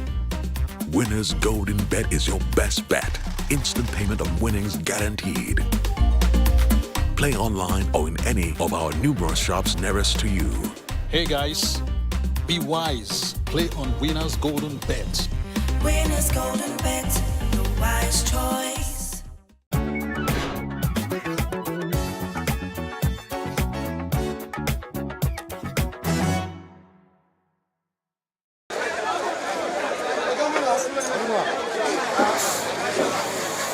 Nigeria is Africa's wealthiest and most populous nation, with the fastest growing economy.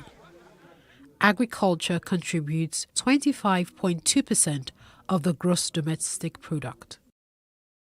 The Nigerian agricultural sector holds the key to the country's drive for economic diversification. This is because of its role in ensuring food security, promoting industrialization, providing jobs, and fostering shared prosperity. Nigeria was part of the 2003 Maputo Declaration that mandated all African Union member countries to allocate at least 10% of their total annual budgets to agriculture. This was done as one of the ways to increase food sufficiency in the continent. However, data shows that in the last 2 decades, Nigeria has consistently defaulted on this commitment. An average of 1.6% was dedicated to agriculture over the 5 years, and capital releases averaged 56.18%. But even with the allocated funds, how much got to the farmers?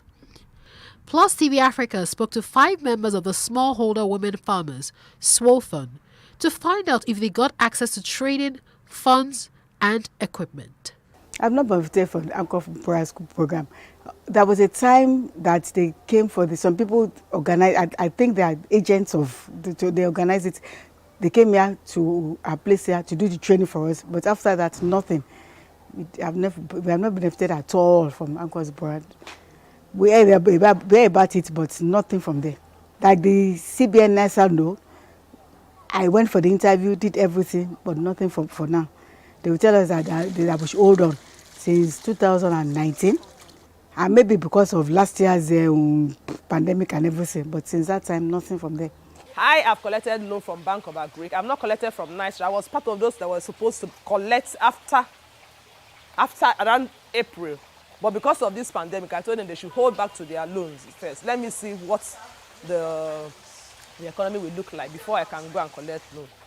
Or Bank of Agric, I've collected loan from Bank of Agric. It's one of the loans I collected was what I used in constructing my smoking claim, the smoking claim behind. So it was part of the loan. I collected about 300,000 from Bank of Agric. The smoking claim was to cost about 750,000. So they gave me 300,000. Then I now added the balance to do my smoking claim. That was in 2015. I have not received any form of loan from either state government or federal government. I actually applied for the CBN loan. I've gone to CBN for an interview. I have even received an offer letter. But that offer letter came just at the time of the lockdown. You understand? So when they kept calling just before the complete lockdown, come and take the loan. I didn't want to take the loan. In fact, the CBN Abuja called me. Don't you want the loan? I said, I want the loan, but I can't take a loan that has a period of payment. You understand? You have given me some 3-4 months. We don't know what's happening when it's going to end, when business will pick up. And I'm going to pay back that loan with interest. So I declined the loan. I said, until the corona period is over. And that was just the first month of the corona lockdown. And it took a whole 11, 12 months before it came down. Business is just trying to pick up. I was opportunity to benefit from a CBN loan through NAXA Microfinance. So with the cost of things, materials, feed, in fact, the loan is even ineffective. How much did you get from 3.5, with it didn't go anywhere. With the cost of things, even if not that I have my own capital, it will not go anywhere. Can't even buy most of the things I needed, like a generator now. Generator is 3 point something, which I'm even trying to get. That was one of the things I even processing. So even though DOC, when we were applying for it, DOC that time was 180, 200. That's a point of, that's a day old for umbrellas. But now it's 450. That time it was from 180. I even applied. I said 180 or so, or 200. By the time the loan came out, it was 420, 380. So I could not really. The loan was almost ineffective. It didn't go anywhere. Ó ṣòro púpọ̀ láti rí owó yẹn gbà, gbogbo ọ̀nà láti gbowó yẹn ó ṣòro. Ṣùgbọ́n torí pé tèmi ò pọ̀ kò ṣòro. Àwọn tí owó wọn pọ̀ bíi mílíọ̀nù 10, gbogbo nǹkan tó ní kó mú wá ó fi ṣòro. Àwọn tó máa ní kó ṣe gàrántọ̀ fún wọn, kó fi ilé ṣe gàrántọ̀, kó fi gbá ṣe gàrántọ̀. Tó bá tún wá ṣe gbogbo ẹ̀ tán, wọn ò tún tètè gbé ilé wọn lọ́wọ́.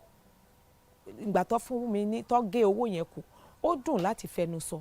Ẹni tí ò ní tó dẹ̀ fẹ́ ṣiṣẹ́, tó mọ iṣẹ́, kò jẹ́ náà wọn ò gbà. Àti pé tí ò bá ń ṣe pé COVID pandemic tó jáde ni, dandan ni kí kó ti bí nǹkan re. Ṣùgbọ́n pẹ̀lú pandemic yẹn gbogbo ẹ̀ lọ. Lẹ́yìn náà ni EndSARS, lẹ́yìn náà ni gbogbo àwọn nǹkan tí ó ń ṣẹlẹ̀ tá a fojú kò. We have not gotten anything from federal government, nothing at all. I don't even think they know that we are really existing. I think it's Lagos, state government are really close to the farmers. For federal government, nothing. Uncle Boy is supposed to be from federal government, but it has not really. We have not gotten anything at all. All the loans that we have applied for, even with the NYSRA, they've not been giving out loans. They say, I don't know what is happening. They said that they told them to hold on to the loans, that they want those that have collected to pay back. So we have not accessed loan between last year and this year. There is no bank to assist us to because they are really afraid. This is a high risk business. That's what they always tell you. That when it comes, because it is a living their life, so anything can happen anytime. So they are not ready to really assist us. Some banks will tell you that they have a Greek desk. When you get there, they will tell you, sorry, madam. Especially when it comes to women, they will tell you, sorry, madam. That's where the victimization comes in. They say, sorry, madam, who is going to guarantee you? Blah, blah, blah, blah, blah. You're a woman, we can't do much with you. If anything happens, that's just it. For many who haven't accessed the loans, they rely on their local cooperatives. Thanks to my Obonge cooperative. So we do something, it's more something like what the Yoruba we can say ajo. Every month we drop something. So when you need a loan, you can go and take a loan. No matter how small, it's still better than nothing. And at a very low 1-digit interest rate.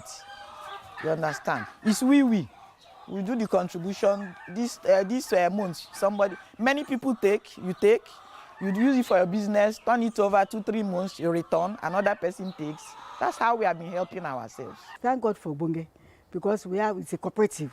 So most times what you do is that you borrow from there, you feed your fish, you return after selling the fish. But most times our major challenge is the cost of feeding.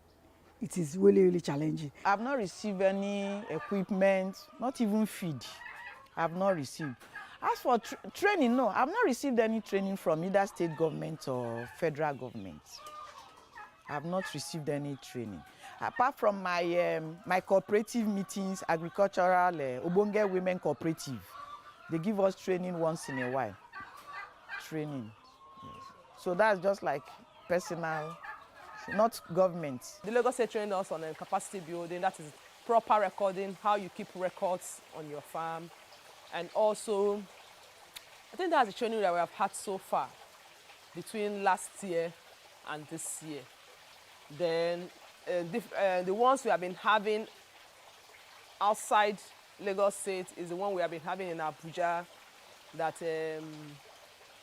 some of our donors, that is IBP, also train us on the way and manner we're supposed to run our business, and what the way we're supposed to run the business, and also how to also move to government on how to get things from the government. So they also taught us on how to do that. On the 29th of July 2021, the Lagos State government empowered farmers in the state. After this pandemic, we had to look for what is the next line of action, what do we do? We have lost almost everything on the farm. Even up till tomorrow, I cannot access my rice farm because of the insecurity. And we have looked at what is the next line of action, and that was why we decided to go and visit our Honorable Commissioner, that said that she already understands our challenges and that she's looking into what she's going to do. During the pandemic, that was immediately after the pandemic, there was palliatives that was shared to farmers. The palliatives, they gave us some of the palliatives, but you can count how many people that was giving the palliatives. But after our visit with our commissioner, the commissioner promised us that she was going to see to what she's going to do to farmers. So what they now did was that they took data of all the farmers that have been affected by the pandemic, and also those that were not affected. And July 29th, that was last week, they empowered the farmers. We were empowered with 400 bags of fish feeds, 100 bags of poultry feeds, smoking cleans, and collapsible tanks. So those were things that we empowered as a group. So Lagos State is trying as much as possible to fulfill their promise in empowering farmers and trying to at least give them a space where they can still continue their farm. But in the line of the federal government, we are still looking at, the federal government has not done much, because if they can do 1/3 of what Lagos State has been doing for the farmers all over the state, we will know that yes, that we have something to fall back on. We are still advocating that this 10% of the budget will be set aside for agri. That is the Malabo Maputo Declaration, that the 10% of the budget will be set aside for agri. We are still talking about that because that has not been met. So if they can meet up to that, we will know that yes, farmer has a lot to do, and we'll also be happy that we'll have enough food to provide for government. So we are seeking and we are begging the government that they should still do more. I know that what the minister has done has tried to give us something, but you can imagine giving 2 threshers, 1 orange decorticator and all that to more than 30,000 farmers from one state. How do you think we are going to share that? We are not political farmers, we are the real farmers. There are a lot of political farmers that they are working with, but we are the real farmers. I want to tell them that as far as we are the real farmers, things should come to us. And we should have a space, a place where when they are making policies, women farmers should also be involved, because we are the ones that are going through these problems. So they cannot be there and be dictating for us, that we have to tell them what we want. And that is what we are trying to advocate for. That we want the government to include us in decision-making, implementation, and also formulation, that those things will help us, and we tell them what we want. But if they stay there and dictate for us, that it will not get to us.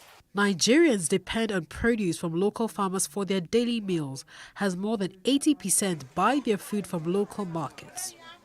Now, to ensure a sustainable economy post-COVID, the government on federal and state level must ensure that the policies are not just on paper, but the farmers benefit generously from every allocation and promise made.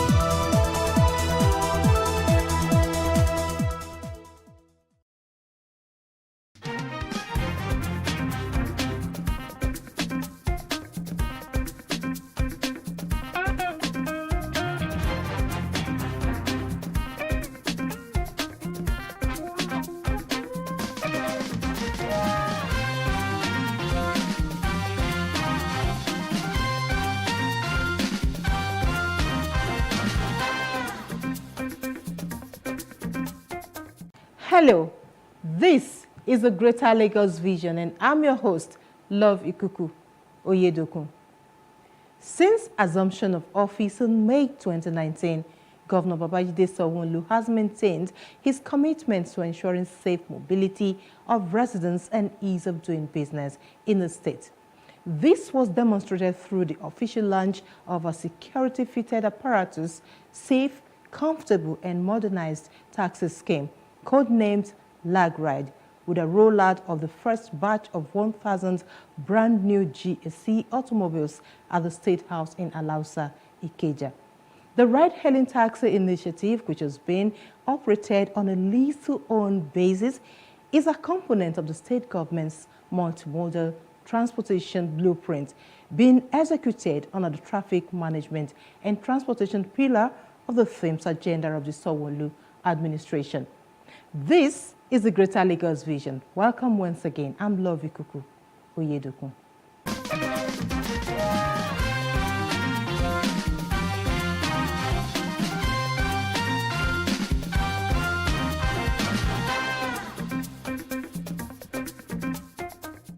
This episode features infrastructure, Sanwo-Olu State's commitment to ensuring seamless mobility to deploy technology for enhanced movements.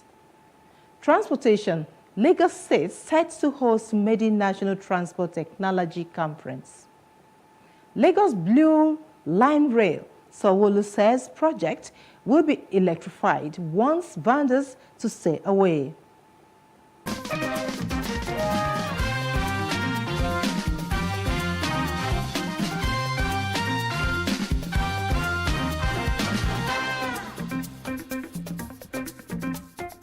Any city without a fully functional infrastructural system will suffer a setback. As such, engineers must be well trained in order to bring to bear their professional attributes to the growth of the nation. From an infrastructural perspective, the Managing Director of Lagos Metropolitan Transport Authority, LAMATA, Engineer Abimbola Akinaju, stated this during her presentation at the 2022 Alumni Luncheon of the University of Lagos Faculty of Engineering Alumni Association in Lagos.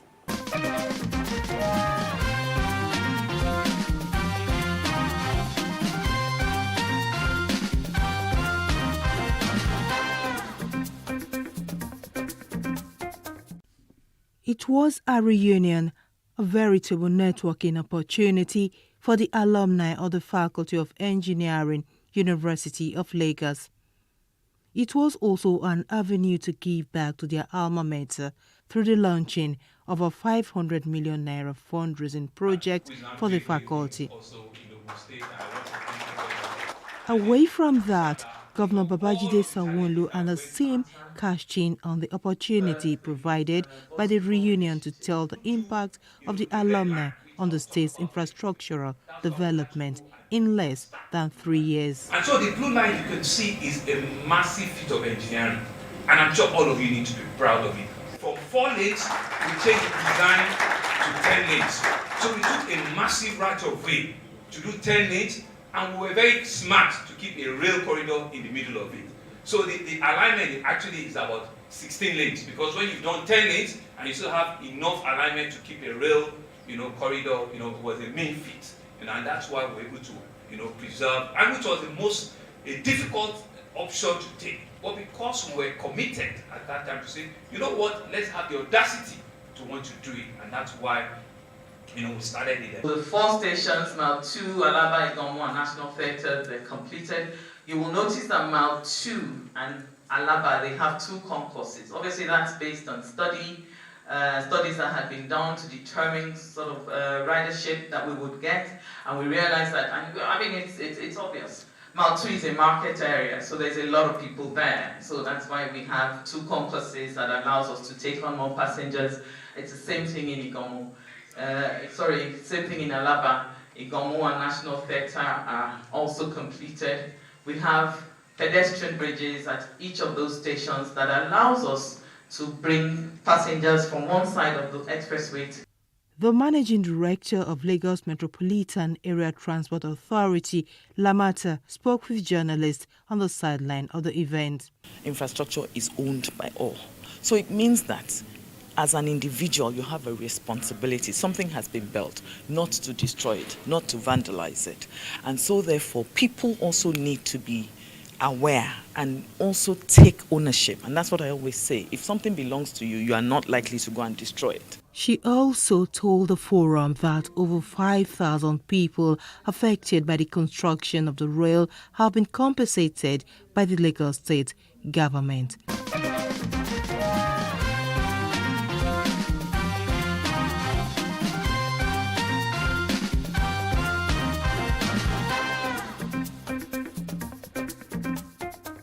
The Lagos Blue Line Rail on completion will be running on electric tracks with electric motor vehicle EMV, and as such, citizens have been warned to keep off the train lines. Handing down this warning shortly after inspecting the Blue Line Rail, the Lagos State Governor Babajide Sanwo-Olu assured Lagosians that the completion date of the 2 rail projects remains.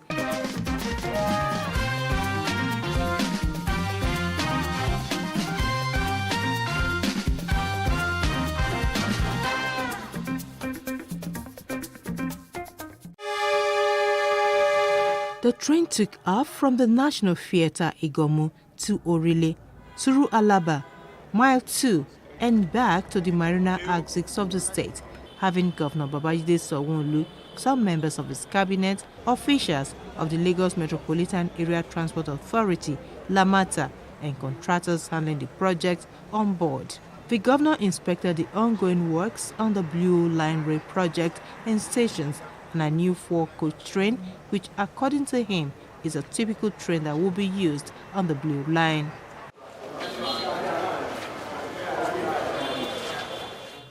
He expressed satisfaction at the pace of work, maintaining that the project will be delivered on schedule. Sanwo-Olu was unhappy at the level of vandalism along the rail corridors and warned perpetrators to desist from such acts. There are electric trucks. To be running on electricity, and you will know that citizens or passengers or anybody whatsoever cannot walk on those things. Right? So, gentlemen of the press, you have that responsibility. From now, we'll begin to mention that for the next 6 months, 8 months, we begin to mention that this track is not like the red line. The red line is DMU, but the blue line is EMU. So these are some of the communications that we need to begin to pass out, and they are electric train lines. The governor also assured that adequate security would be put in place at every station and platform with the use of CCTV. He disclosed that the state was set to bring in from China additional 2 sets of 4 train coaches by September and October. The additional trains that were procured for the Blue Line, we're going to be going to China when they open up, maybe in May or June, when it's completely completed, just to have a look and send it on shipment to probably get to the country before September, October. So based on the promises we gave you at the beginning of the year, we are still on track at both the red line and the blue line.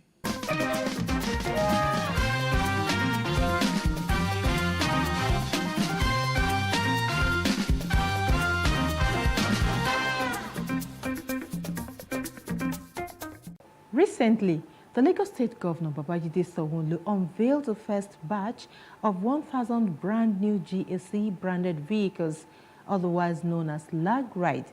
This for sure is another step forward in the state government's drive to develop an efficient transportation model in tune with modernity and comfort.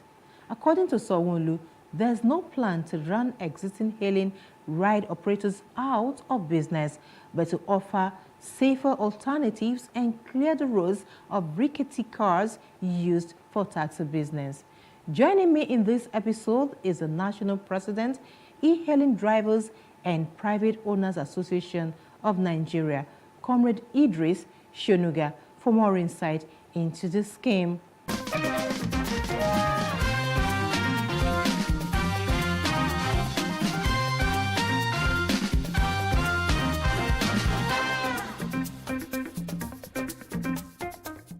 Thank you so much, Comrade Idris Shonuga, for joining us today on the Greater Lagos Vision. Thank you. Right, you are the president of the National President, Professional E-Hailing Drivers and Private Owners Association of Nigeria. Tell us, in Lagos State, the Lagos State government just introduced recently the Lagos Ride. Tell us exactly, how has it been? How have your members been faring since the introduction? Thank you. Our members are very happy. They are very happy in the sense that the business of a Lagos Ride is going to add value to their collective existence, in the sense that they are going to be using the brand new vehicles to run their transport service on that Lagos Ride. Unlike before, that they use old vehicles, popularly known to Kumpo, even Nigerian old used car, to run taxi business, which in different cases develop faults at the middle of roads. It's almost impossible to maintain those vehicles, you know. But the added advantage with Lagos Ride introduction is maintaining of those vehicles for the drivers who are beneficiaries. You see, running a transport business has been very difficult in terms of maintenance of the vehicles, because you are always on the road on a daily basis. And we don't have a good mechanic system in Nigeria. So majority of drivers patronized the road mechanics, dealing with all manners of spare part dealers, getting wrong spare parts to fix their car. At times, they spend double amount to repair the cars, and it's eating hard on them. But with the introduction of Lagos Ride, that comes with mechanical insurance, where the vehicle will be maintained for them for the period of 4 years, where the contract is between them and the Ibile Holdings, who is going to manage the operation of that business. It's a welcome development. So when we heard about this scheme that is being launched, and it concerns our industry, because the vehicle will be operated with algorithm, is online approach, unlike conventional way of transportation before, where you have to flag down. This is online, and we are e-hailers. So we approach the Ministry of Transportation that the Lagos State government cannot launch such a laudable scheme without giving the practitioner the sense of belonging, because we are e-hailers. We have thousands of trip history on Uber and Bolt, and we are professionals, so we need to get involved. So we apply, and the ministry directs us to the appropriate body that is going to pilot the Lagos Ride, which is the Ibile Holdings. So we met the MD, and we had to ask to write a proposal. We did not lobby. First of all, as a body, they deal with body, they deal with individuals. from the conversation, we approached them as a body. Then I think when I met the MD of Ibile Holdings, he made us to understand that the associations, the individuals, Lagosians who are interested in the same can apply. We apply as an association. You understand? Then the procedure is like every other person. The requirement to be a beneficiary of LagRide is uniform. 20% equity contribution of the asset of 7.5 million. The interest of 10% for the period of 4 years. You have the equity, you have the down payment of 1.8 million, which we see it will be very impossible for our member, ordinary e-hailing drivers, to benefit from this scheme with such amount, because it is so huge for e-hailing drivers to sum up 1.8 million as a deposit. It means the ordinary person cannot be partaker of this scheme. So we appeal that is there any other way, and they gave us 2 banks, FCMB and Polaris Bank, precisely to give us loan, and they came up with corporate guarantee on behalf of the association for our member to be a beneficiary. The Polaris Bank will borrow our members. They said 1.8 million. You understand? Why are we standing for them? You understand? So, and our member has been applying. But besides, we, the individual members, also need to have some starting contribution from that 1.8 million, 20% equity contribution of 1.8 million, which is around 300,000. And we have employed our drivers, advised them to key into this, because it's going to make life better for them. Then the most interesting part of it that make us to subscribe to Lagos Ride is that what the union stand for is workers' right, the workers' welfare. Because we notice that the government has been less concerned on the informal sector, because our interest is in the informal sector. The e-hailing drivers fall in informal sectors, and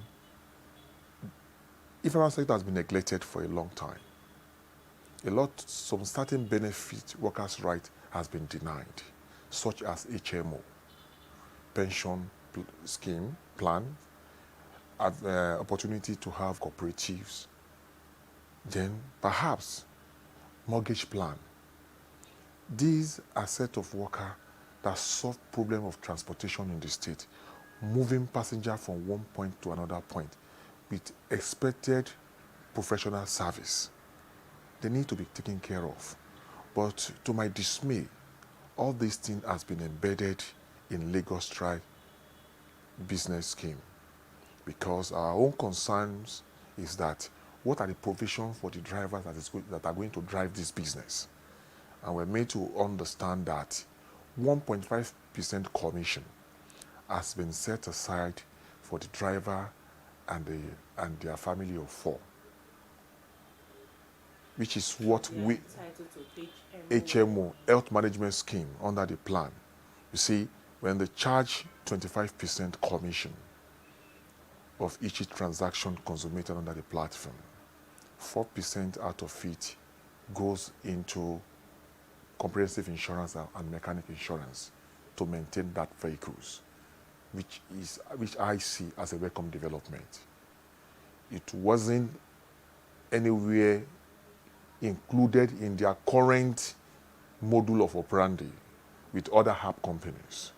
And if Lagos State government put this in their business plan, I think, they are coupling international standard practice, which is why we are very happy with Lagos State government, particularly Babajide Sanwo-Olu, for making sure that all these things are embedded in Lagos Ride. with the notion of Lagos Ride, when we had meeting with them, if they follow all the process to the letter, I think it will reduce traffic congestion in Lagos State, because they are the first app companies that will introduce what we call carpooling. Carpooling means classification of rider, where 2, 3, 4 different customers can join one vehicle going towards the same destination. And with the introduction of brand new comfortable vehicles, I think a lot of Lagosians will keep their vehicle at home. What prompted a lot of Lagosians to make use of their vehicle are because we don't have a good, safe transport system. That is why everybody wants to have their vehicle on the road. And judging from the fact that we have less road and we have many people in the city, we are moving at the same time. But if we have a safe system, safe transport system, comfortable safe transport system, a lot of people will keep their vehicle at home and make use of Lagos Ride.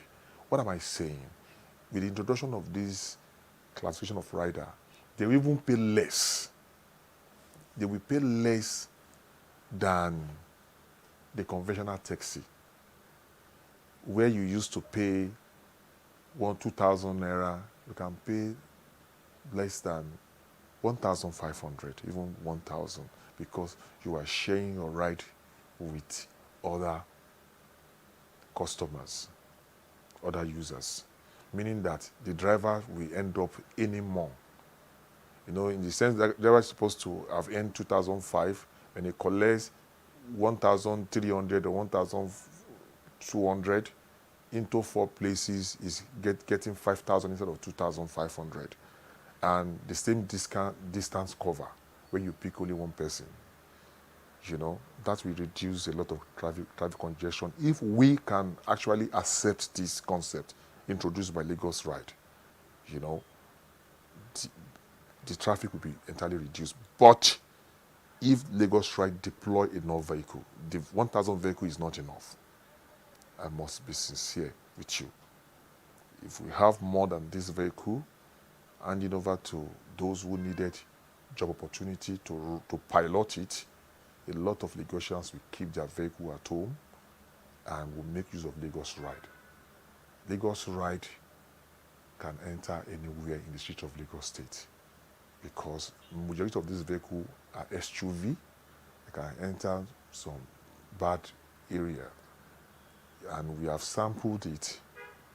You understand, it's not low vehicle, it's high on the ground. It can maneuver some bad spot. I see it as a solution if it's being piloted appropriately. Online transport system is already a smart system way of transportation, coupled with a lot of mechanism being embedded in it to make transportation easy, using a stone to kill 2 to 3 birds. Number one, the lag ride is not going to be conventional taxi. You take request, the driver take request randomly, you know, and it solves the problem of moving within the city. 2, 3 people can enjoy a ride. And this ride we are talking about is a global standard. Even a lot of people, since the launch of this vehicle, have been getting a lot of reports from our members that they are asking them, is it real? You know, because this is the first time we are seeing that government make promise and they are fulfilling it. I thought when me saw it, I thought I'm dreaming, but today is reality. You see, if it's being piloted properly, it will fit in what we call Smart City Lagos, because that is no different from what is being practiced in Dubai and what is being practiced in Lagos. E-hailing service in Lagos State is already a smart ways of transportation. Unlike those who promise us smart transport system, and we are still seeing car of 15, 17, 18 years, 20 years running a taxi. But we are talking about a recent car, 2-year-old car, to run a taxi business with a fast system and with a lot of security gadgets, to contain any security threat. And making the movement in the city of Lagos is very easy with the introduction of several mechanisms that will make life easy for Lagosians, for them to imbibe with this scheme. And I think, I don't know how they came about this, but I expect more of these things to come in later future. I want to really appreciate the office of Governor Sanwo-Olu for this laudable project. Is indeed a welcome development. And we, at Professional E-Hailing Drivers and Private Owners Association, are solidly behind him. We trust him again, and he's a man of his words. I was with him in 2020 when he said he's going to introduce a safe transport system. I didn't believe it will come to reality, but I'm seeing it in reality. May God bless him. Second time we are with you fully, in spirit, in physical.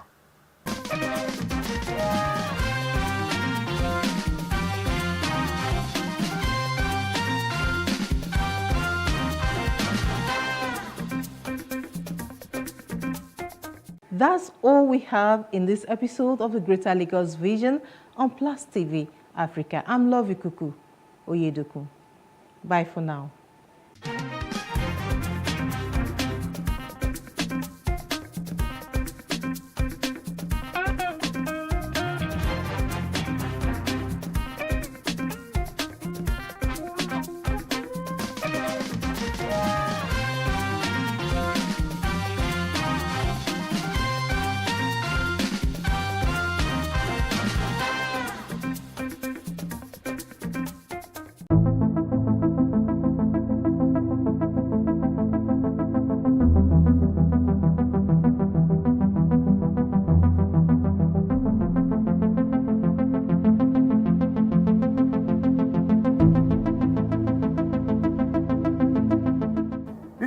A landmark project, the first standard gauge in the history of this country where you would see an administration start and end the same project within the life of an administration.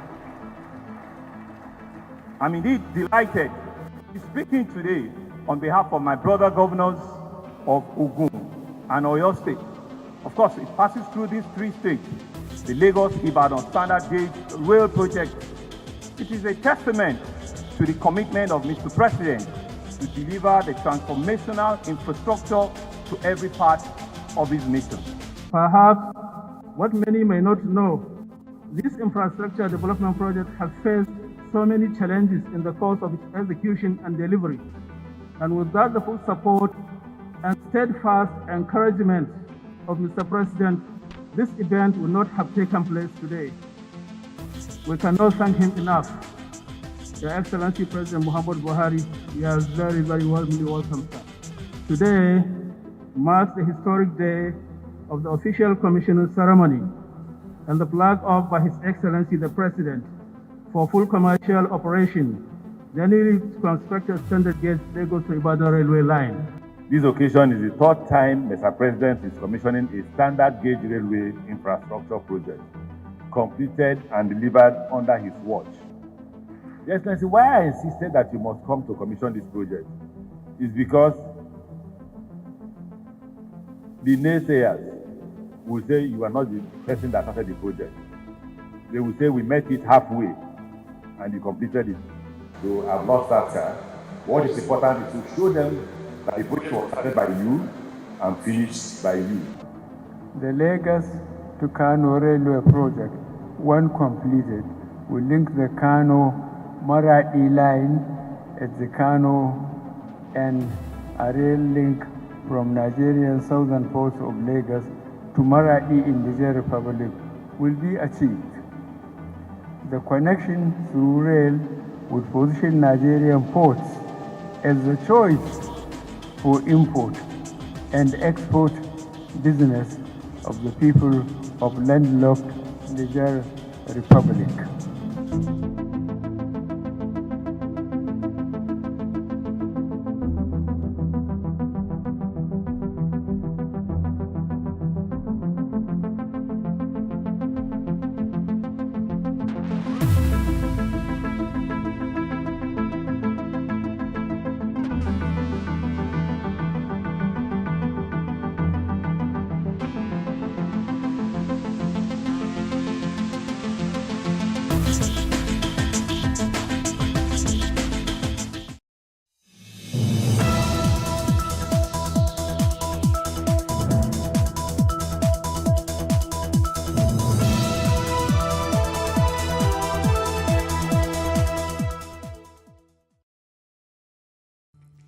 As former Vice President Atiku Abubakar emerges the presidential candidate for the People's Democratic Party (PDP), some groups expressed their displeasure.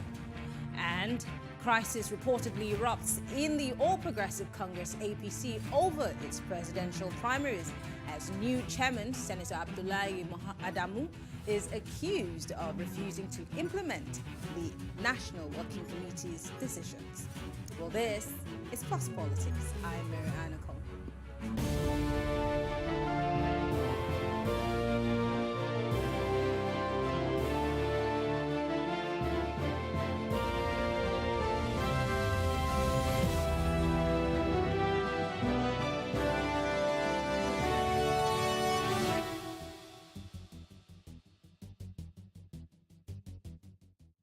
Former Vice President Atiku Abubakar emerged the presidential candidate of the People's Democratic Party (PDP) for the 2023 elections in the party primaries held over the weekend. He won with a total vote of 371 votes out of the 767 accredited votes to defeat his closest rival, the Rivers State Governor Nyesom Wike, who polled 237 votes. However, with Atiku being a northerner clinching the ticket at a time when southern elders are asking for a presidency, therefore, leaders in the south and central regions in the country under the auspices of the Southern and Middle Belt Forum have described Atiku's win as an affront to the people of the south, and they have asked politicians in the region to reject any nomination for the office of the Vice President. Well, joining us to discuss this is Samuel Wanosike, the Executive Chairman of Ikwerre Local Government Area in Rivers State, and Ahmed Buhari, former presidential candidate of Sustainable National Party of Nigeria, SNP. Thank you so much, gentlemen, for joining us. Thank you for having me. Great. Great. I'll start with you, Samuel. Let's look at what transpired over the weekend in Abuja with the emergence of the former Vice President Atiku Abubakar. For some people, it came as a surprise. For some others, it's something that they expected, being that he had been emerging for the past 3 election cycles as the flag bearer for the People's Democratic Party. But then your principal was in the running for that ticket. Were you surprised? No. Why would I be surprised? I'm a politician. I'm a member of the People's Democratic Party. We went to a program. We went with our whole mind and our body as politicians. And as politicians, we always tell ourselves when we go for every election that we will win. And so when we get to the floor of the House and things go the other way, we man it up and we continue. For us, what's important is the party. Like as Governor Zobuike has said severally, that in a transparent process, whoever emerged, he would work for the party. He has repeated it a while ago when he was received by the people of Rivers State with a rousing welcome.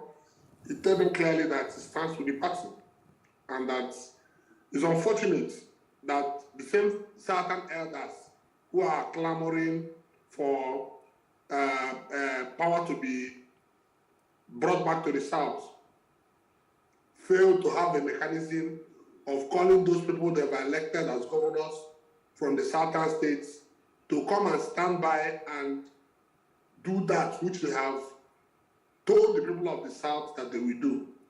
So are you insinuating that the southern governors, are you saying that southern governors didn't? We crisscrossed the length and breadth of this nation.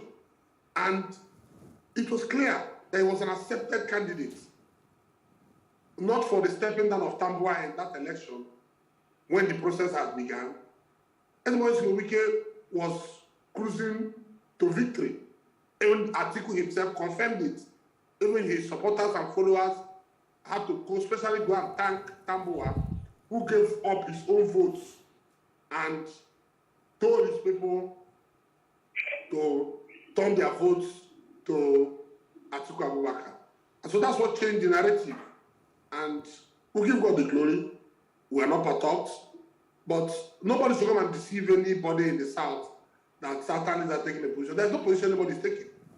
Because if we're actually taking position, the governors from the South who voted against the Satan candidate, who they knew that had the capacity and the competence to manage the resources of Nigeria and to bring victory to the people of Nigeria, who have done it before, they would have stuck with him.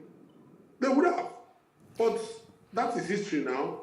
As politicians, we work for our party, we work for the People's Democratic Party to win, and by the grace of God Almighty, the will of God will be done in our lives. Honorable Wanamisi, I just want to push you further. You talked about, the southern leaders not standing by their southern candidate. I mean, we saw Governor Fayose also in the running. We saw Governor Udom Emmanuel of Akwa Ibom also being in the running. Of course, you'd expect their delegates to support, their governors. But again, when you say that there is no position by southern leaders, what does that mean? And if all that you've said is anything to go by, what does that also say about you and the people in the South? Are we really ready for this presidency that we have all been agitating for? We are not ready as far as I'm concerned, because it doesn't make sense that a governor from the South will sit with his colleague governors and take a position and say, this is what we want as Southerners. They called the first meeting. In fact, the first meeting was called in one of the Southerners who decided to vote the other way in his own state was the first place where that position was taken. And he, after standing strong to host the Southern governors and taking a position, he ended up showing to the people of South that he was just deceiving them. He was interested in his personal gain. Because it is clear from the statement accredited to Jine Milaye a while ago in a program called Journalist Hangout in TVC, he said clearly that Delta State Governor, delegates and Delta State Governor voted for Atiku Abubakar 100%. So when you look at the trajectory of the election, imagine a Governor Dom and Governor Kowa and the governor of Bayelsa State closely ranks with the governor of Rivers State. What would have been the result? Okay. The governor of Rivers State would have won. So for us, that boy is aware that this election is not for him to win. But he has decided to play the game he wants to play. Without this is right. He has decided to play the game he wants to play to serve the interest that he feels he should serve. Okay. But it's a lesson for us in the South to learn. Okay. As far as you're concerned, just as a week as the governor of Rivers State never came into this race because he was a Southerner. It was the Southern governors and their team that agreed that this is the turn of the South.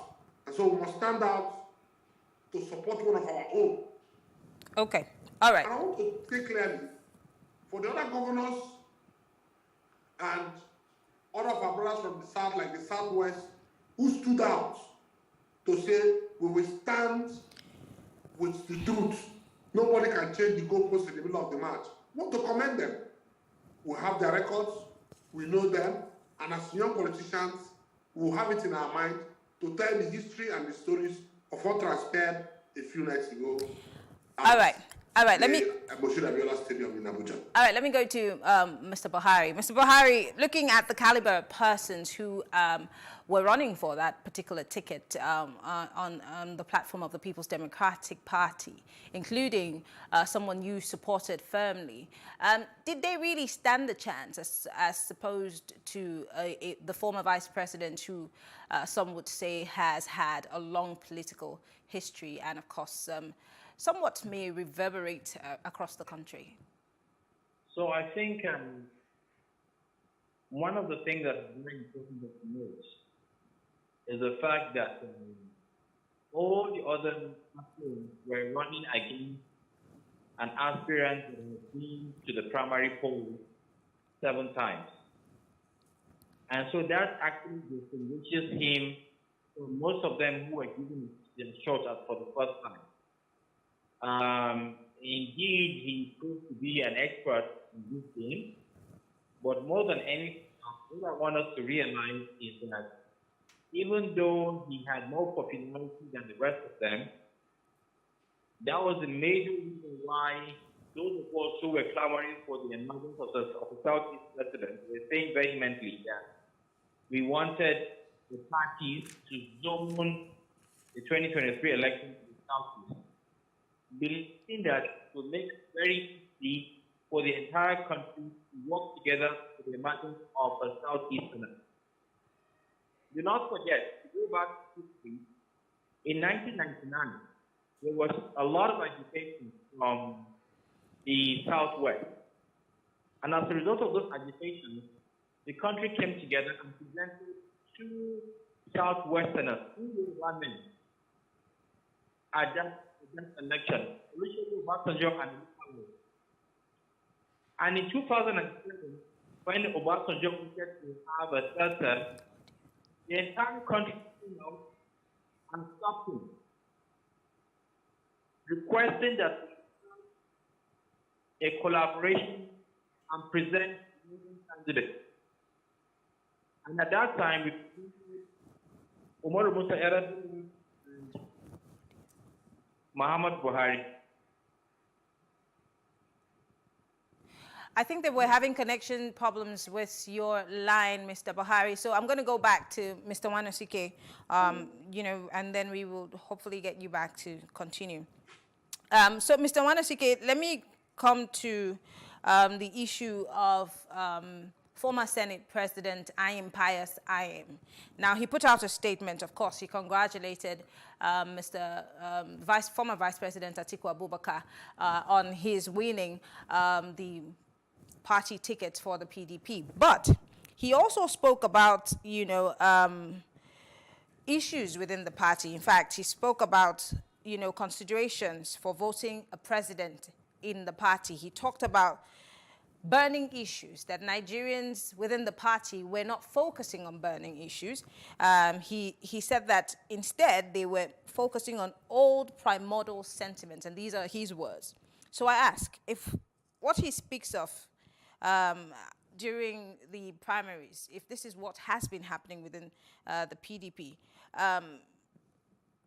if he came down to us looking at burning issues as spoken about by these particular candidates, do you think that maybe certain people would have had more votes at the end of the day? Because, I mean, I listened to all of the speeches, and so many of these candidates had very interesting speeches. But is it really about speaking on these burning issues, or about the capacity and ability to carry out, or bring solutions to the table?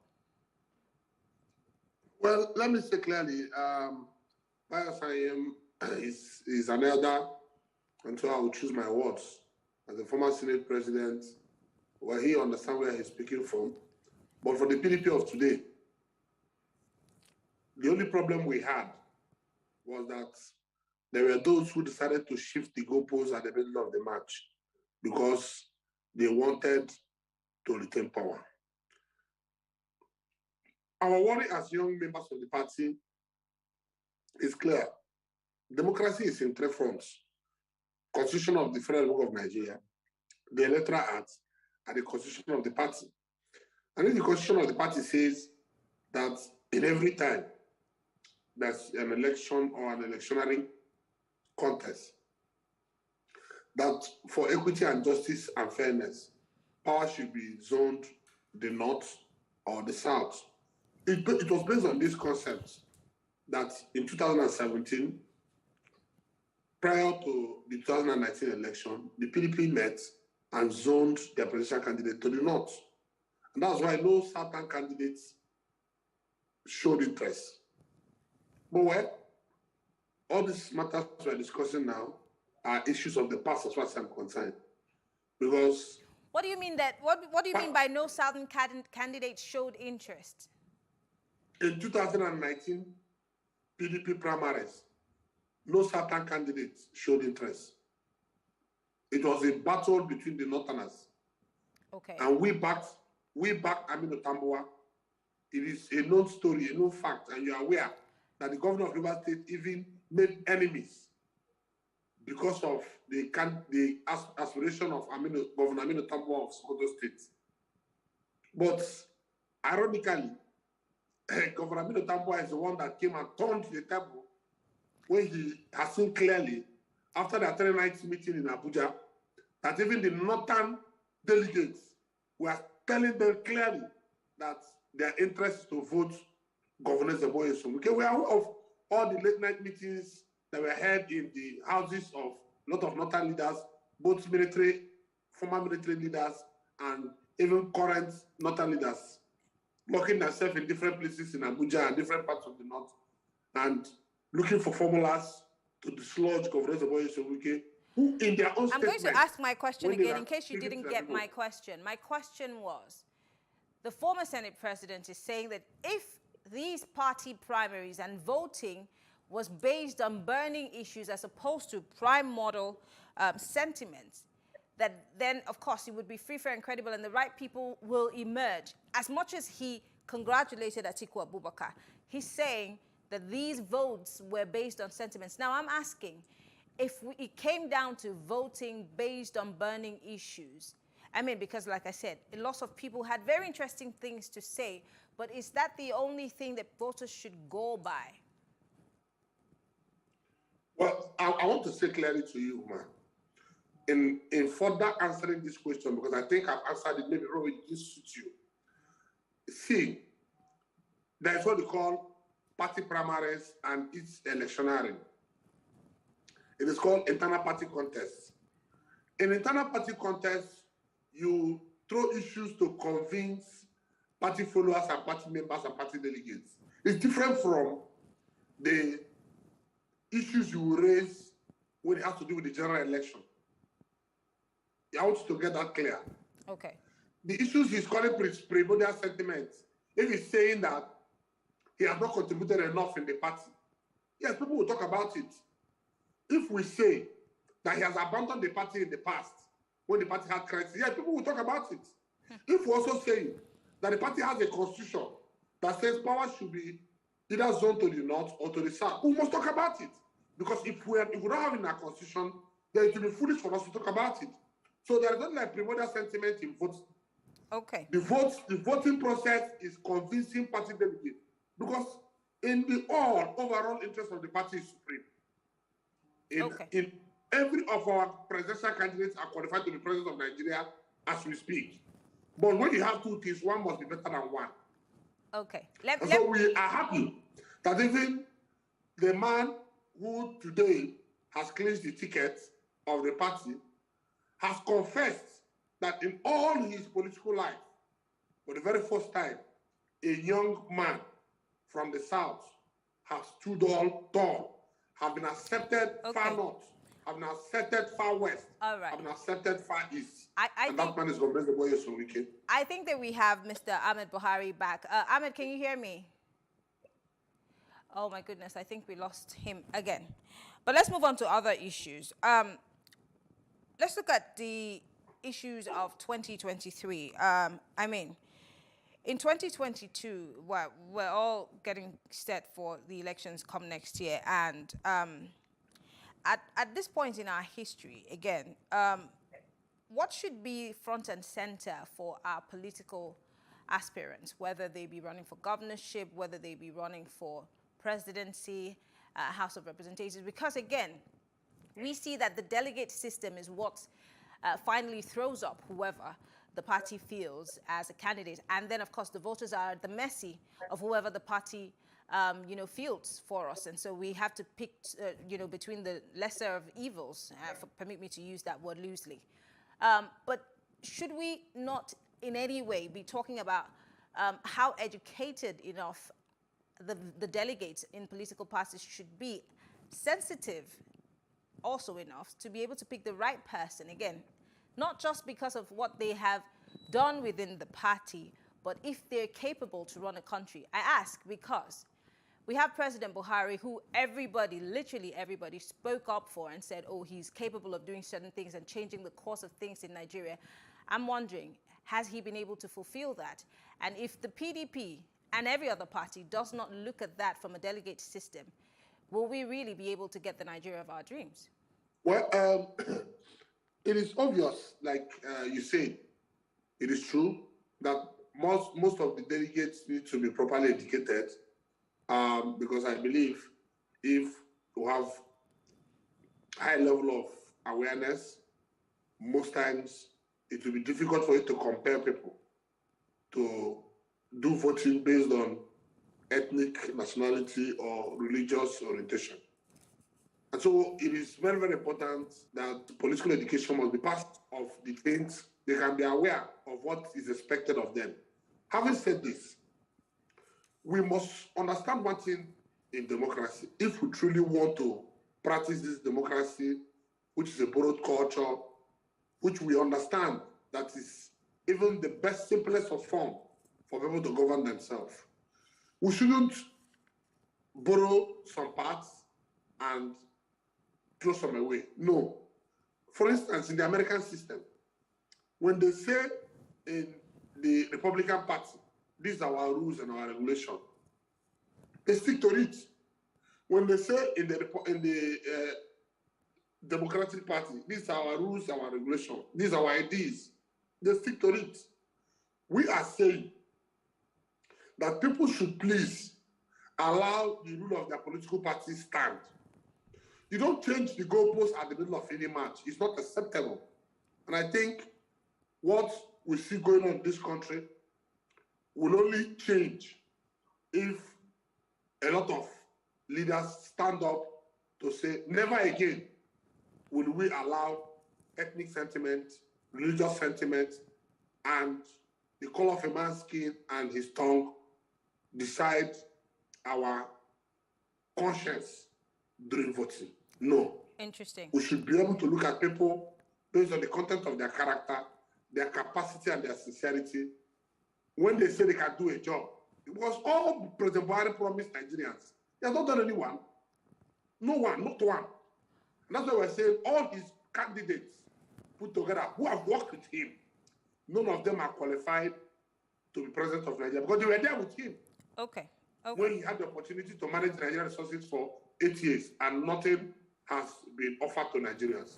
All right, let me try again. I think we now have Mr. Ahmed Buhari. Mr. Buhari, can you hear me? Yes, I can hear you. All right. Quickly, I just want to squeeze in two questions to you. I posed the question to Mr. Wanosike. The person that you supported, the Senate President, former Senate President Ayim Paris Ayim, had raised an issue with, sentiments, primordial sentiments within the party, and this particular primaries that ended over the weekend, and he talked about looking at burning issues. So, and we're also looking at the scores during the primaries. So I'm asking, if it came down to it, if what he's saying was anything to go by, do you think he would have garnered more votes? And secondly, many have actually questioned, the PDP strategy in winning 2023 with a northern candidate emerging, being that a lot of people have been pushing for a southern candidate, and of course many are saying let different political parties zone, their tickets to the south. In fact, there are several groups who have said that they will not support any political party that fields a northern candidate come 2023. So in those two-pronged questions, I'd like to hear your thoughts. So this is what I think. I think the PDP put together a very transparent exercise.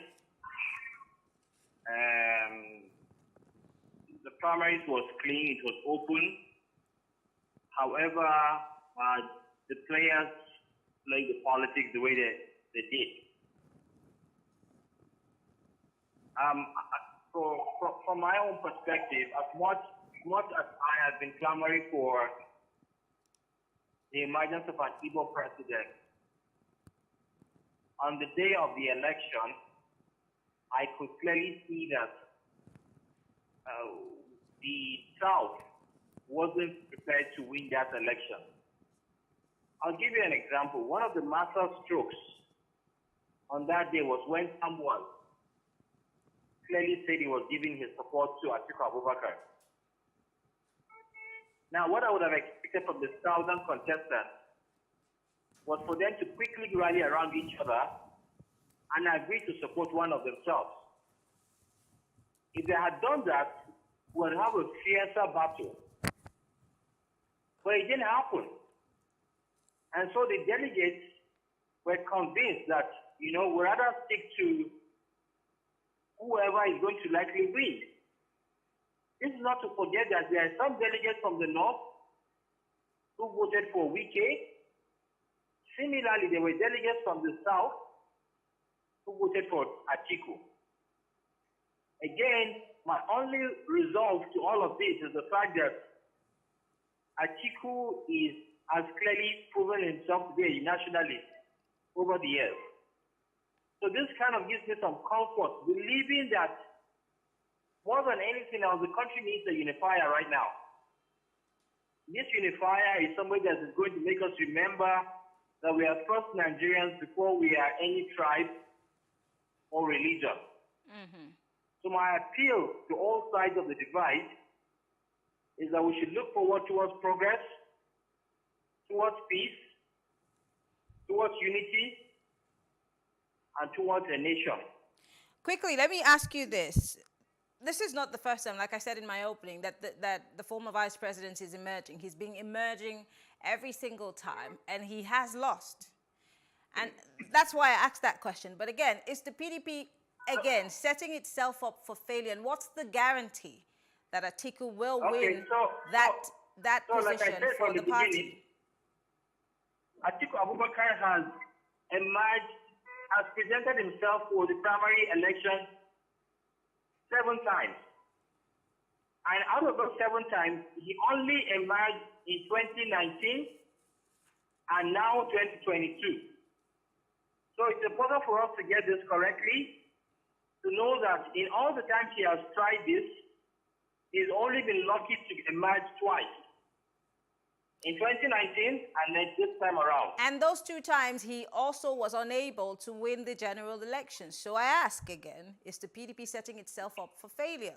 Or what has Muhammad changed? Buhari won the election, the primary election 4 times before he eventually emerged as president. So again, these are all the dynamics of the policy. Okay. The fact that he has tried it 7 times and emerged just twice, it is very, very possible that he could win this time around. Do not forget that it's going to be contested against APC. And APC has got to put his game correctly. Otherwise, Atiku might just eventually become a president. So we look for. Okay. Well, unfortunately, our time is fast spent. I want to say thank you. Ahmed Buhari is a former presidential candidate of Sustainable National Party of Nigeria, SNP. And, of course, Samuel Wanosike is the local government chairman of Ikwere local government in Rivers State. Thank you so much, gentlemen, for being part of the conversation. Thank you for having me. All right. Thank you all for staying with us. We'll take a quick break, and when we return, we'll be discussing the upcoming APC primaries and the strategies and plans it is going to be deploying for the coming election. Stay with us.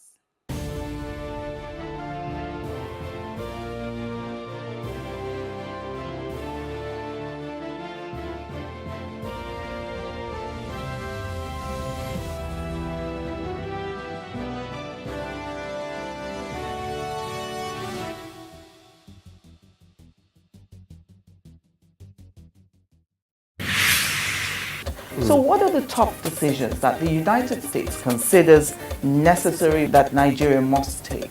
I like to think of my interactions as conversations, not interviews. And that's why I say asking questions is both an art and a science. Everyone says in Islam you are allowed to have 4 wives. Is it mandatory?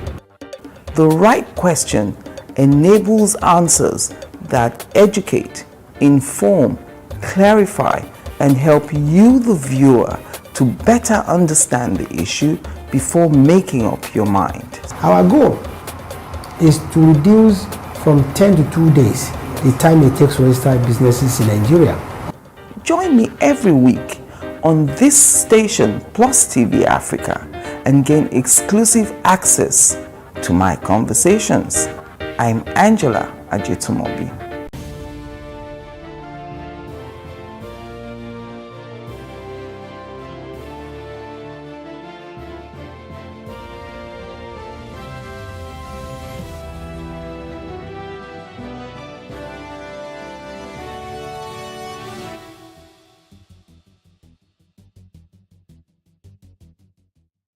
Amid confusion over its presidential election primaries, the All Progressive Congress, APC, is ensnared in a crisis. Now, this time the problem comes from barely 2-month-old National Working Committee of the party led by Senator Abdullahi Adamu. A member of the National Working Committee, National Vice Chairman, Northwest, Malam Salihu Lukman, accused Adamu of not implementing the National Working Committee's decisions. He said the party's chairman is using President Muhammadu Buhari as a cover-up for the former's inability to make a headway regarding the screening of presidential aspirants. Now, Lukman said, despite the multitude of challenges affecting the party, Adamu has remained largely inaccessible. The APC had shifted its primary originally slated for May 30 to June 6th and 7th following the decision of the Independent National Electoral Commission to extend the deadline for the conduct of the primaries by political parties to June 9. Well, joining us to discuss this and more is Dr. Dakuku Adol-Peterside. He is a former Director General of the Nigerian Maritime Administration and Safety Agency, NIMASA. It's always a pleasure to have you join us in the studio. Thank you very much. Great. Several reported allegations about what's happening within the APC, I beg your pardon. So my first question is the APC in crisis? The APC is not in crisis. There are no indicators to that effect. I just listened to you talk about the opinion of Lukman, one of the 6 national vice chairmen of the party. He's entitled to his opinion. And he complained about leadership style of the chairman. Now, mind you, have more than 40 members in the National Executive Committee of the party, and one person is complaining about the leadership style. You know, the way we are, you know, we have people of different genetic makeup, different experiences, different perspective, different level of education and enlightenment. We are likely not going to see things from the same perspective. But the good thing about the APC is that the APC has a father figure in the president. The APC has a leader. And so if there is a thorny issue, if there is an issue that requires consideration from outside the National Working Committee, you have a president that can intervene, step in, and correct things. So APC is not in crisis.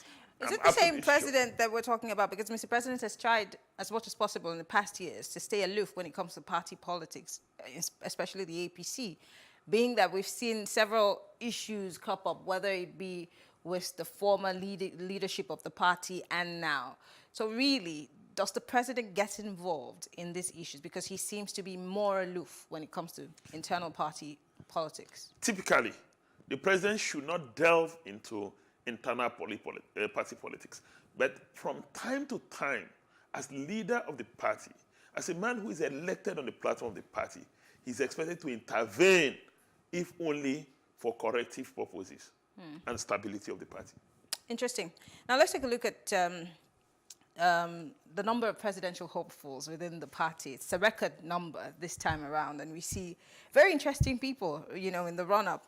But then when you look at the political weight and structure, the prowess of the people who have, put their hats in the ring and say they want to, run, what should be the deciding factor for choosing, a flag bearer in the PDP? For you who's been... In the PDP or the APC? In the APC, I beg your pardon. For you who's been a member of the party for this long, I mean, if it comes to that, if it comes down to delegate systems, because we're not certain what the APC is going to go by, whether you're going to do a consensus or you're going to have to use the delegate system. But if it comes down to the delegate system, what should be, because I just asked the same question to my former guest, what should be the consideration of these delegates, being that they're the ones who decide who we, the voters, get to vote for at the end of the day? All right, thank you very much.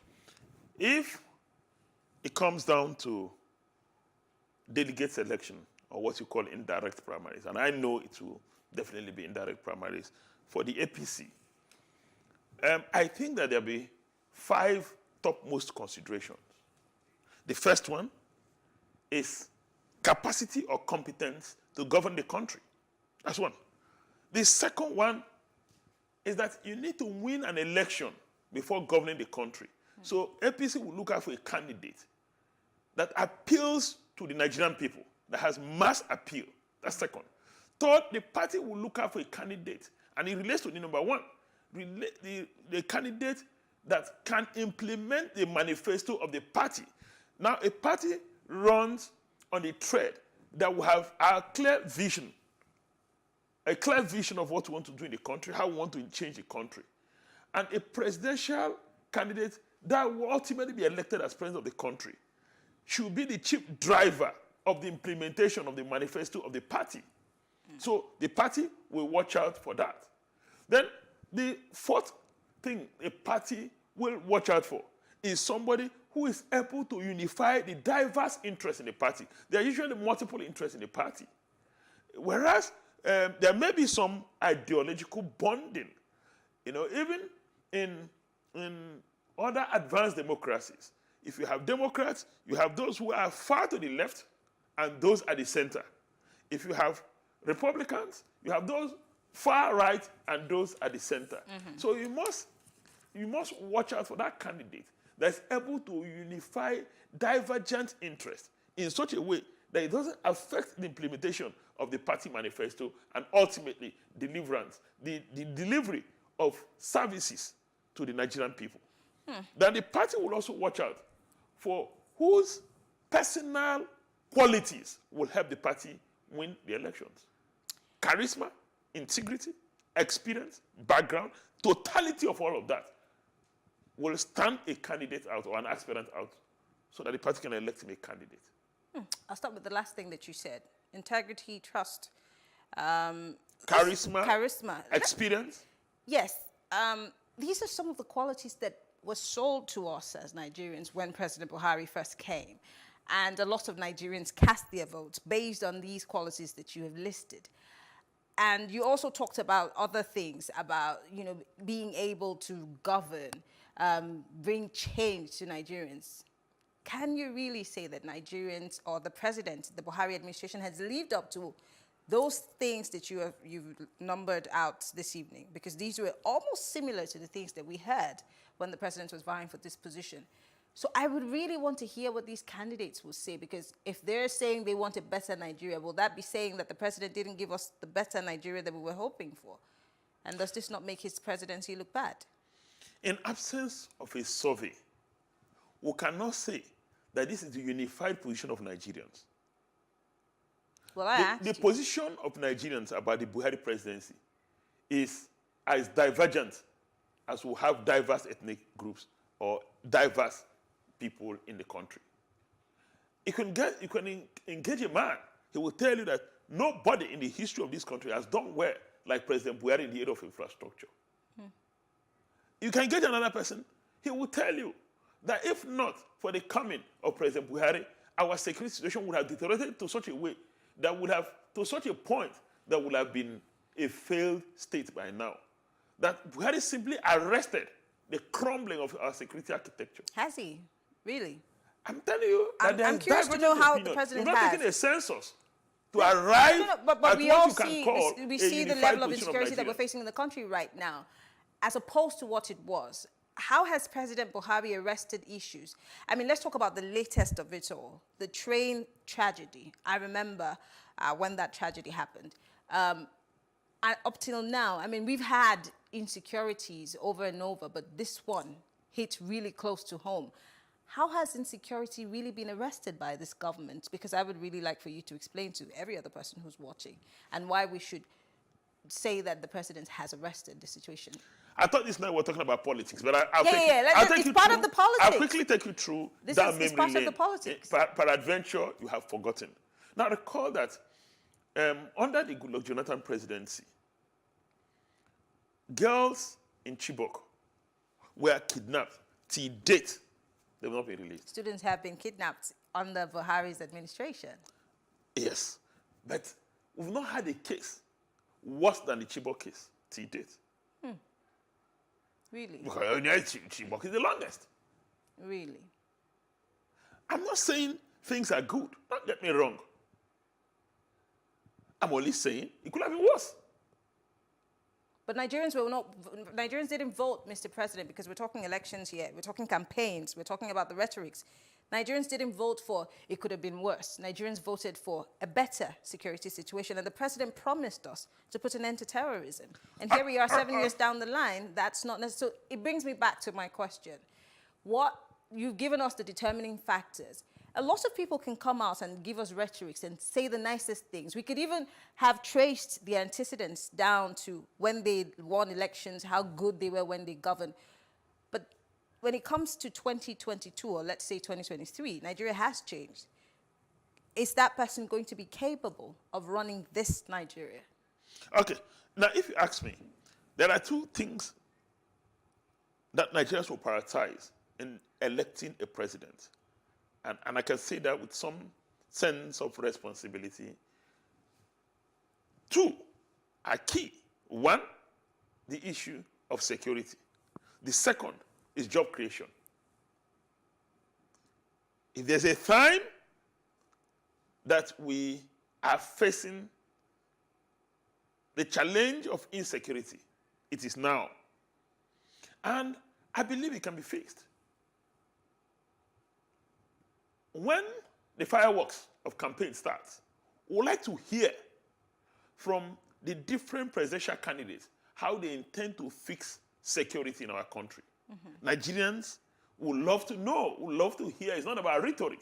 If you say, in 6 months, I will ensure that there's no insecurity, the next question is how? Please, can you give us details of your plan to deal with insecurity? Enough of rhetoric. Now, the other thing is job creation. If there's a challenge we face today, is the fact that unemployment feeds insecurity, and they are correlated. Now, unemployment is a catalyst for the insecurity we're facing today. Nigerians would like to know how you intend to fix the economy, and by extension, create jobs for our people. So, I don't think there's any dispute about that at all. Okay, let me bring you back to the APC primaries. There have been so many speculations about former President Goodluck Jonathan picking a ticket, being a member of the party, not being a member of the party, a group of people buying him the form, you know. And then over the weekend, we saw reports on the pages of national dailies of persons within the political party saying he will not be imposed on the party. These are all speculations, but you're a member of the party and would like to hear. Share your thoughts on the former President Goodluck Jonathan's situation. Is he going to be on the screened list? Is he a member of your party? What's the situation? All right, I will rather say, let me affirm the position of the National Working Committee of the party and the presidency, and they're very clear that former President Goodluck Jonathan is not a member, is not a card-carrying member of the All Progressives Congress. But the Bayelsa State not submitted, APC had said that he has been a member of the party. Never did the Bayelsa APC say so. It was reported. It was a creation of social media. They never said so. Interesting. That's one. Two, he did not purchased the APC presidential nomination form, did not submit same, has not presented himself for screening. And so there is no way that those foundational things are not in place. You expect him to emerge as candidate of the APC. That would be the greatest, I don't want to call it of the century. I don't want to call it 419 or that would be the 7th or 9th wonder of the world or in the world of politics. So I don't expect that President Goodluck Jonathan will emerge as candidate of the APC. The likelihood is remote. Now let's go back to the member of the party that had spoken about. Don't get me wrong. He's a good man. He's a great man. But that is not in doubt. But let's stick to party politics here.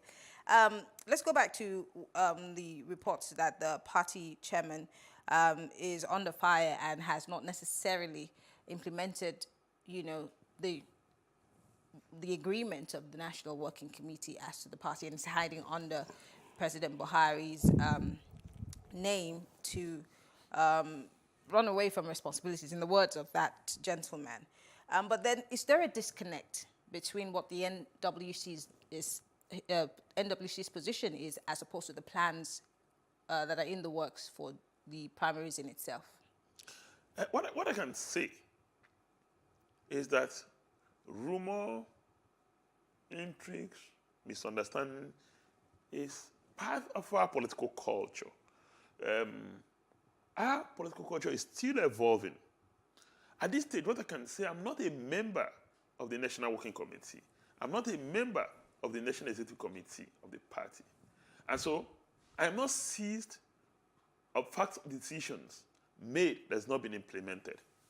Perhaps he who alleged should come and present more details to Nigerians and say, in the National Working Committee, we agreed on A, B, C, and this has not been implemented. For me, an ordinary member of the party, I can see that things are proceeding at pace. Things are going well.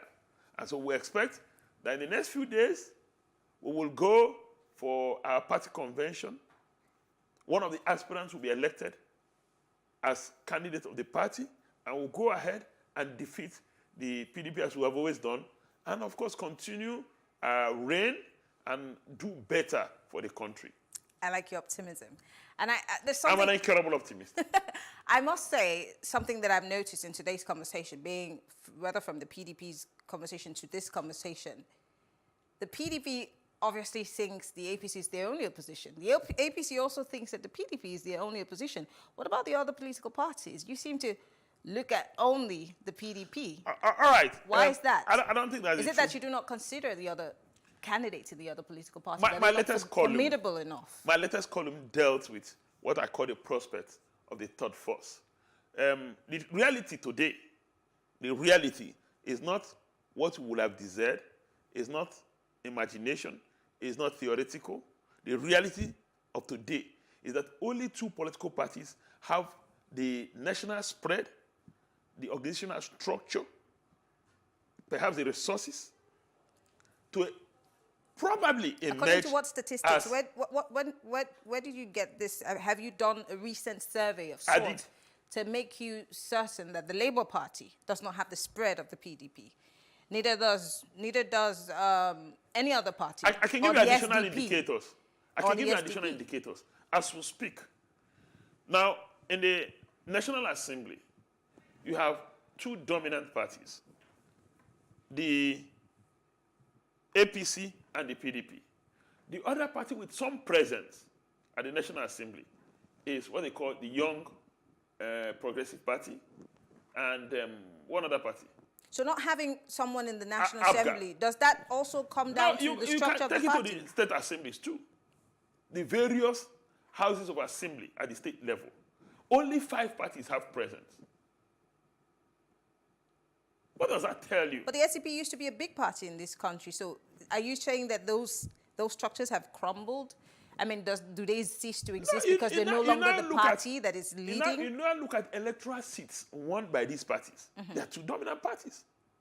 Whether as governors, in any case, for the governors, there are only 3 parties.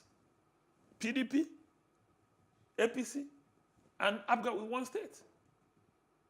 How else do you measure the strength of a party? One way of measuring the strength of a party is by the electoral victories. There are many other ways, different models to measure the strength of a party. The number of legislative seats, the number of government houses they occupy, their membership strength, their presence in every local government. So, visibly, the PDP and the APC are dominant. And it's like that in most mature democracies. Now, if you look at the UK, you have the Conservative Party and the Labour Party are these two dominant parties. That does not mean that there are no other parties.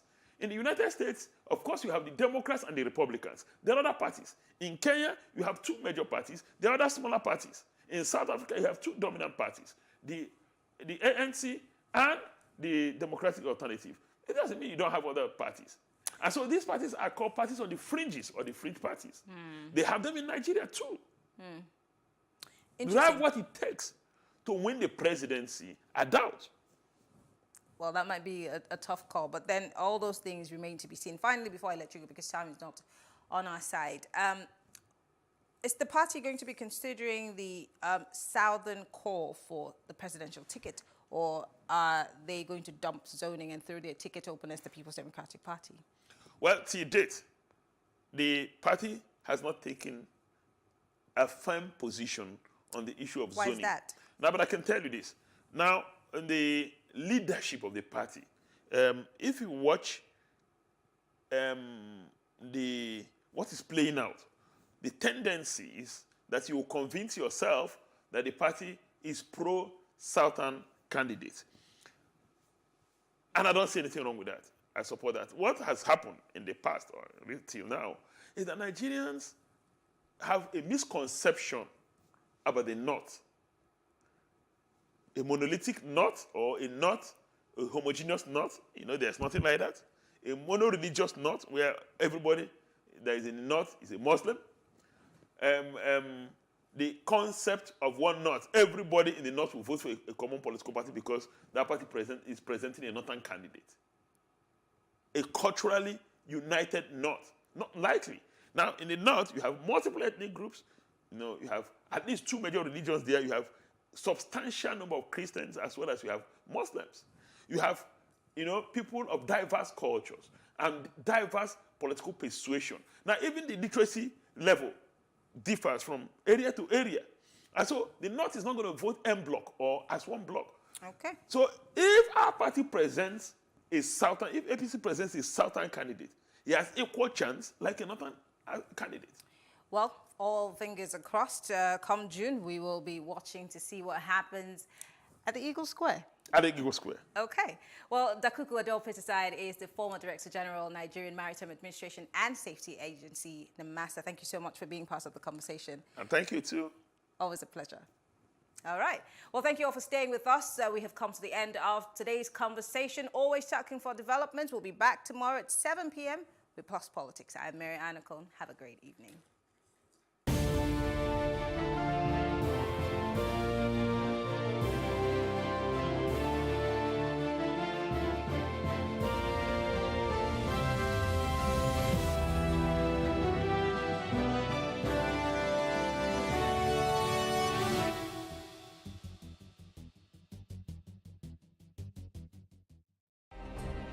Nigeria's Niger Delta region, from where the black gold fuels Africa's largest economy, where the lines between wealth and poverty has never been thinner. Conflicts, poverty, insecurity, and environmental challenges daily confront the region. How can the Niger Delta story be changed for the better? Join Mamude Akuga at 9 p.m. every Friday evening on Plus TV Africa as he probes deep in search of solutions. Inside the Niger Delta with Mamude Akuga, the authentic voice of Nigeria's oil-rich region.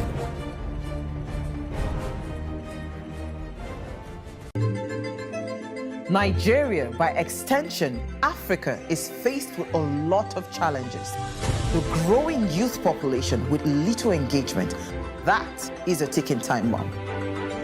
We are a blessed people with diverse culture and highly cerebral minds who have a lot to say. And yes, we are talking. It is important we drive the right conversation that informs, inspires, influences thought and action. If we say there's beauty in our diversity, then let us embrace our diverse culture. We must continue to courageously be the voice of transformation as we are the hope for the future. Yesterday's conversations shape today. What are you saying to shape your tomorrow? We know you have a lot to say, and we are here to hear you. In raising our kids, parents should stop playing God. The internet is actually using the people. But when you are looking for money to help other people, then it becomes easy. Don't rush into marriage. I always say this. You rush in, you rush out. Family is the bedrock of every society and the essence of life. On Today with John and Helen, we dig deep into family values in every sense of the word. Join us every Saturday at 9:15 a.m. on Plus TV Africa, DSTV channel 408. With you, we play a part in strengthening the values passed from generation to generation.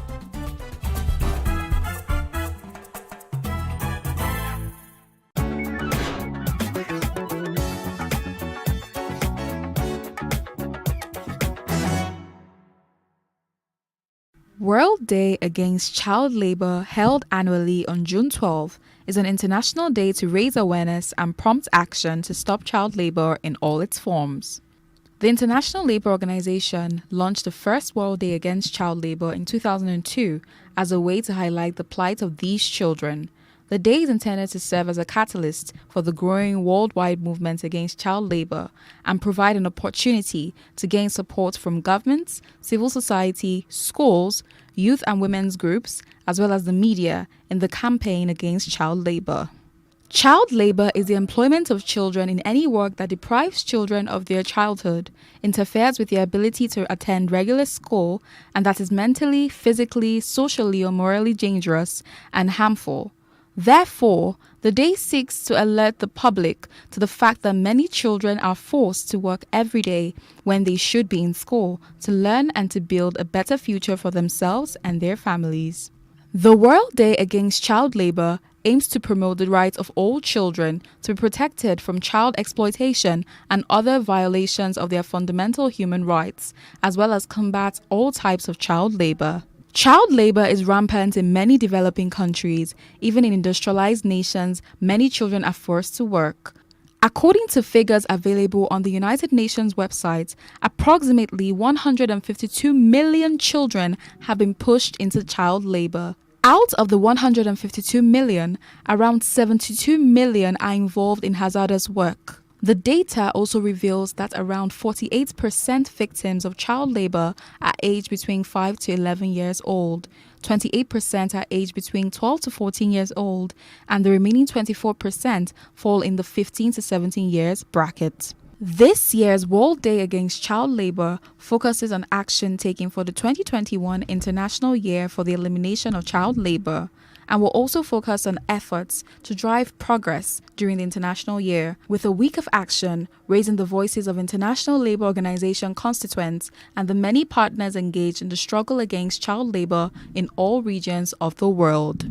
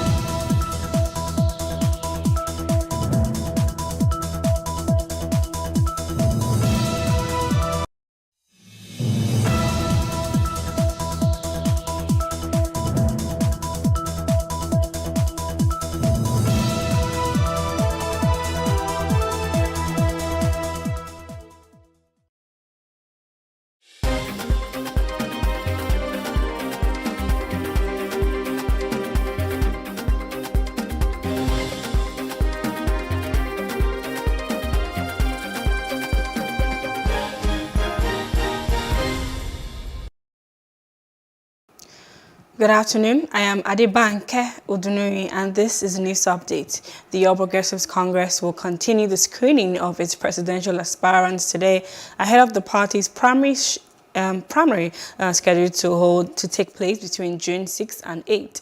A total of 11 presidential hopefuls are expected to appear today before the APC Presidential Screening Committee. They include the Vice President Yemi Osinbajo, the Senate President Ahmed Lawan, Governor Kayode Fayemi of Ekiti State, Senator Godswill Akpabio, former Speaker of the House of Representatives, Dimeji Bankole, and others. President Muhammadu Buhari today met with APC governors ahead of the party's presidential primary elections. The meeting, which is ongoing at the Presidential Villa in Abuja, has all members of the Progressives Governors Forum represented. It is expected to give guidance on who should emerge as the flag bearer of the APC amid the screening of the party's presidential aspirant by the committee led by a former APC National Chairman, John Oyegun. President Muhammadu Buhari will on Tuesday depart Abuja for Madrid, Spain, on a state visit at the invitation of the Spanish President Pedro Sanchez. The president's spokesman, Femi Adesina, who confirmed this in a statement in Abuja, said the president will also meet with heads of state of the Spanish nation, His Majesty King Felipe VI. The Nigerian leader will be speaking to the gathering of top members of the Spanish business community and their Nigerian counterparts on the investment opportunities in Nigeria and ways of expanding the volume of trade as well as further collaborating for the development of the economies of both countries. The president is expected back in the country on Friday. The Federal High Court in Abuja has granted bail to Mr. Rochas Okorocha. He was granted bail today by Justice Inyang Eko in the sum of 500 million naira and a surety sum in like sum. Justice Inyang Eko gave the order while ruling on the bail application filed by Okorocha, who currently represents Imo West Senatorial District in the National Assembly. He ordered that the surety must be a responsible citizen who has landed property in the like sum of the bail granted to the presidential aspirant. An Interpol-led operation targeting malware cyber fraud across Southeast Asia has resulted in the arrest of 3 Nigerians suspected of engaging in global scamming. The EFCC arrested the suspects in a sting operation conducted simultaneously in a Lagos suburb called Ajegunle and in Benin City, Edo State capital. The Nigerian sting operation comes as part of a global operation codenamed Killer Bee, involving Interpol National Central Bureau and law enforcement in 11 countries across Southeast Asia. And the kidnapped prelate of the Methodist Church, His Eminence Samuel Uche, and 2 other abducted clerics have regained freedom. They were released at around 6:30 p.m. yesterday. It is unclear if any ransom was paid before they were released. The church is also yet to issue a statement about the release of the men who were abducted in Abia State on Sunday. A professor of nursing science and sociology, University of Lagos, Fatai Badru, has called on the government to urgently create a database for care of the elderly in the country. He stated this at a symposium organized by the Neuropsychiatric Hospital, Aro, Abeokuta, at its Dementia Week with the theme, Remember a Person Coping with the Realities of Dementia. He noted that when old age sets in, there is dwindling income, and as such, they need help not just from the family, but also the government. Why we really relate it to the old people or older adults is because as we grow older, our muscle, our cells, our tissues, organ system begin to wane little by little, right? So if an individual has taken drugs, for instance, that could affect cannabis sativa, for instance, that is a book, can accumulate in the brain for a long period of time. And so when you have such individual who are that choice, and because of peer pressure, because of economy downtown, because of a lot of other factors, people get involved in other things that they are not supposed to, and they want to get success without following due process and so on and so forth. So actually, either old, either young, either middle, it could affect anybody. But like I said, The exact cause of even dementia is not known. Increase investment in research on dementia, allocating funds to the health sector. We have not met the African Charter, what we're supposed to put to healthcare in Nigeria. Institution of risk reduction strategy, building the required trained workforce. Even now, we are having brain drain. Health workers are going. Inside our building, we are even losing. Ensure that it is possible to live well with dementia. We must tell them, we must tell the family that, oh, it's not over. It's not over. We can still care for these people. We can still help them. It needs to create awareness so that people need to protect the elderly. You know, we have spouses abuses. We also have elderly abuses. You know, we have people that are abusing the elderly ones at home. They lock them up. They don't bring them out for treatment. So all this thing needs to stop. And thirdly, we are also trying to use the opportunity to create to a government that there needs to be a policy by the government in which, you know, when, of course, the hospital, our specialty, our experts, in conjunction with other experts all over the country, are ready to work hand in hand with federal government and the state government and the local government to create a policy that will be a guiding policy that will determine and regulate how our elderly people will be taken care of in the public. As the 2023 elections draw near, Nigerians have been speaking on the role of the justice system before, during, and after the polls. That's on Street Views. Let's take a listen.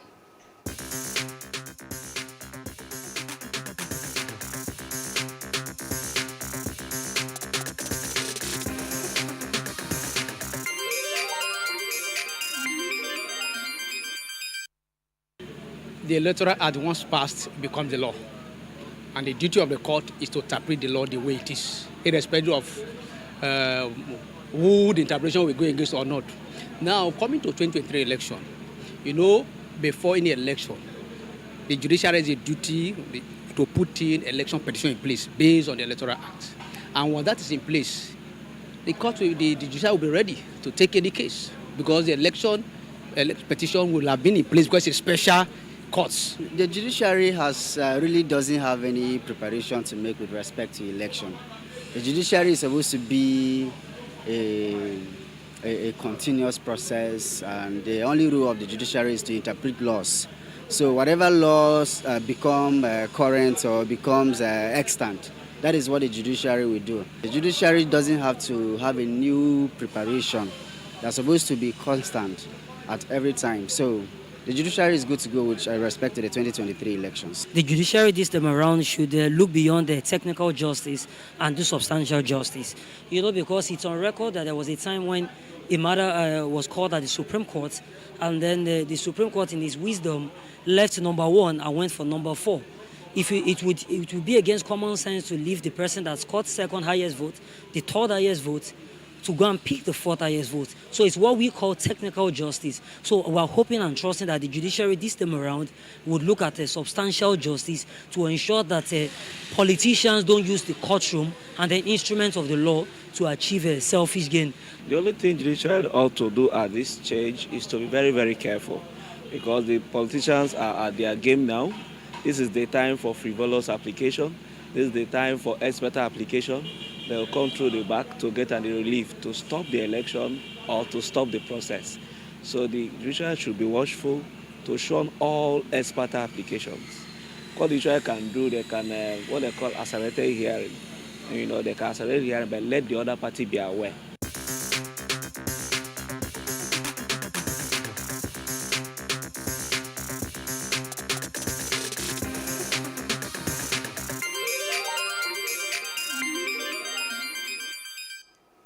And outside Africa, the black box of a Tara airplane that crashed in Nepal on Sunday has been recovered.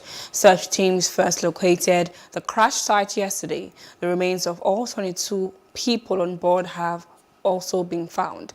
The plane was on a 20-minute flight when it lost contact with air traffic control 5 minutes before it was due to land. 4 Indians, 2 Germans, and 16 Nepali passengers were on board the plane.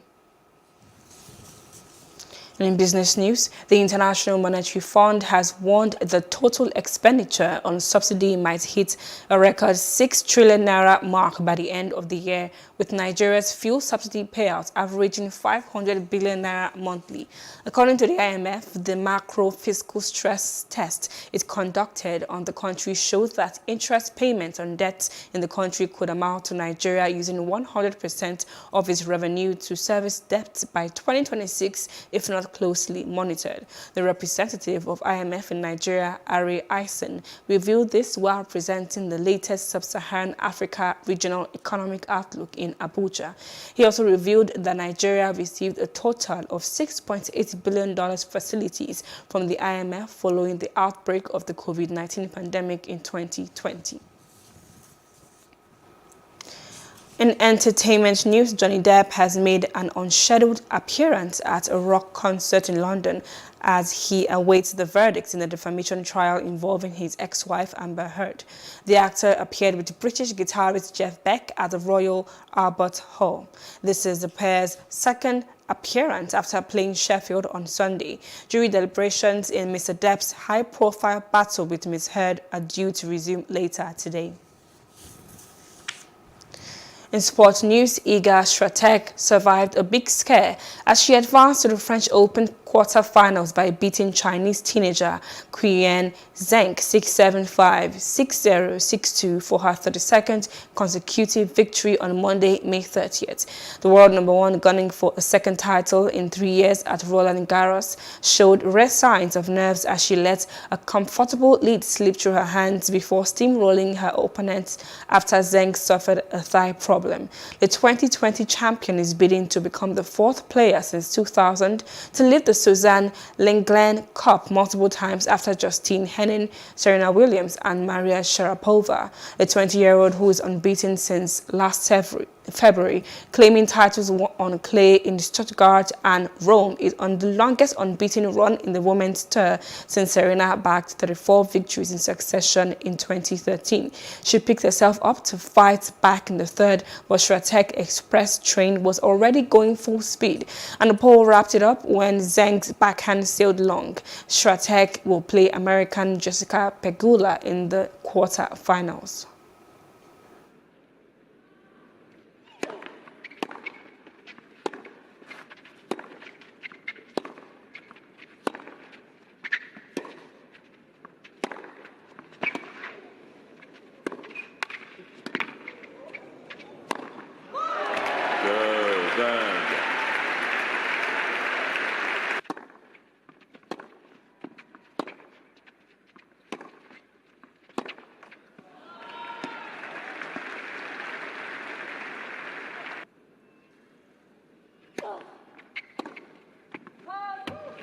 Deuxième manche, Swiatek.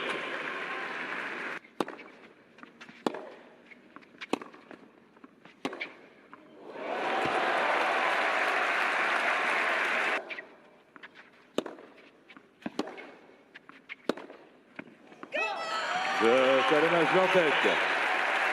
2 manches à 1. 6-7, 6-0, 6-2.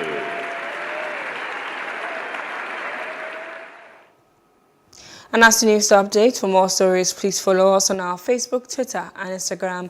And do subscribe to our YouTube channel at Plus TV Africa and Plus TV Africa Lifestyle. I am Adibanke Odunui. Thank you for watching.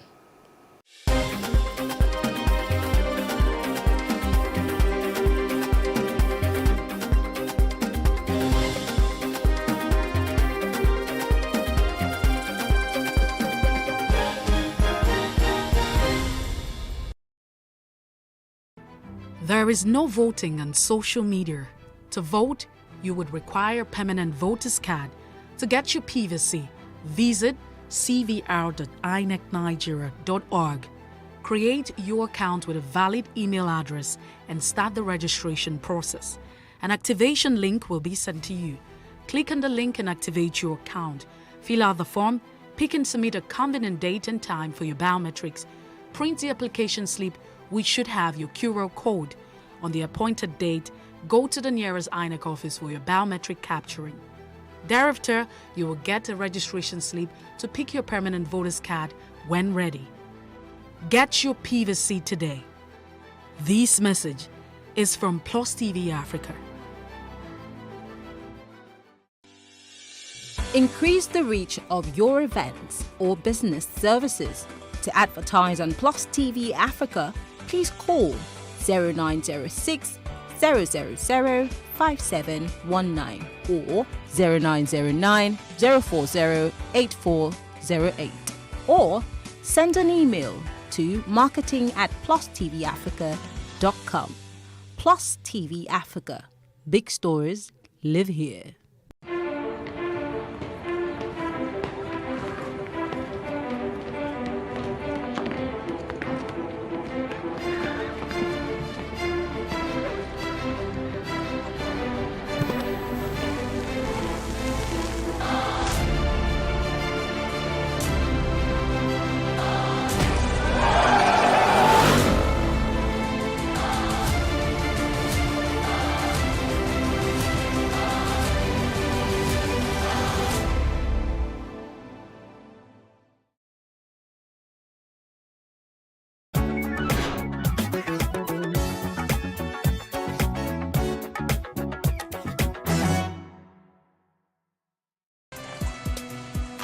The Nigerian film industry has continued to gain popularity across the continent and on the global stage. Even with its popularity and growth, it is still to be criticized on many fronts, one of which is that it is a quantity-driven industry as opposed to a quality one. Stakeholders have given certain factors for churning out substandard movies. Some have said budget restrictions, weak plots, repetitive dialogue, and the overwhelming lack of public-private partnership, not leaving out government participation. Since 2010, some positive developments have changed the nature of Nollywood. They include an influx of professional filmmakers, the rise in international festival and cinema tours, international premieres, collaborations with multinational companies, Pan-Africanism and distribution via multiplexes. In this time, a film's release on VCD, DVD began to happen later in its life, effectively disenfranchising Nollywood's traditional mass-market consumer base. The question I am interested in answering are Nollywood's filmmakers becoming more specialized in their art? And was it gentrifying? I use the word metaphorically to explore whether Nollywood increased in grandeur, appeal and acceptance amongst Nigeria's upper class. Hence, leading to fast rise in features of skit makers, brand influencers, and basically anyone with a little bit of fame. And has this become the domino effect, catapulting skit makers and brand influencers into a whole lot of fame? Put your card number here. Oh, really? Oh, yes, my dear. Thank you, yes, sir. Let me send something to you. Oh, I actually think I remember, sir. Eh? Opopo Tomongo. Yeah! Yes, sir. You remember the conference? Yes, I do. You will go far. Yes, you will go far, my dear. Well, the Nollywood structure has been of concern to many veterans, and one of them is Saeed Balogun. I will appeal to the government to give us structure. And the government don't have problem. It is we movie makers. They tend to do riots in the state, carrying placard. It is the National Assembly that should give me a structure. Are they trying to make me powerless? Is it a dictatorship style of ruling? They don't know what to do. The question I ask myself at times is, that honorable that is in charge of culture and code that can give me structure, does he know anything about movies? He's just looking for where to be. He doesn't even know. It is one, we have a lot of us that can bring the revolution. About 5 or 6 of us in the assemblies, we can scream, we tell them, God damn you, you know what I'm suffering, you know what I'm going through now, so speak my language. But if you tend to put one honorable man there who was elected, who was and probably mechanical engineer, or an economist or something, who doesn't even know my pain, we can't get it right. It is the structure. After the structure, yeah, the investors can now smile, because if you invest in me, put money on my table, I mean, there, you want me to put food on my table, put in billions and I'll give you back millions or thousands. Will you come back some other time? No. When the government gets it right, The investors, please, if they are coming, I always tell them, please invest in me in what I can pay back. I am the president of the Golden Movie Ambassadors of Nigeria. We believe in restructuring, repositioning, and getting everything right. An ambassador means you can represent your country everywhere. That is where professionalism comes in. A lot of people are just coming in from everywhere. We have more than 50 associations, 31 performing. What we're looking for, and why can't we be one? A professionalism can come in when you have a strong structure that can guide it. New talents are essential for growth and encourage new faces into the industry, but proper training is vital for theatre and, of course, film. Training is critical. We need to create a platform that gives everybody the opportunity to be trained, and then also we need to look at also some means of internship on productions, take people on and guide them, and show them how to do what you do.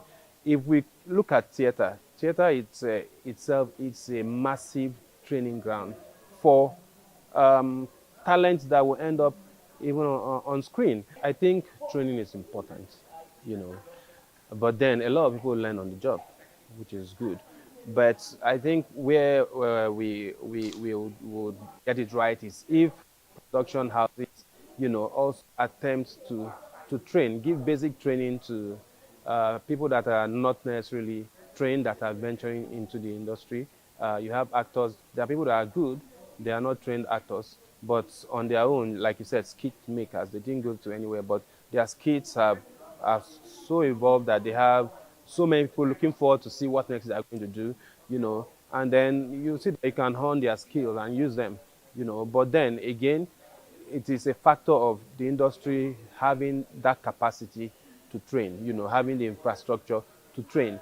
A lot of these people would want to, if the opportunity is there, gain more knowledge on how to do film, how to be better actors or producers or things like that, but then we need to have that platform that gives them the opportunity. That's one. And two, production companies also should look at ways of, even at times some training do not necessarily have to be formal. They could be informal through internships and things like that. And then skit makers also, at times when they've made so much fame, they are popular, and they feel they have arrived. But no, there are certain basics you still need to learn. At times you should learn also to try and hone your skills so you can be better. That you are popular now does not mean you cannot do better things. Milking that popularity that you have gained now through the skits you do, which we notice a lot of people don't do. A lot of directors will just allow you to do your thing. I've heard of a set where the director just say, okay, read the line, or yeah, do your thing, but at times you should be able to tell somebody, this is what I want you to do, this is the way I want it to be. That helps with the quality. The next thing I'll look at is casting. People cast for the wrong reason. It is good to cast with the mind that this person is going to draw eyeballs or is popular, hopefully the person will help with publicity. It is good. But when you look at certain characters and you know that you need somebody to deliver top-notch performance, and then that character is unique in that way. It's not something you can just cast anybody because of the numbers. And you overlook that fact and you just put someone that cannot deliver on the character because you think the person has got numbers, then that drags the quality of the production. It is not acceptable for popular faces to just go on and start filming without necessary kinds of training. For us in Actors Guild of Nigeria, it's something we totally abhor and we condemn. So you find that sometimes before you catch them, they are finished making the film. So we are gradually working with the censors board in Nigeria to see that some of these things are put to a stop. You must have a certain level of qualification. Even if you have graduated from school and you have not done this business before, you still need some kind of elementary approach where you will be given some ideas, instructions on what to do before joining the Nollywood industry. It's not all about I can act, I cannot act. Sometimes you see these popular people, when they come to set to act, they don't know terminologies of the industry. when you tell somebody who is acting and you say the director says cut, he doesn't know or she doesn't know what cut means. You understand? All of these things are the rudiments of the industry that they needed to go through. But because we are in a country where everything goes, people don't seem to follow rules and regulations, but we are gradually closing in on them. With the advent of internet, social media, and instant entertainment platforms, many reality TV stars and skit makers have risen to fame. In this part of the world, becoming a top celebrity is either by ad work, persistence, or through reality shows. As we know that the road to fame is a tough one around here, a few of our top Nigerian celebrities credit their prominence to reality shows which have given them the opportunity. One of them is Seyi Awolowo, who didn't see it as a challenge for the Nollywood to cast popular faces in movies, as long as the directors have a sense of direction and vision they hope to achieve in the movie. Well, I don't see why not. Everybody is entitled to be able to do what it is that they want to do. Only thing is when it becomes constant and if there's a regulatory body involved, if it's a constant thing where they've literally become constant film kid and they need to be registered, okay, then they can go and do that. But I believe that everybody should have, I don't see any reason why I will not put who I want to put in my own production when I want to put them in my production. I mean, I see that person to fit the role accordingly, to fit the character, Bible properly. So why not I'll bring the person on board? So I don't see anything wrong with it, as such. It just depends on who's creating movie and whose movie it is. Sometimes you want a particular kind of thing, but you're not willing to give. Give what you take or take what you give, how to speak. If you're going to be professional to the T. Follow your this thing and not along the line. I want to start using the or there's a sentiment of, now help us to make it known. If you start a kind of particular kind of way, go all the way down to the end. Professionalism in the industry, I can't say varies from companies to companies or from different organizations to organizations, how professional they are, or their motto, or their modus operandum of how they want to handle things. So, that's the thing. For me now, I can just have a laid back working environment where I want everybody wearing shorts and t-shirt and being more laid back as to probably just someone that wants everybody in a tie. And so it just depends on, the modus operandi of that particular organization that is handling the production of whatever movie or, that is handling that particular production for the time being while you are working, if you get what I'm saying. There are regulatory bodies, but do they really carry out their duties? How do they manage professionalism in the Nollywood industry? For us, we have a constitution that we're working with, but we're trying to come up with the memorandum of understanding in the industry, whereby even if you are involved in any show or something where you have been elected as maybe highest winner and all of that, you will need to still pass through one or two trainings and then belong to a group, either as a producer or as an actor, before you are practicing in the industry. Yeah, professionalism, without being political here, every industry needs professionalism. For us in Nollywood, we are grappling with that because the Nollywood industry is the industry that started without entry point and without exit point. And it continued to grow without anybody checking it. Now it has grown beyond bounds that wherever you are coming with discipline, it becomes like it's too difficult to instill discipline among practitioners because there were no laid down rules from beginning. There were a lot of illiterates. There were a lot of people who didn't go to school. There were a lot of people who didn't see the four walls of any school, but because they are talented, they have made it big and they are now in the industry. So it's a Herculean task at this point. So we're calling on people who have been here before in the industry to so come back and say, look, this thing is getting out of hand. We have to come back to the basis. Let's see where we structure. Every actor, every producer, every director, you must belong to where your people are. Let us begin to see places. We need professionalism so I don't just do things out of proportion. The Nollywood industry is a growing work in progress, and the Nigerian Film Censors Board needs to enforce the parameters that positively influence the creative processes from writing a screen to post-production. Is this body efficiently empowered to ensure professionalism in Nollywood? Well, hope we find answers soon. For domestic violence.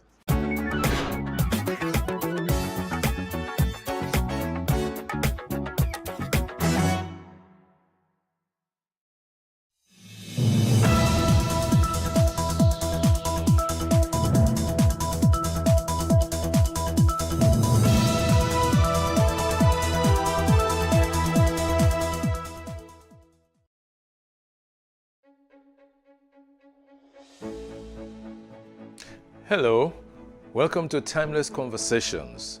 Today my guest is someone for whom I have a great deal of respect. Indeed, he's my trainer, my teacher. If someone has been your teacher once, you can't say he's my former teacher. So he's my teacher. He's an award-winning broadcaster, an icon in our industry, a very committed Nigerian. Please welcome Sonny Irabor.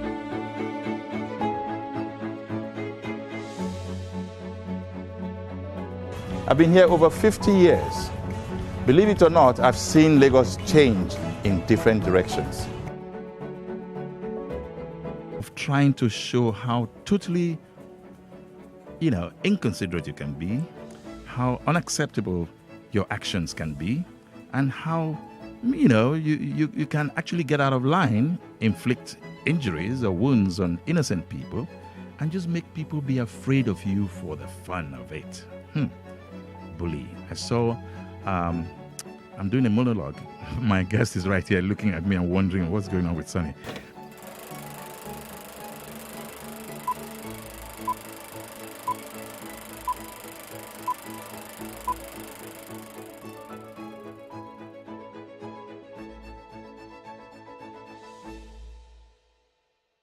Thank you very much.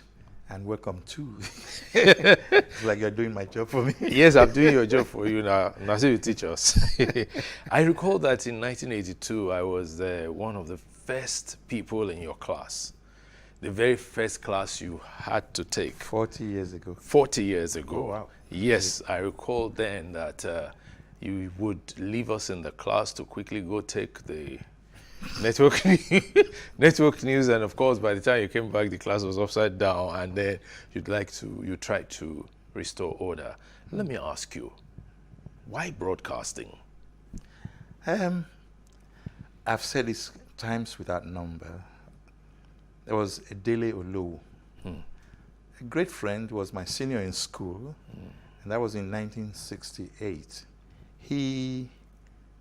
I heard his voice on Midwest Radio. The voice didn't change. It was just the same light, personable voice. And I said to myself, that must be Dele Olowu. That must be Dele Olowu. I said, okay, when I grow up, I'll be like him. But guess what? He came back to school that same day. I said, did I hear your voice on radio? Those days of rediffusion. Rediffusion, yes. And he said, did you listen? I said, yeah. I said, really? How did I sound? I said, great, But it never left my mind. I made up my mind, one way or the other, I will have to be a broadcaster. So, to me, he was the influence. That was your influence. But your trajectory started from the prison service. Yeah. Now called correctional service. Is that what they call it now? Yes, it's called the correctional service. Hallelujah. Now. Yes. Well, would that correct them? But anyway, let's go back to, the idea of being in prisons was accidental. Okay. Or correctional center. No, it was prison service. Yes, at the time. And so I was living with my sister. Yeah. She was the officer in the Nigerian prisons. So she said, look, while you're waiting to go back to school, this was in 1971, come and work with us. I said, okay. So I joined, and I started enjoying myself. 1 year, 2 years, 3 years. Yes. Oh boy, time don't work out. So anyway, along the line, a friend came, Jones Hussein. Jones Hussein, yes. Then another friend, Iria Inakimio. Good. And another friend, Patrick Oke. Yes. And they were all from Radio Radio Nigeria. Nigeria. There was a place called the Sharp Corner. Yes. You know, and that's in Ikoyi, Obalinde. yeah, no, on the Alagbon Close. Alagbon Close, okay. Yeah. And they would just come there, they would eat, some of them would drink. I never knew how to drink anyway, so I was like, oh, I wish I could just be like these guys. Then one day, Patrick and Jones said, you have the kind of voice that I think should make a good broadcaster. I said, really? Okay. So come, let's go. So we went to Radio Nigeria. You had an audition? No. Patrick Oke with Boma Kaliwo gave me a script to read. And I read, today I would say the email you are getting now. We read letters that took 2 weeks to arrive at the studio. Exactly. And maybe another 2 weeks to respond to. Yes. You know. And so it was called NBC Mailbag. Patrick was the narrator. I was the voice. Ooh. And sometimes Boma, who was the producer, if there was no other voice, she would join when there were too many letters. So the feedback mechanism we had was through that process. Where people reacted to what programs they heard, no matter how long it took. Yes. But they reacted. And there was always a feedback. A feedback, yes. Yeah. So that gave me a leeway, and that was in 74. But in 76, I was sent to apply for a job. Okay, now. At Radio Nigeria. Whoa. Meanwhile, I was still with Alagbon Close. Alagbon Close, yes. And so that's how your radio broadcast life started. And I went for training in 1977. That thing about training, in those days, people didn't go on the air as full-fledged broadcasters without training. Yeah. But these days, what do we have? Well, talk about speed and time, you know, because in those days, people looked at perfection, and you have to be ready for the job psychologically and physiologically. And then also, you have to be prepared to be trained, and you have to show that you were trained for the job and ready to operate as a professional. Sure. So, as luck would have it, I was trained. After 3 months, I became a junior presentation assistant. Can you imagine? Junior presentation assistant. Yes. And then they said you could not go on air. Me, I was ready to go, but they said you could not go on air. You'll be looking at the microphone like I'll just be looking at, and then they now paired me with the likes of Jones Hussein. Yes, your what friend. Now the Citizens Jones of Max Radio, yes. And I brought him down because of what he did to me. Yes. The first baptism of fire I had was when Jones started to read news at midnight. And then 1 minute into it, he said, Sonny, finish the news. He had cut off the mic. Sonny, finish the news. I'm not feeling good. You just have to finish the news. Me? How? I'm not allowed to finish the news. I can't. You're wasting more time. And this is midnight. Midnight. So grab. Where did you stop? There. So my voice was so tiny. Yes, then. I wasn't sure whether I was hearing myself. I was really scared. And I said, okay. That was fear. And I read it. Yeah. I read, the sound of my voice was like, probably if Butterfly has a voice. Yeah, that would have been like it. Yes. You know, and I finished it, and he said, sign off. That was good. Sign it off, sign it off. And I signed it off. I never forgave him. You didn't? Till today, I'm not going to forget Jones Susan, and I'm going to forgive him. But because I felt like going to the toilet. Whoa. I could not go to the toilet. I had to finish the news. And it wasn't funny for me. Yes. I don't know if you, okay, imagine yourself driving a car and there's traffic. Yeah. On, say, the marina. And marina is an open space. Yes. And you feel like, you know, going to the light one in the to the toilet. Yeah. And then what do you get? You can't. You cannot leave the car Yeah. because it's moving, it's scrolling. Yes. You cannot go anywhere else to do whatever. You have to do what they say, what they call whole body. Hey, I was holding body. It was tough. But then you rose to become one of the main voices on the Radio Nigeria Network News. Glory to God for that. For many years. It was a baptism of fire. But what was that experience like? The experience of being that voice that people looked forward to hearing. I didn't know I was. On the news. I didn't know I was until they told me. Like you're saying it now. Yes. Well, there were times I felt, excuse me, that, okay, am I really the kind of person that would be that voice? I never saw myself as one. Because they were, can you beat Patrick Okey's voice? No, you couldn't. So, yeah. Or even your voice. Yeah, well. You know, so I think it was just a stroke of luck for me. Well, what about the commitment that was required? All right. Now that you say that, yes. Yes. What about I was the very commitment? committed. Yes. I was, and I was also particularly, I saw myself as somebody who had an assignment, and no matter what, I had to do it right. Because I was always told, put your best foot forward. Make the best of what you get, and try and live by it. Yeah. And then the rest is history. The rest is history. Well, historically, you will recall that governments used to change in the Radio Nigeria studio. I, Major General, or I, Colonel so and so. Joseph Navem Garba. Exactly. Right. Sani Did any of those Abacha. coups catch you in the studio? 7. 7 caught you there.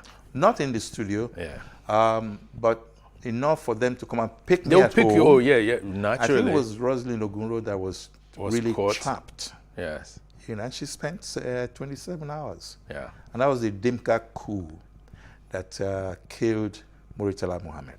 The assassinated. The Abacha coup, right, caught me on the radio in Radio Lagos. Oh, yes. Yes. 24 hours, you didn't go anywhere. Yes. Right. And in my own case, they came for me.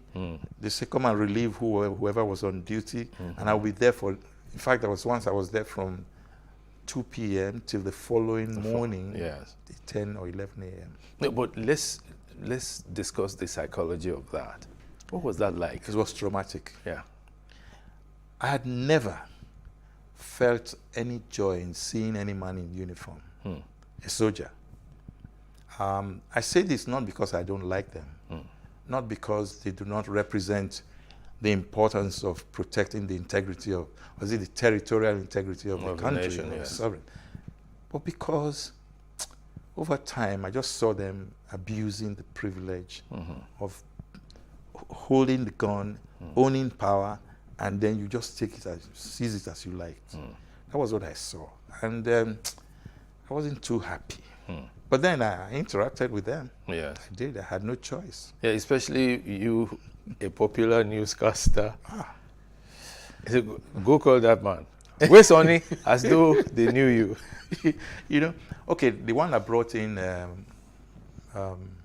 President Ibrahim Babangida. Yes. Myself and Tombra Abarowe. And I think, who was it again? Tulufa Toimbo, or thereabout. They asked us to go to NTA to record his voice, yes, and come back to Radio Nigeria to play it back. Yes. Okay. So, Tombra was the studio manager. I was the announcer on duty. And Tulu, I think, was well senior to us. Yes. I'm not sure the role he played, but anyway, we went. We got there. And the thing is, Babangida, he has a beautiful voice. You know, he made that announcement. The first announcement was very fast. And I called Tombra. I said, boy, I won't take this for a broadcaster. It's too fast. In fairness to Babangida, he asked, is this okay? I said, no, sir. Then everybody looked at me. Who are you? But you were being professional. But in fairness, the man offered to take it again. Uh-huh. He never even met me. Yeah. He didn't even see who said that. Yeah. Just said, look, if they don't like it, let me try. You know, he took it a second time. Yeah. And it was better. Yes. Yeah, made some impact there. Exactly. But then it was with all of that apparatus of power there, all those guns and stern-looking faces and all that. I don't know what gave me the strength of character, the boldness to say, no, sir. But I did. And he listened. And he retook it. He retook it. It was a better broadcast. It was better. Yeah. And that also gladdened my heart. Good. That you could speak up where you had to. Exactly. Yeah. Many people on the radio today, they use words that were taboo for us to use. NTBB. Yes. You're a trainer. What can be done? You said you are a trainer. What can be done? As if I'm the cause of the problem. Oh, no. Let them send them to training school, first and foremost. Yes. If they send them to school, they will have a chance to see things the way they are done. They will be scrutinized. And they will be given a chance to say, did I do it right or wrong? Not. Yeah. But now, get out of school, if at all you went to school, then you take him to the studio, say your voice sounds good. What about his mental capacity? Yeah. What is about his psychological state of mind that can tell him, listen, you're talking to people who are more knowledgeable than yourself. Yeah. True. So, True. Involve them. Talk to the beggar on the street and the professor in the classroom, and in between, the leaders everywhere, because you're talking to someone. One person. But that person has a brain. Yes. And he can process things. And he might even be smarter than you. So in why fact, talk he's to him most as though likely he were to not? be smarter Exactly. Now, you've had a checkered career in broadcasting. In fact, let me say in media practice. Part of that was a 13-month stint as commissioner in your home state, Edo. What was that experience like? Well, it was an interesting experience. It's just that I didn't see myself capable of playing politics and being a professional at the same time. I couldn't. And good thing, the governor then, Lucky Benedion, he's a man, I should say, he listens, you know, and I think he just found that, because he came on Sonny Rabo Live, by the way, and from there he made up his mind I was going to be in his cabinet. You know, and I felt honored by it. But after 13 months, it became a bit tough. The day I left was the day Mrs. Stella Basunjo actually came to launch Radio Nigeria Benin, you know. And before that, I had done a bit of short trip because things were not just going the way I had expected. But was there any particular thing you wanted to say it was like, or compare it to? In the 13 months? Yes. Yeah, a lot of good things should have happened, but they didn't. You know, and I saw a governor who was being twisted to do a lot of things for the politicians rather than for the people. And there's no way anybody can rule like that. But isn't politics meant to be for to the people's benefit? Okay, you said it. Yes. But do you feel it? Let the people tell you that they are actually getting or gaining the so-called benefits of democracy in the people. I don't see that happening, and I don't think people are really enjoying that. Otherwise, we will not be where we are today. We are going down rather than going up. That's and true. This going down started a long time ago. Yeah, but can you divorce the person from their politics? Why shouldn't he divorce himself from the politics? Who elected you there? Isn't it the people? Yes. Okay. So if the people put you there, what should you do? What should your priority be? Meet the people's needs. Yeah, and expectations. Not meet the politicians' needs. That's what's happening today. Yeah. And that's very sad, really. It is sad. It is sad. And even these days, you hear people say the young or younger generation is not ready to take power. That's a very untrue statement. And that's from a very selfish point of view. Why do you say that? Because adults are overstaying their role and time in power. Look, Trudeau of Canada, how old is he? Yeah, well, he was a baby when Gowan visited. Thank you. 1971 or yes, thereabouts. 72 or 73. Yeah. Because I think it's about 48 now or so. So you can imagine how many years he's put in now. Yes. So how old was he when Bill Clinton, how old was he? 43 when he came to power. Yes. Emmanuel Macron Yes. was 39 when he came to power. Exactly. The Prime Minister of Austria, or was it, Austria, Yeah. was 31. Yes. So what's happening to African leaders? Become geriatric before you can be anything? No. You see, what I'm trying to say is this. I'm not perfect. But I believe, honestly, Yes. that the people deserve a true leader, a committed leader, one who can say, I have something to offer you. Yes. Because of the needs that I see before us. Give me a chance and I'll give it to you. All right. Now, if that happens and you actually perform, then you're being creditable. Okay. And creditworthy. We're still on Timeless Conversations. My guest is Sonny Irabor. We'll take a short break now. We'll be back shortly.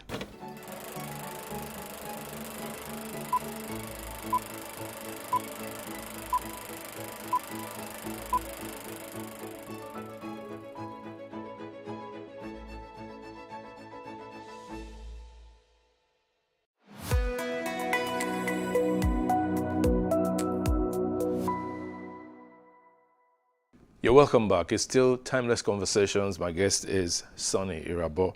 We're talking about the role of the youth and the older generation in politics. And you've expressed this salient fact that the older generation is overstaying its role or its position in power. Both. Both? Yeah. Because look, at this stage, there should be elder statesmen advising the young ones. But if you're not giving the young ones a chance to rule, to give them the benefit of the doubt, let them experience life at that level. Yes. You might see that they have a lot to offer. But APC brought out its presidential form, a nomination form, at 100 million naira. How many young people would be able to afford that? And then they said they reduced it to 50 million, even 20 million. How many of them have it? That is part of the four power we are talking about. Yeah. Because you're now making people to go towards facing the wrong direction. I have no money to offer, but I have leadership, which I'm endowed with. And the 100 million is now standing between me and truism. Even 50 million? Even 50 million. It's not proper. How many people have 50 million? In fact, how many people have 1 million? How many states have that money today? Yes. States. States. Yeah. Do you know how many of them are begging? Yes. Is the country not begging and borrowing now? That's true. That's very true. So I think, you see, maybe we should not misplace our priorities. I think that's where the problem lies. Yeah, but you know, it's about practice. It's about saying something and doing the same thing, or saying something and doing another thing. Yeah. Why must politics be one where people say one thing and then they do another? Yeah, why? There used to be one Olu Obaseki. Yes. Many years ago, he said, "Do as I say, not as I do." Not as I do. And yes. the children knows, no. Yes. You do it, we must follow you. Exactly. You know. Excuse me. Now, that question is salient. But do we have conscience? If we have conscience, we should be able to understand that the reason there is politics is because of the people. Yeah. You see, government of the people, for the people, and by the people. Is that what it is? Yes. Democracy. That's what it's supposed to be. So why should it be otherwise? Why should the National Assembly earn far more than their counterparts elsewhere in the world? Yes. It came as an aside, but it's the truth. It is the truth. Why, for example, should we now see a situation where there's no money to do certain things? We say, okay, don't worry, we'll go and borrow money to do it. When the money is brought, you divide the money into different bits and take it for other things instead of what it was meant for. Yes.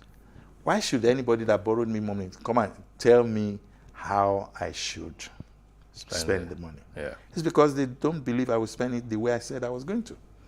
Should Nigeria be like that? No. But then, what's the role of integrity in power?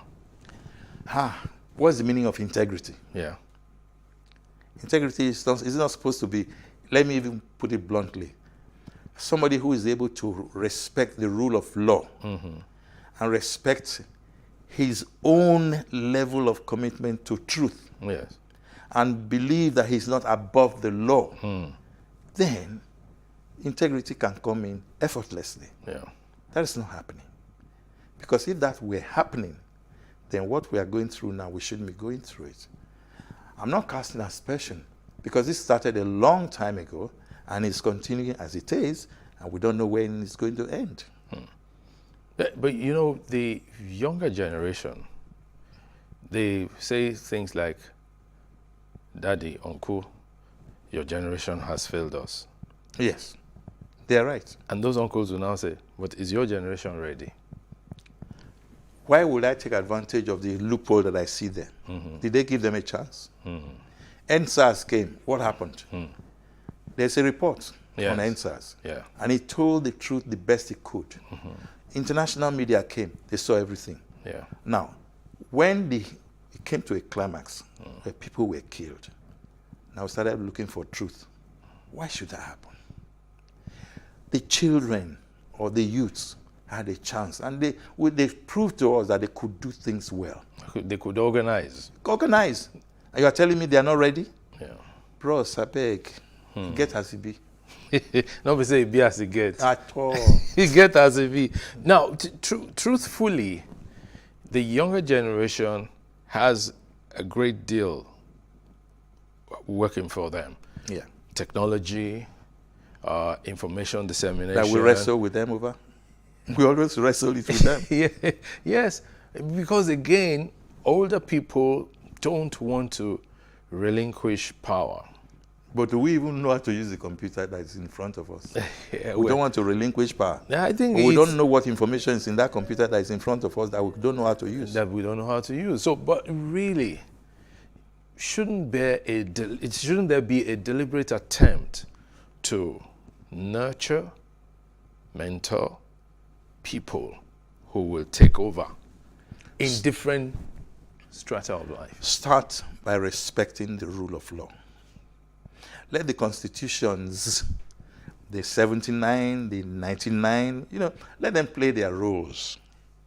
Let us see how far we can manage it. Let's stop amending constitutions when we don't even know the meaning of the constitutions.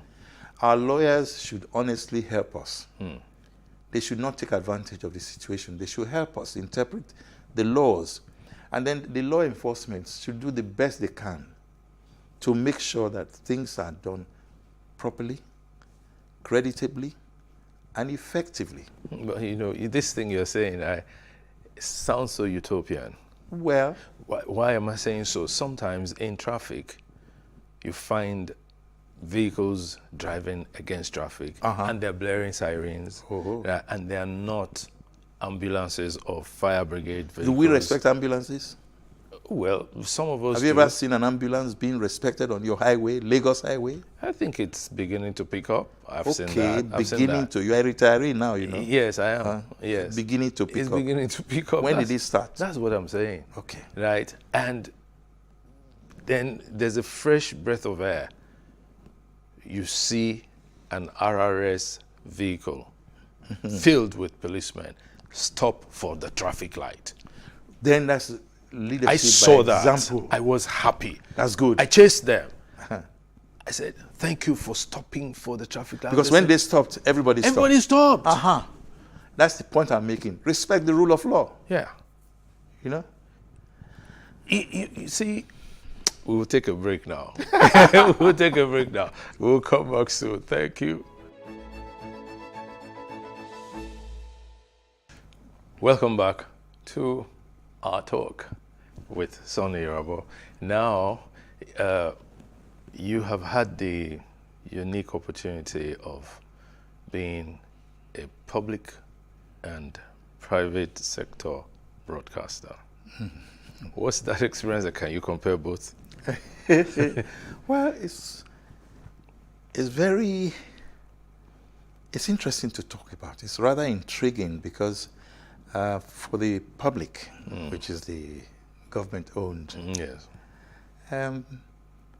they see us as civil servants, but we see ourselves as private servants or private sector people. And the reason for that is because we still try to maintain some form of professionalism, which is required. So I entered broadcasting at a time when the competition was not that strong. But in 1992, which was halfway through, Babangida opened up the floodgates. So private radio stations, private TV stations, they all came up. But don't forget, there was always private print. Yes, that's always been there. Yes. In fact, that's why they've been seen as bolder than the rest of us. Now, when you look at it from that point of view, you also see that the private sector radio, which I really got fully involved in with the advent of the establishment of Inspiration FM, yes. And of course, there was Sonny Rabol Live with AIT. Yes. I saw myself listening to both sides of the coin. I saw a bit of public service, and I saw a lot of private sector service, if there's any phrase like that. But what happened was that, hey, private sector, sometimes the private sector, they will do their best to make sure that salaries are paid as and when due. That was, with Inspiration, that has always been the case, and I enjoyed that. I think AIT, I wasn't part of it. I was just an artist that took Sonny Rabol Live there. So my program earned its money. Yes. It was sponsored by others, and then I paid my dues, and so that partnership was there. But I think the best option would be to look at it from the Inspiration point of view, where I'm still serving on the board. On the board, yeah. Yeah, there's been a lot of challenge, but met with reality, met with meeting the expectations as required. Okay. But not without sweat. Yes. Not without sweat at all. Okay. The public sector, however, is you're waiting for government to do everything for you. That's not very helpful. Okay. So it compromised quality, professionalism. Yeah. But at a stage, it's also started trying some people to pick up. Yes. No, but let me take you back. Was this Sonny Rabol Live that made you leave Radio Nigeria? It wasn't. I just saw my hands getting fuller and fuller and fuller. At Radio Nigeria, I was already dabbling in too many things. I mean, I was an actor, second chance. Yes. And then I've been training. Training was part of public service for me. And I was reading news. I was doing so many things side by side. Yeah. Everything was just moving so fast. And I said, Oba, Sonny, slow down. Do things your way so you can still maximize certain qualities and profits. It was tough. And then you had to leave. I just told my DG then that I needed to leave. I gave 6 months notice, and he gave me 2 weeks. 2 weeks. I said, bros, thank you, sir. And I left. So I moved from, public service to private sector because I already had Rui Communications Limited. Oh, okay, and then that was already running. Yes. That was being run by your wife? By my wife. Okay. And of course, thank God, because when she now woke up, the magazine came to birth, No, now, talking about waking up, you turned 70 recently. And that was in March. Yes, March 23. March 23, you turned 70. First, you don't look 70. Thank you. Second, you've never looked your age. No, you have never looked your age. Okay. At least I've known you for not less than 40 years. Thank you. I fit talk. Okay. So, what's been the secret? Be a happy person. There are moments where you cannot afford to be not happy. Yeah. But just try your best. Yeah, everybody said I was a happy-go-lucky person, and but I think I worried less. There's a friend of mine, you know, very rich man, but he didn't go to the kind of school we all went to, you know, and not many of us went to school anyway. But there was something he always said, and that made me never forget him. If you worry, you die. You don't worry, you die. So why worry? Exactly. So I kept that mantra with me, and I did my best not to worry. But there were moments of worry, and there was nothing you could do. You just had to worry. But let go. Let God. Yes. On the occasion of your 70th birthday, our dear colleague and friend of yours, a junior of yours in school, Ogie Eboigbe, yeah, he wrote something about you. That the first day he met you, that you were playing table tennis at the college, and he had just been admitted, and he was looking, he said, okay, you stay behind me and be picking the balls. Oh God, that's unfair. Okay. When I see him, I will. Yeah, but he didn't lie now. He was describing his experience. I remember the experience. Right. Oh my God. They don't do that in school these days. Or they will call it bullying. Or. Oh, boy. But they still bully though. Oh, wait, I didn't bully. But people bullied me now. Yeah, well, that was an experience because, again, there was also a hierarchy of experience. Nami first reached you. Yes. Nami first reached school before you. Before, yes. And go behind me, pick the ball. Pick the ball. You were even in Form 3. He was just in Form 1. So you had 3 years experience already. He was about to start. That's what he wrote. Yeah. And it was a very beautiful thing. He happened to even end up being your best man when you were getting married. Yes. See how the world goes around. Yes. Because Ogie is very principled. Yeah, he is. He's, I say, and he's very spiritual. You know. Yes. So he's that kind of person. Look, you won't believe what Ogie has done. Ogie was State House correspondent. Yes. Then he finished and went to work for Canadian Embassy. He was their PR officer. Then he went to work for UBA as PR officer. Now, if you look at his trajectory, you say to yourself, not be Ogie be this.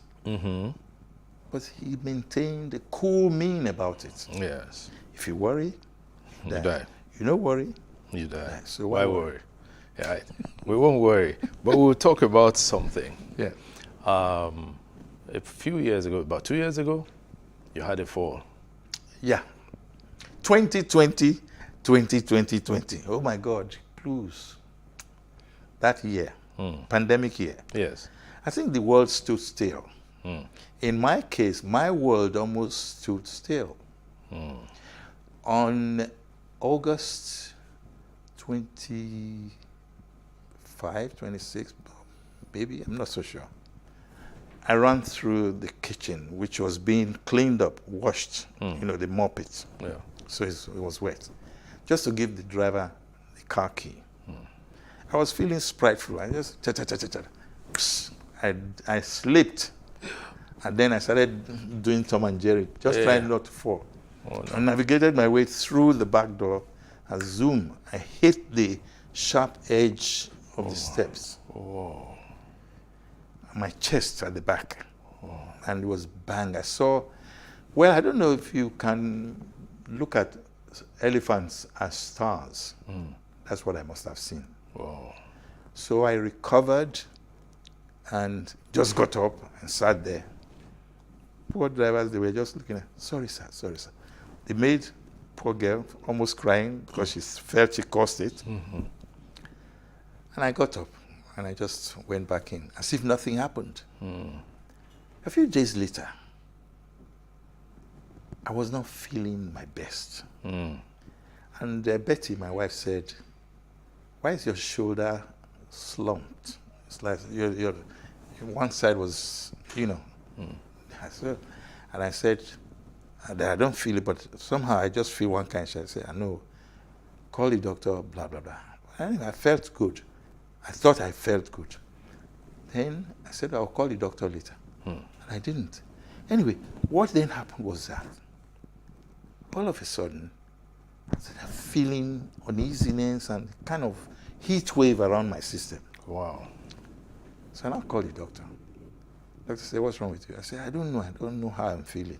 But I had a fall. And when? I said, some days ago. Did you hit your head? I said, well, no, I didn't. Are you sure? I said, no, I didn't. Okay, come to my house. So we drove to his house. My son drove. My daughter I was at the back. No, I was in front. The two women were at the back, my wife and my daughter. So we got there. And his wife was having, this Dr. Sheyi Roberts. Okay. His wife was having her 60th birthday. Yeah. And so they didn't have any major, because pandemic, there was really no noise making of any kind. Anyway, so they came out and looked at me, examined me and said, if you feel like this by morning, go and go and do MRI. But he shook my hands, and I shook his hands with this hand. He said, grip me, and I gripped him. That's he your pulled right me. side. Yes. He pulled me, and I pulled him back. You're okay, you're okay. So far, so good. But please, if you feel any discomfort or any change, call me and make sure. But in the morning, go and see go to Mikio and do your MRI. So everything seemed okay. I slept well. I went to do the MRI in the morning. By then, I was beginning to limp, and Betty said, because Betty, who had done surgery some years back, some her clutches that she used. So yeah, take. So I started using that, and then got to do the MRI. Sitting down waiting for the MRI must have taken about 5 hours, and my system was degenerating. Oh no! So I felt something was really not the best for me. I said, it must be that fall, it must be that fall, it must be that fall. Anyway, I finally went into the MRI. One noisy machine like this, oh God.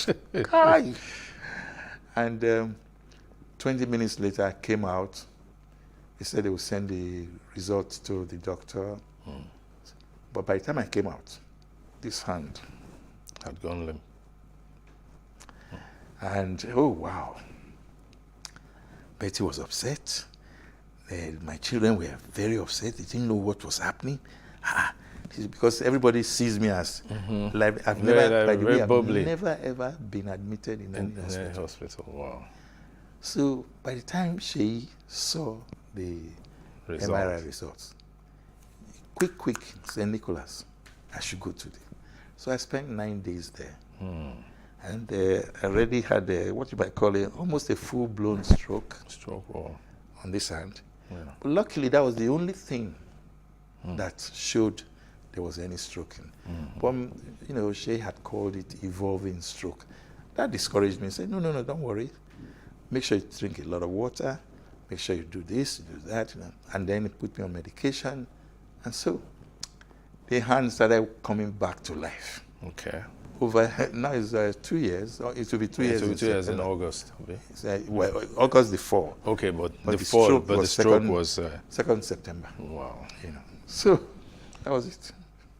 What has it been like for you? You're somebody who is on the go. Hey, on the move. It was. It's been tough because even my family, they don't want me to do anything at all. They don't. But then when I insist, they say, no, it's okay, but you have to obey the doctor's orders. I say, you're right, it's true. So we've done a lot of physiotherapy. The hand is a lot better now. I can now lift up a little bit. Yeah. But sometimes if I keep it for too long, I just start feeling. So you just have to keep it mobile. You need to keep moving it. Yes, that kind of thing. So, well, here I am. Getting back to track, back on track, as they say. Well, like we joked the other day that old age is catching up with you. So it sent you a message through that phone. Oh boy, the guy needed joke because I never would. I'm just 70, going on 70. You're a septuagenarian. Okay, Septuagenarian. Septuagenarian. Yes. No, don't be conscious now. I'm conscious. I'm not teaching you. You taught me before now. I have to be conscious. I wanted to learn from you. You're a septuagenarian now, so whatever you say. You are saying I'm 70.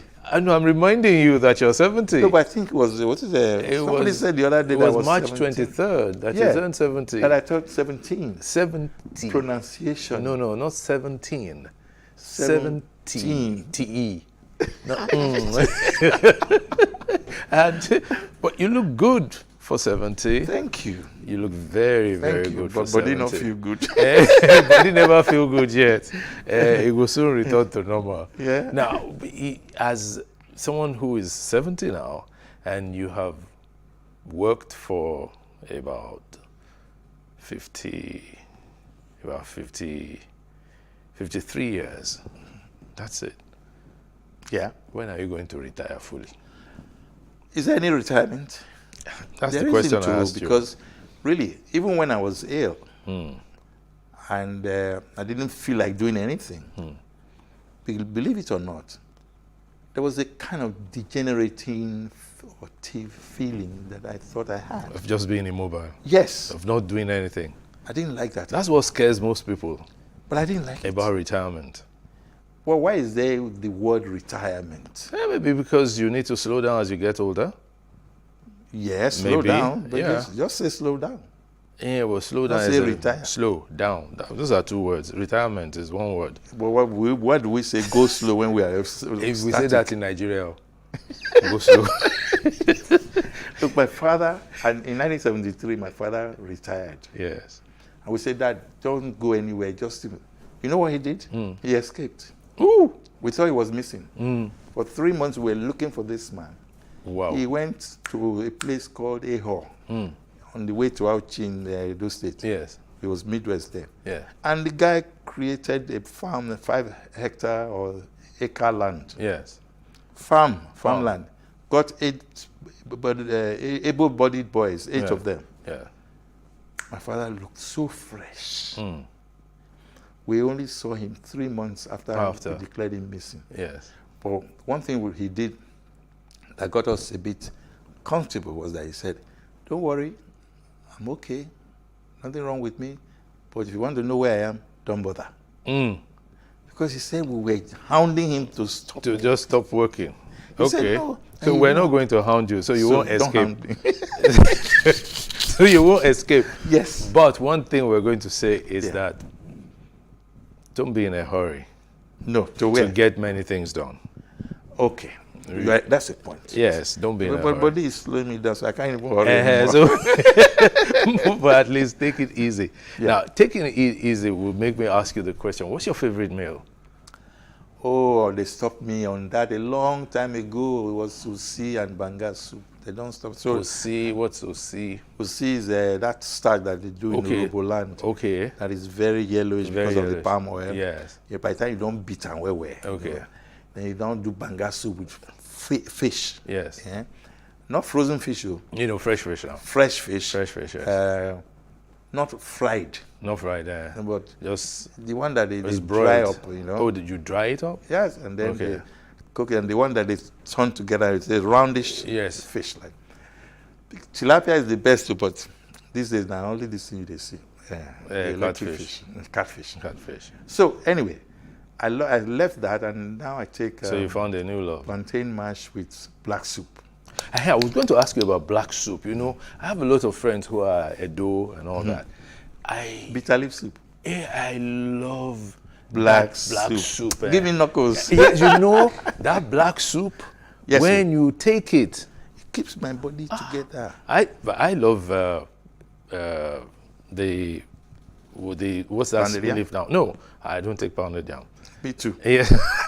But I still at it a little because no. The mixture is good. Yeah, I love the efirin, ewuro, ewuro bean. You know, when you mix it together and it's a beautiful There was one I took in Ibadan, Gbegiri soup. Gbegiri is out there. Gbegiri and Lafun and all this. Gbegiri and amala.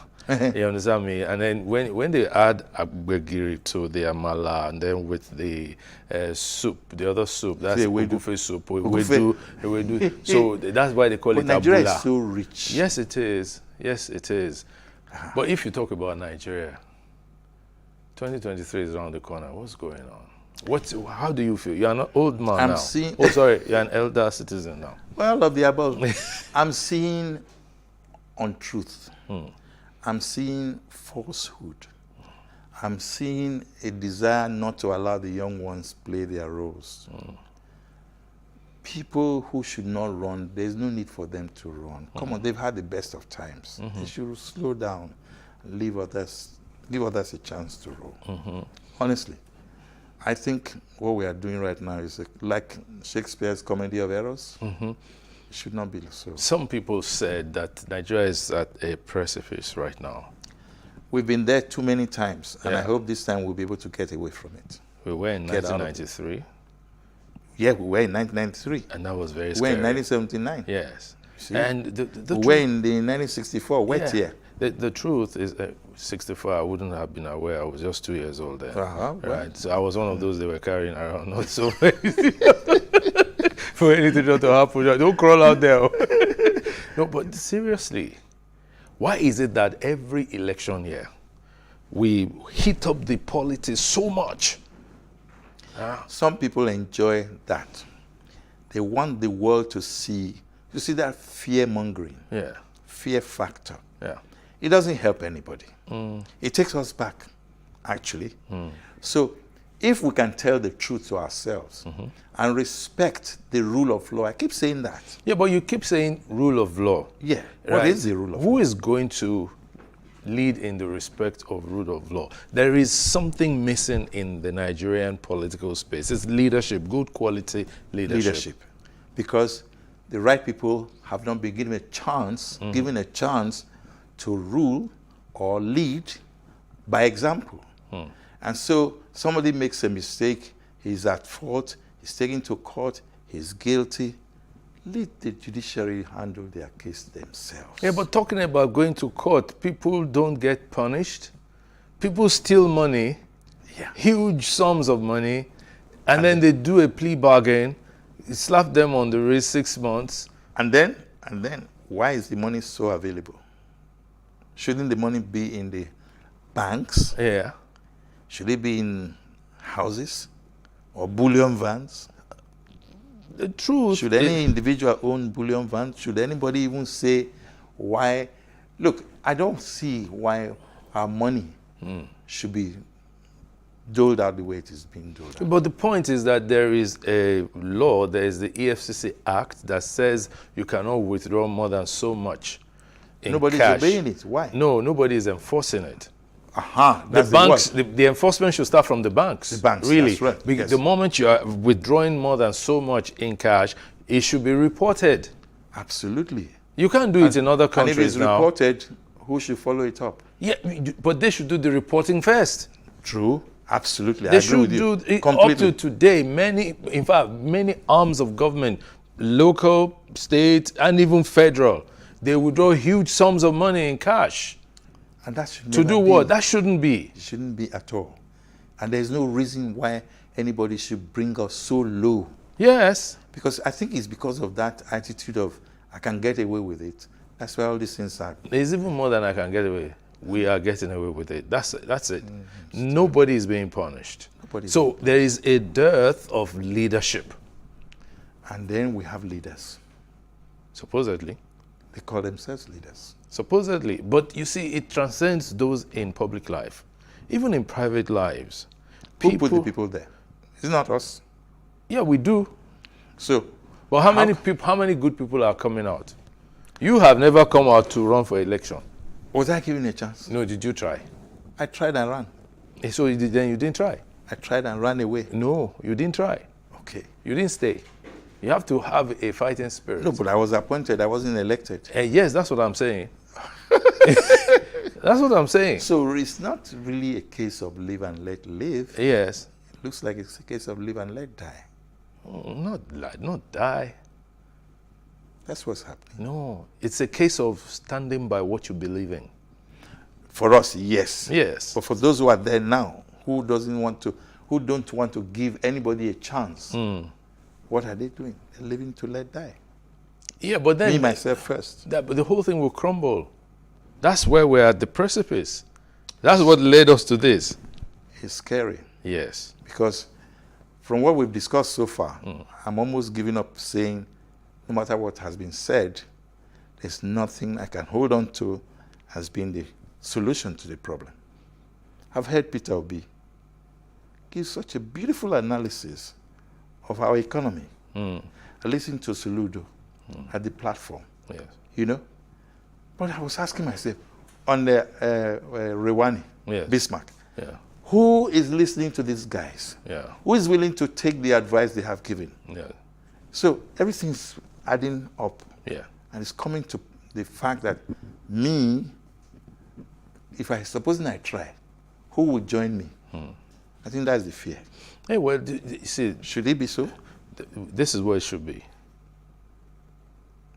Me, I would try. Okay. I will be known for trying. Okay. And we've had examples in the past. Okay. We had Aminu Kano. We had Tai Sholari. Yes. You understand me? Yes. We had other people, and I'm not mentioning the big names. I'm mentioning the moderately respected names. Who stood for what they believed in. Principles. Yes. Yeah. That's what we're missing. That is seriously missing. Yes. And there's no, I don't see any, no light at the end of the tunnel. Well, if we say there's no light at the end of the tunnel, then what are we handing over to the younger generation? That question you've asked so many times. Yes. And honestly, I can only tell the world, give the youth a chance. That's all I can say. And on that note, I'd like to thank this is how he calls me, my brother, my colleague, and then I add my Egmo and my trainer. This is the first time on the air I will say Mr. Sonny Irabo. Usually we'll just say Sonny Irabo. Thank you so much for your time. Thank you very much. And thank you for sharing your passion with us. And thank you for still training people. Thank you. Thank you. You don't old though.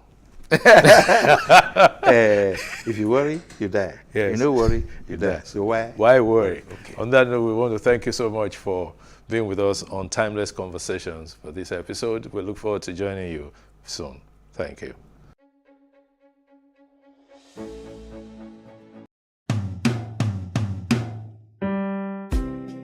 My name is Yemi Shodimu, the son of an Egba chief from Abeokuta, Ogun State, and a mother that hailed from Isalofi in Lagos Island. My early days were spent in the serene but beautiful city of Abeokuta. I experienced a community of people that cared for each other and elders that looked out for each other's children. You could not misbehave outside and believe that could be done with impunity. Someone was there to reprimand you, which of course was a better option. 2, you're being reported to your parents. Of course you knew the consequences of that. This automatically kept us in check. I had the privilege of growing up in the palace in Ake with my late grandmother, Olori Adejoke Gbadebo, who was the wife of late Oba Adeshina Gbadebo, Alake of Egbaland. This exposed me to the way our people celebrated our culture and tradition, even while mingling with people from other religions, such as Christians and Muslims, without any acrimony or rancor. The dignity of labor was also inculcated in us quite early in life. Apart from the normal house chores which I mandatorily did, in spite of the presence of house helps, I hawked old newspapers after school so as to learn the importance of contributing something to the home economy. Abeokuta provided the right ambience for the arts to grow and prosper while creating the desired recreation for the people in a friendly environment. The cinema affair, that is free cinema screening of cowboy and Indian films, was a favorite pastime. There was also the ancient Centenary Hall that was home to most of the Nigeria's traveling theaters. My grandmother was a lover of live theater, so I had the privilege of seeing the Ogun Days, Ogunmola, Duro Ladipo, Baba Salah, Baba Miro, and a host of others live on stage. This later in life influenced my career path. The social celebrations, including family celebrations, could run late into the evening or night without any apprehension about safety. This also afforded me my early exposure to popular music. I haven't seen Ebenezer Obey, Yusuf Olatunji, Ayinla Omowura perform live. I got so sucked in. Much later in life, all I wanted to do after my national youth service was to become a backup singer in Ebenezer Obey's band. In all, life was good then. There was a quest to achieve things in life.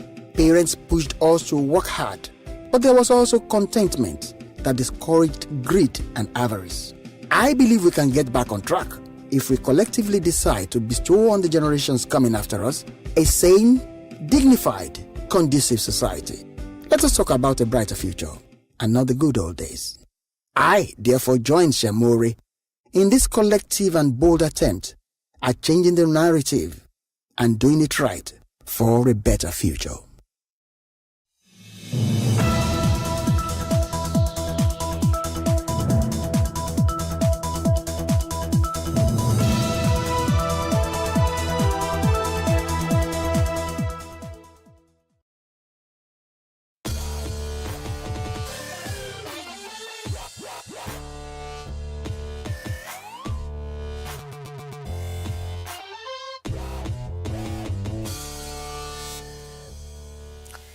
A 20-meter cliff, a couple of ropes, freezing cold water, and me trying to cope with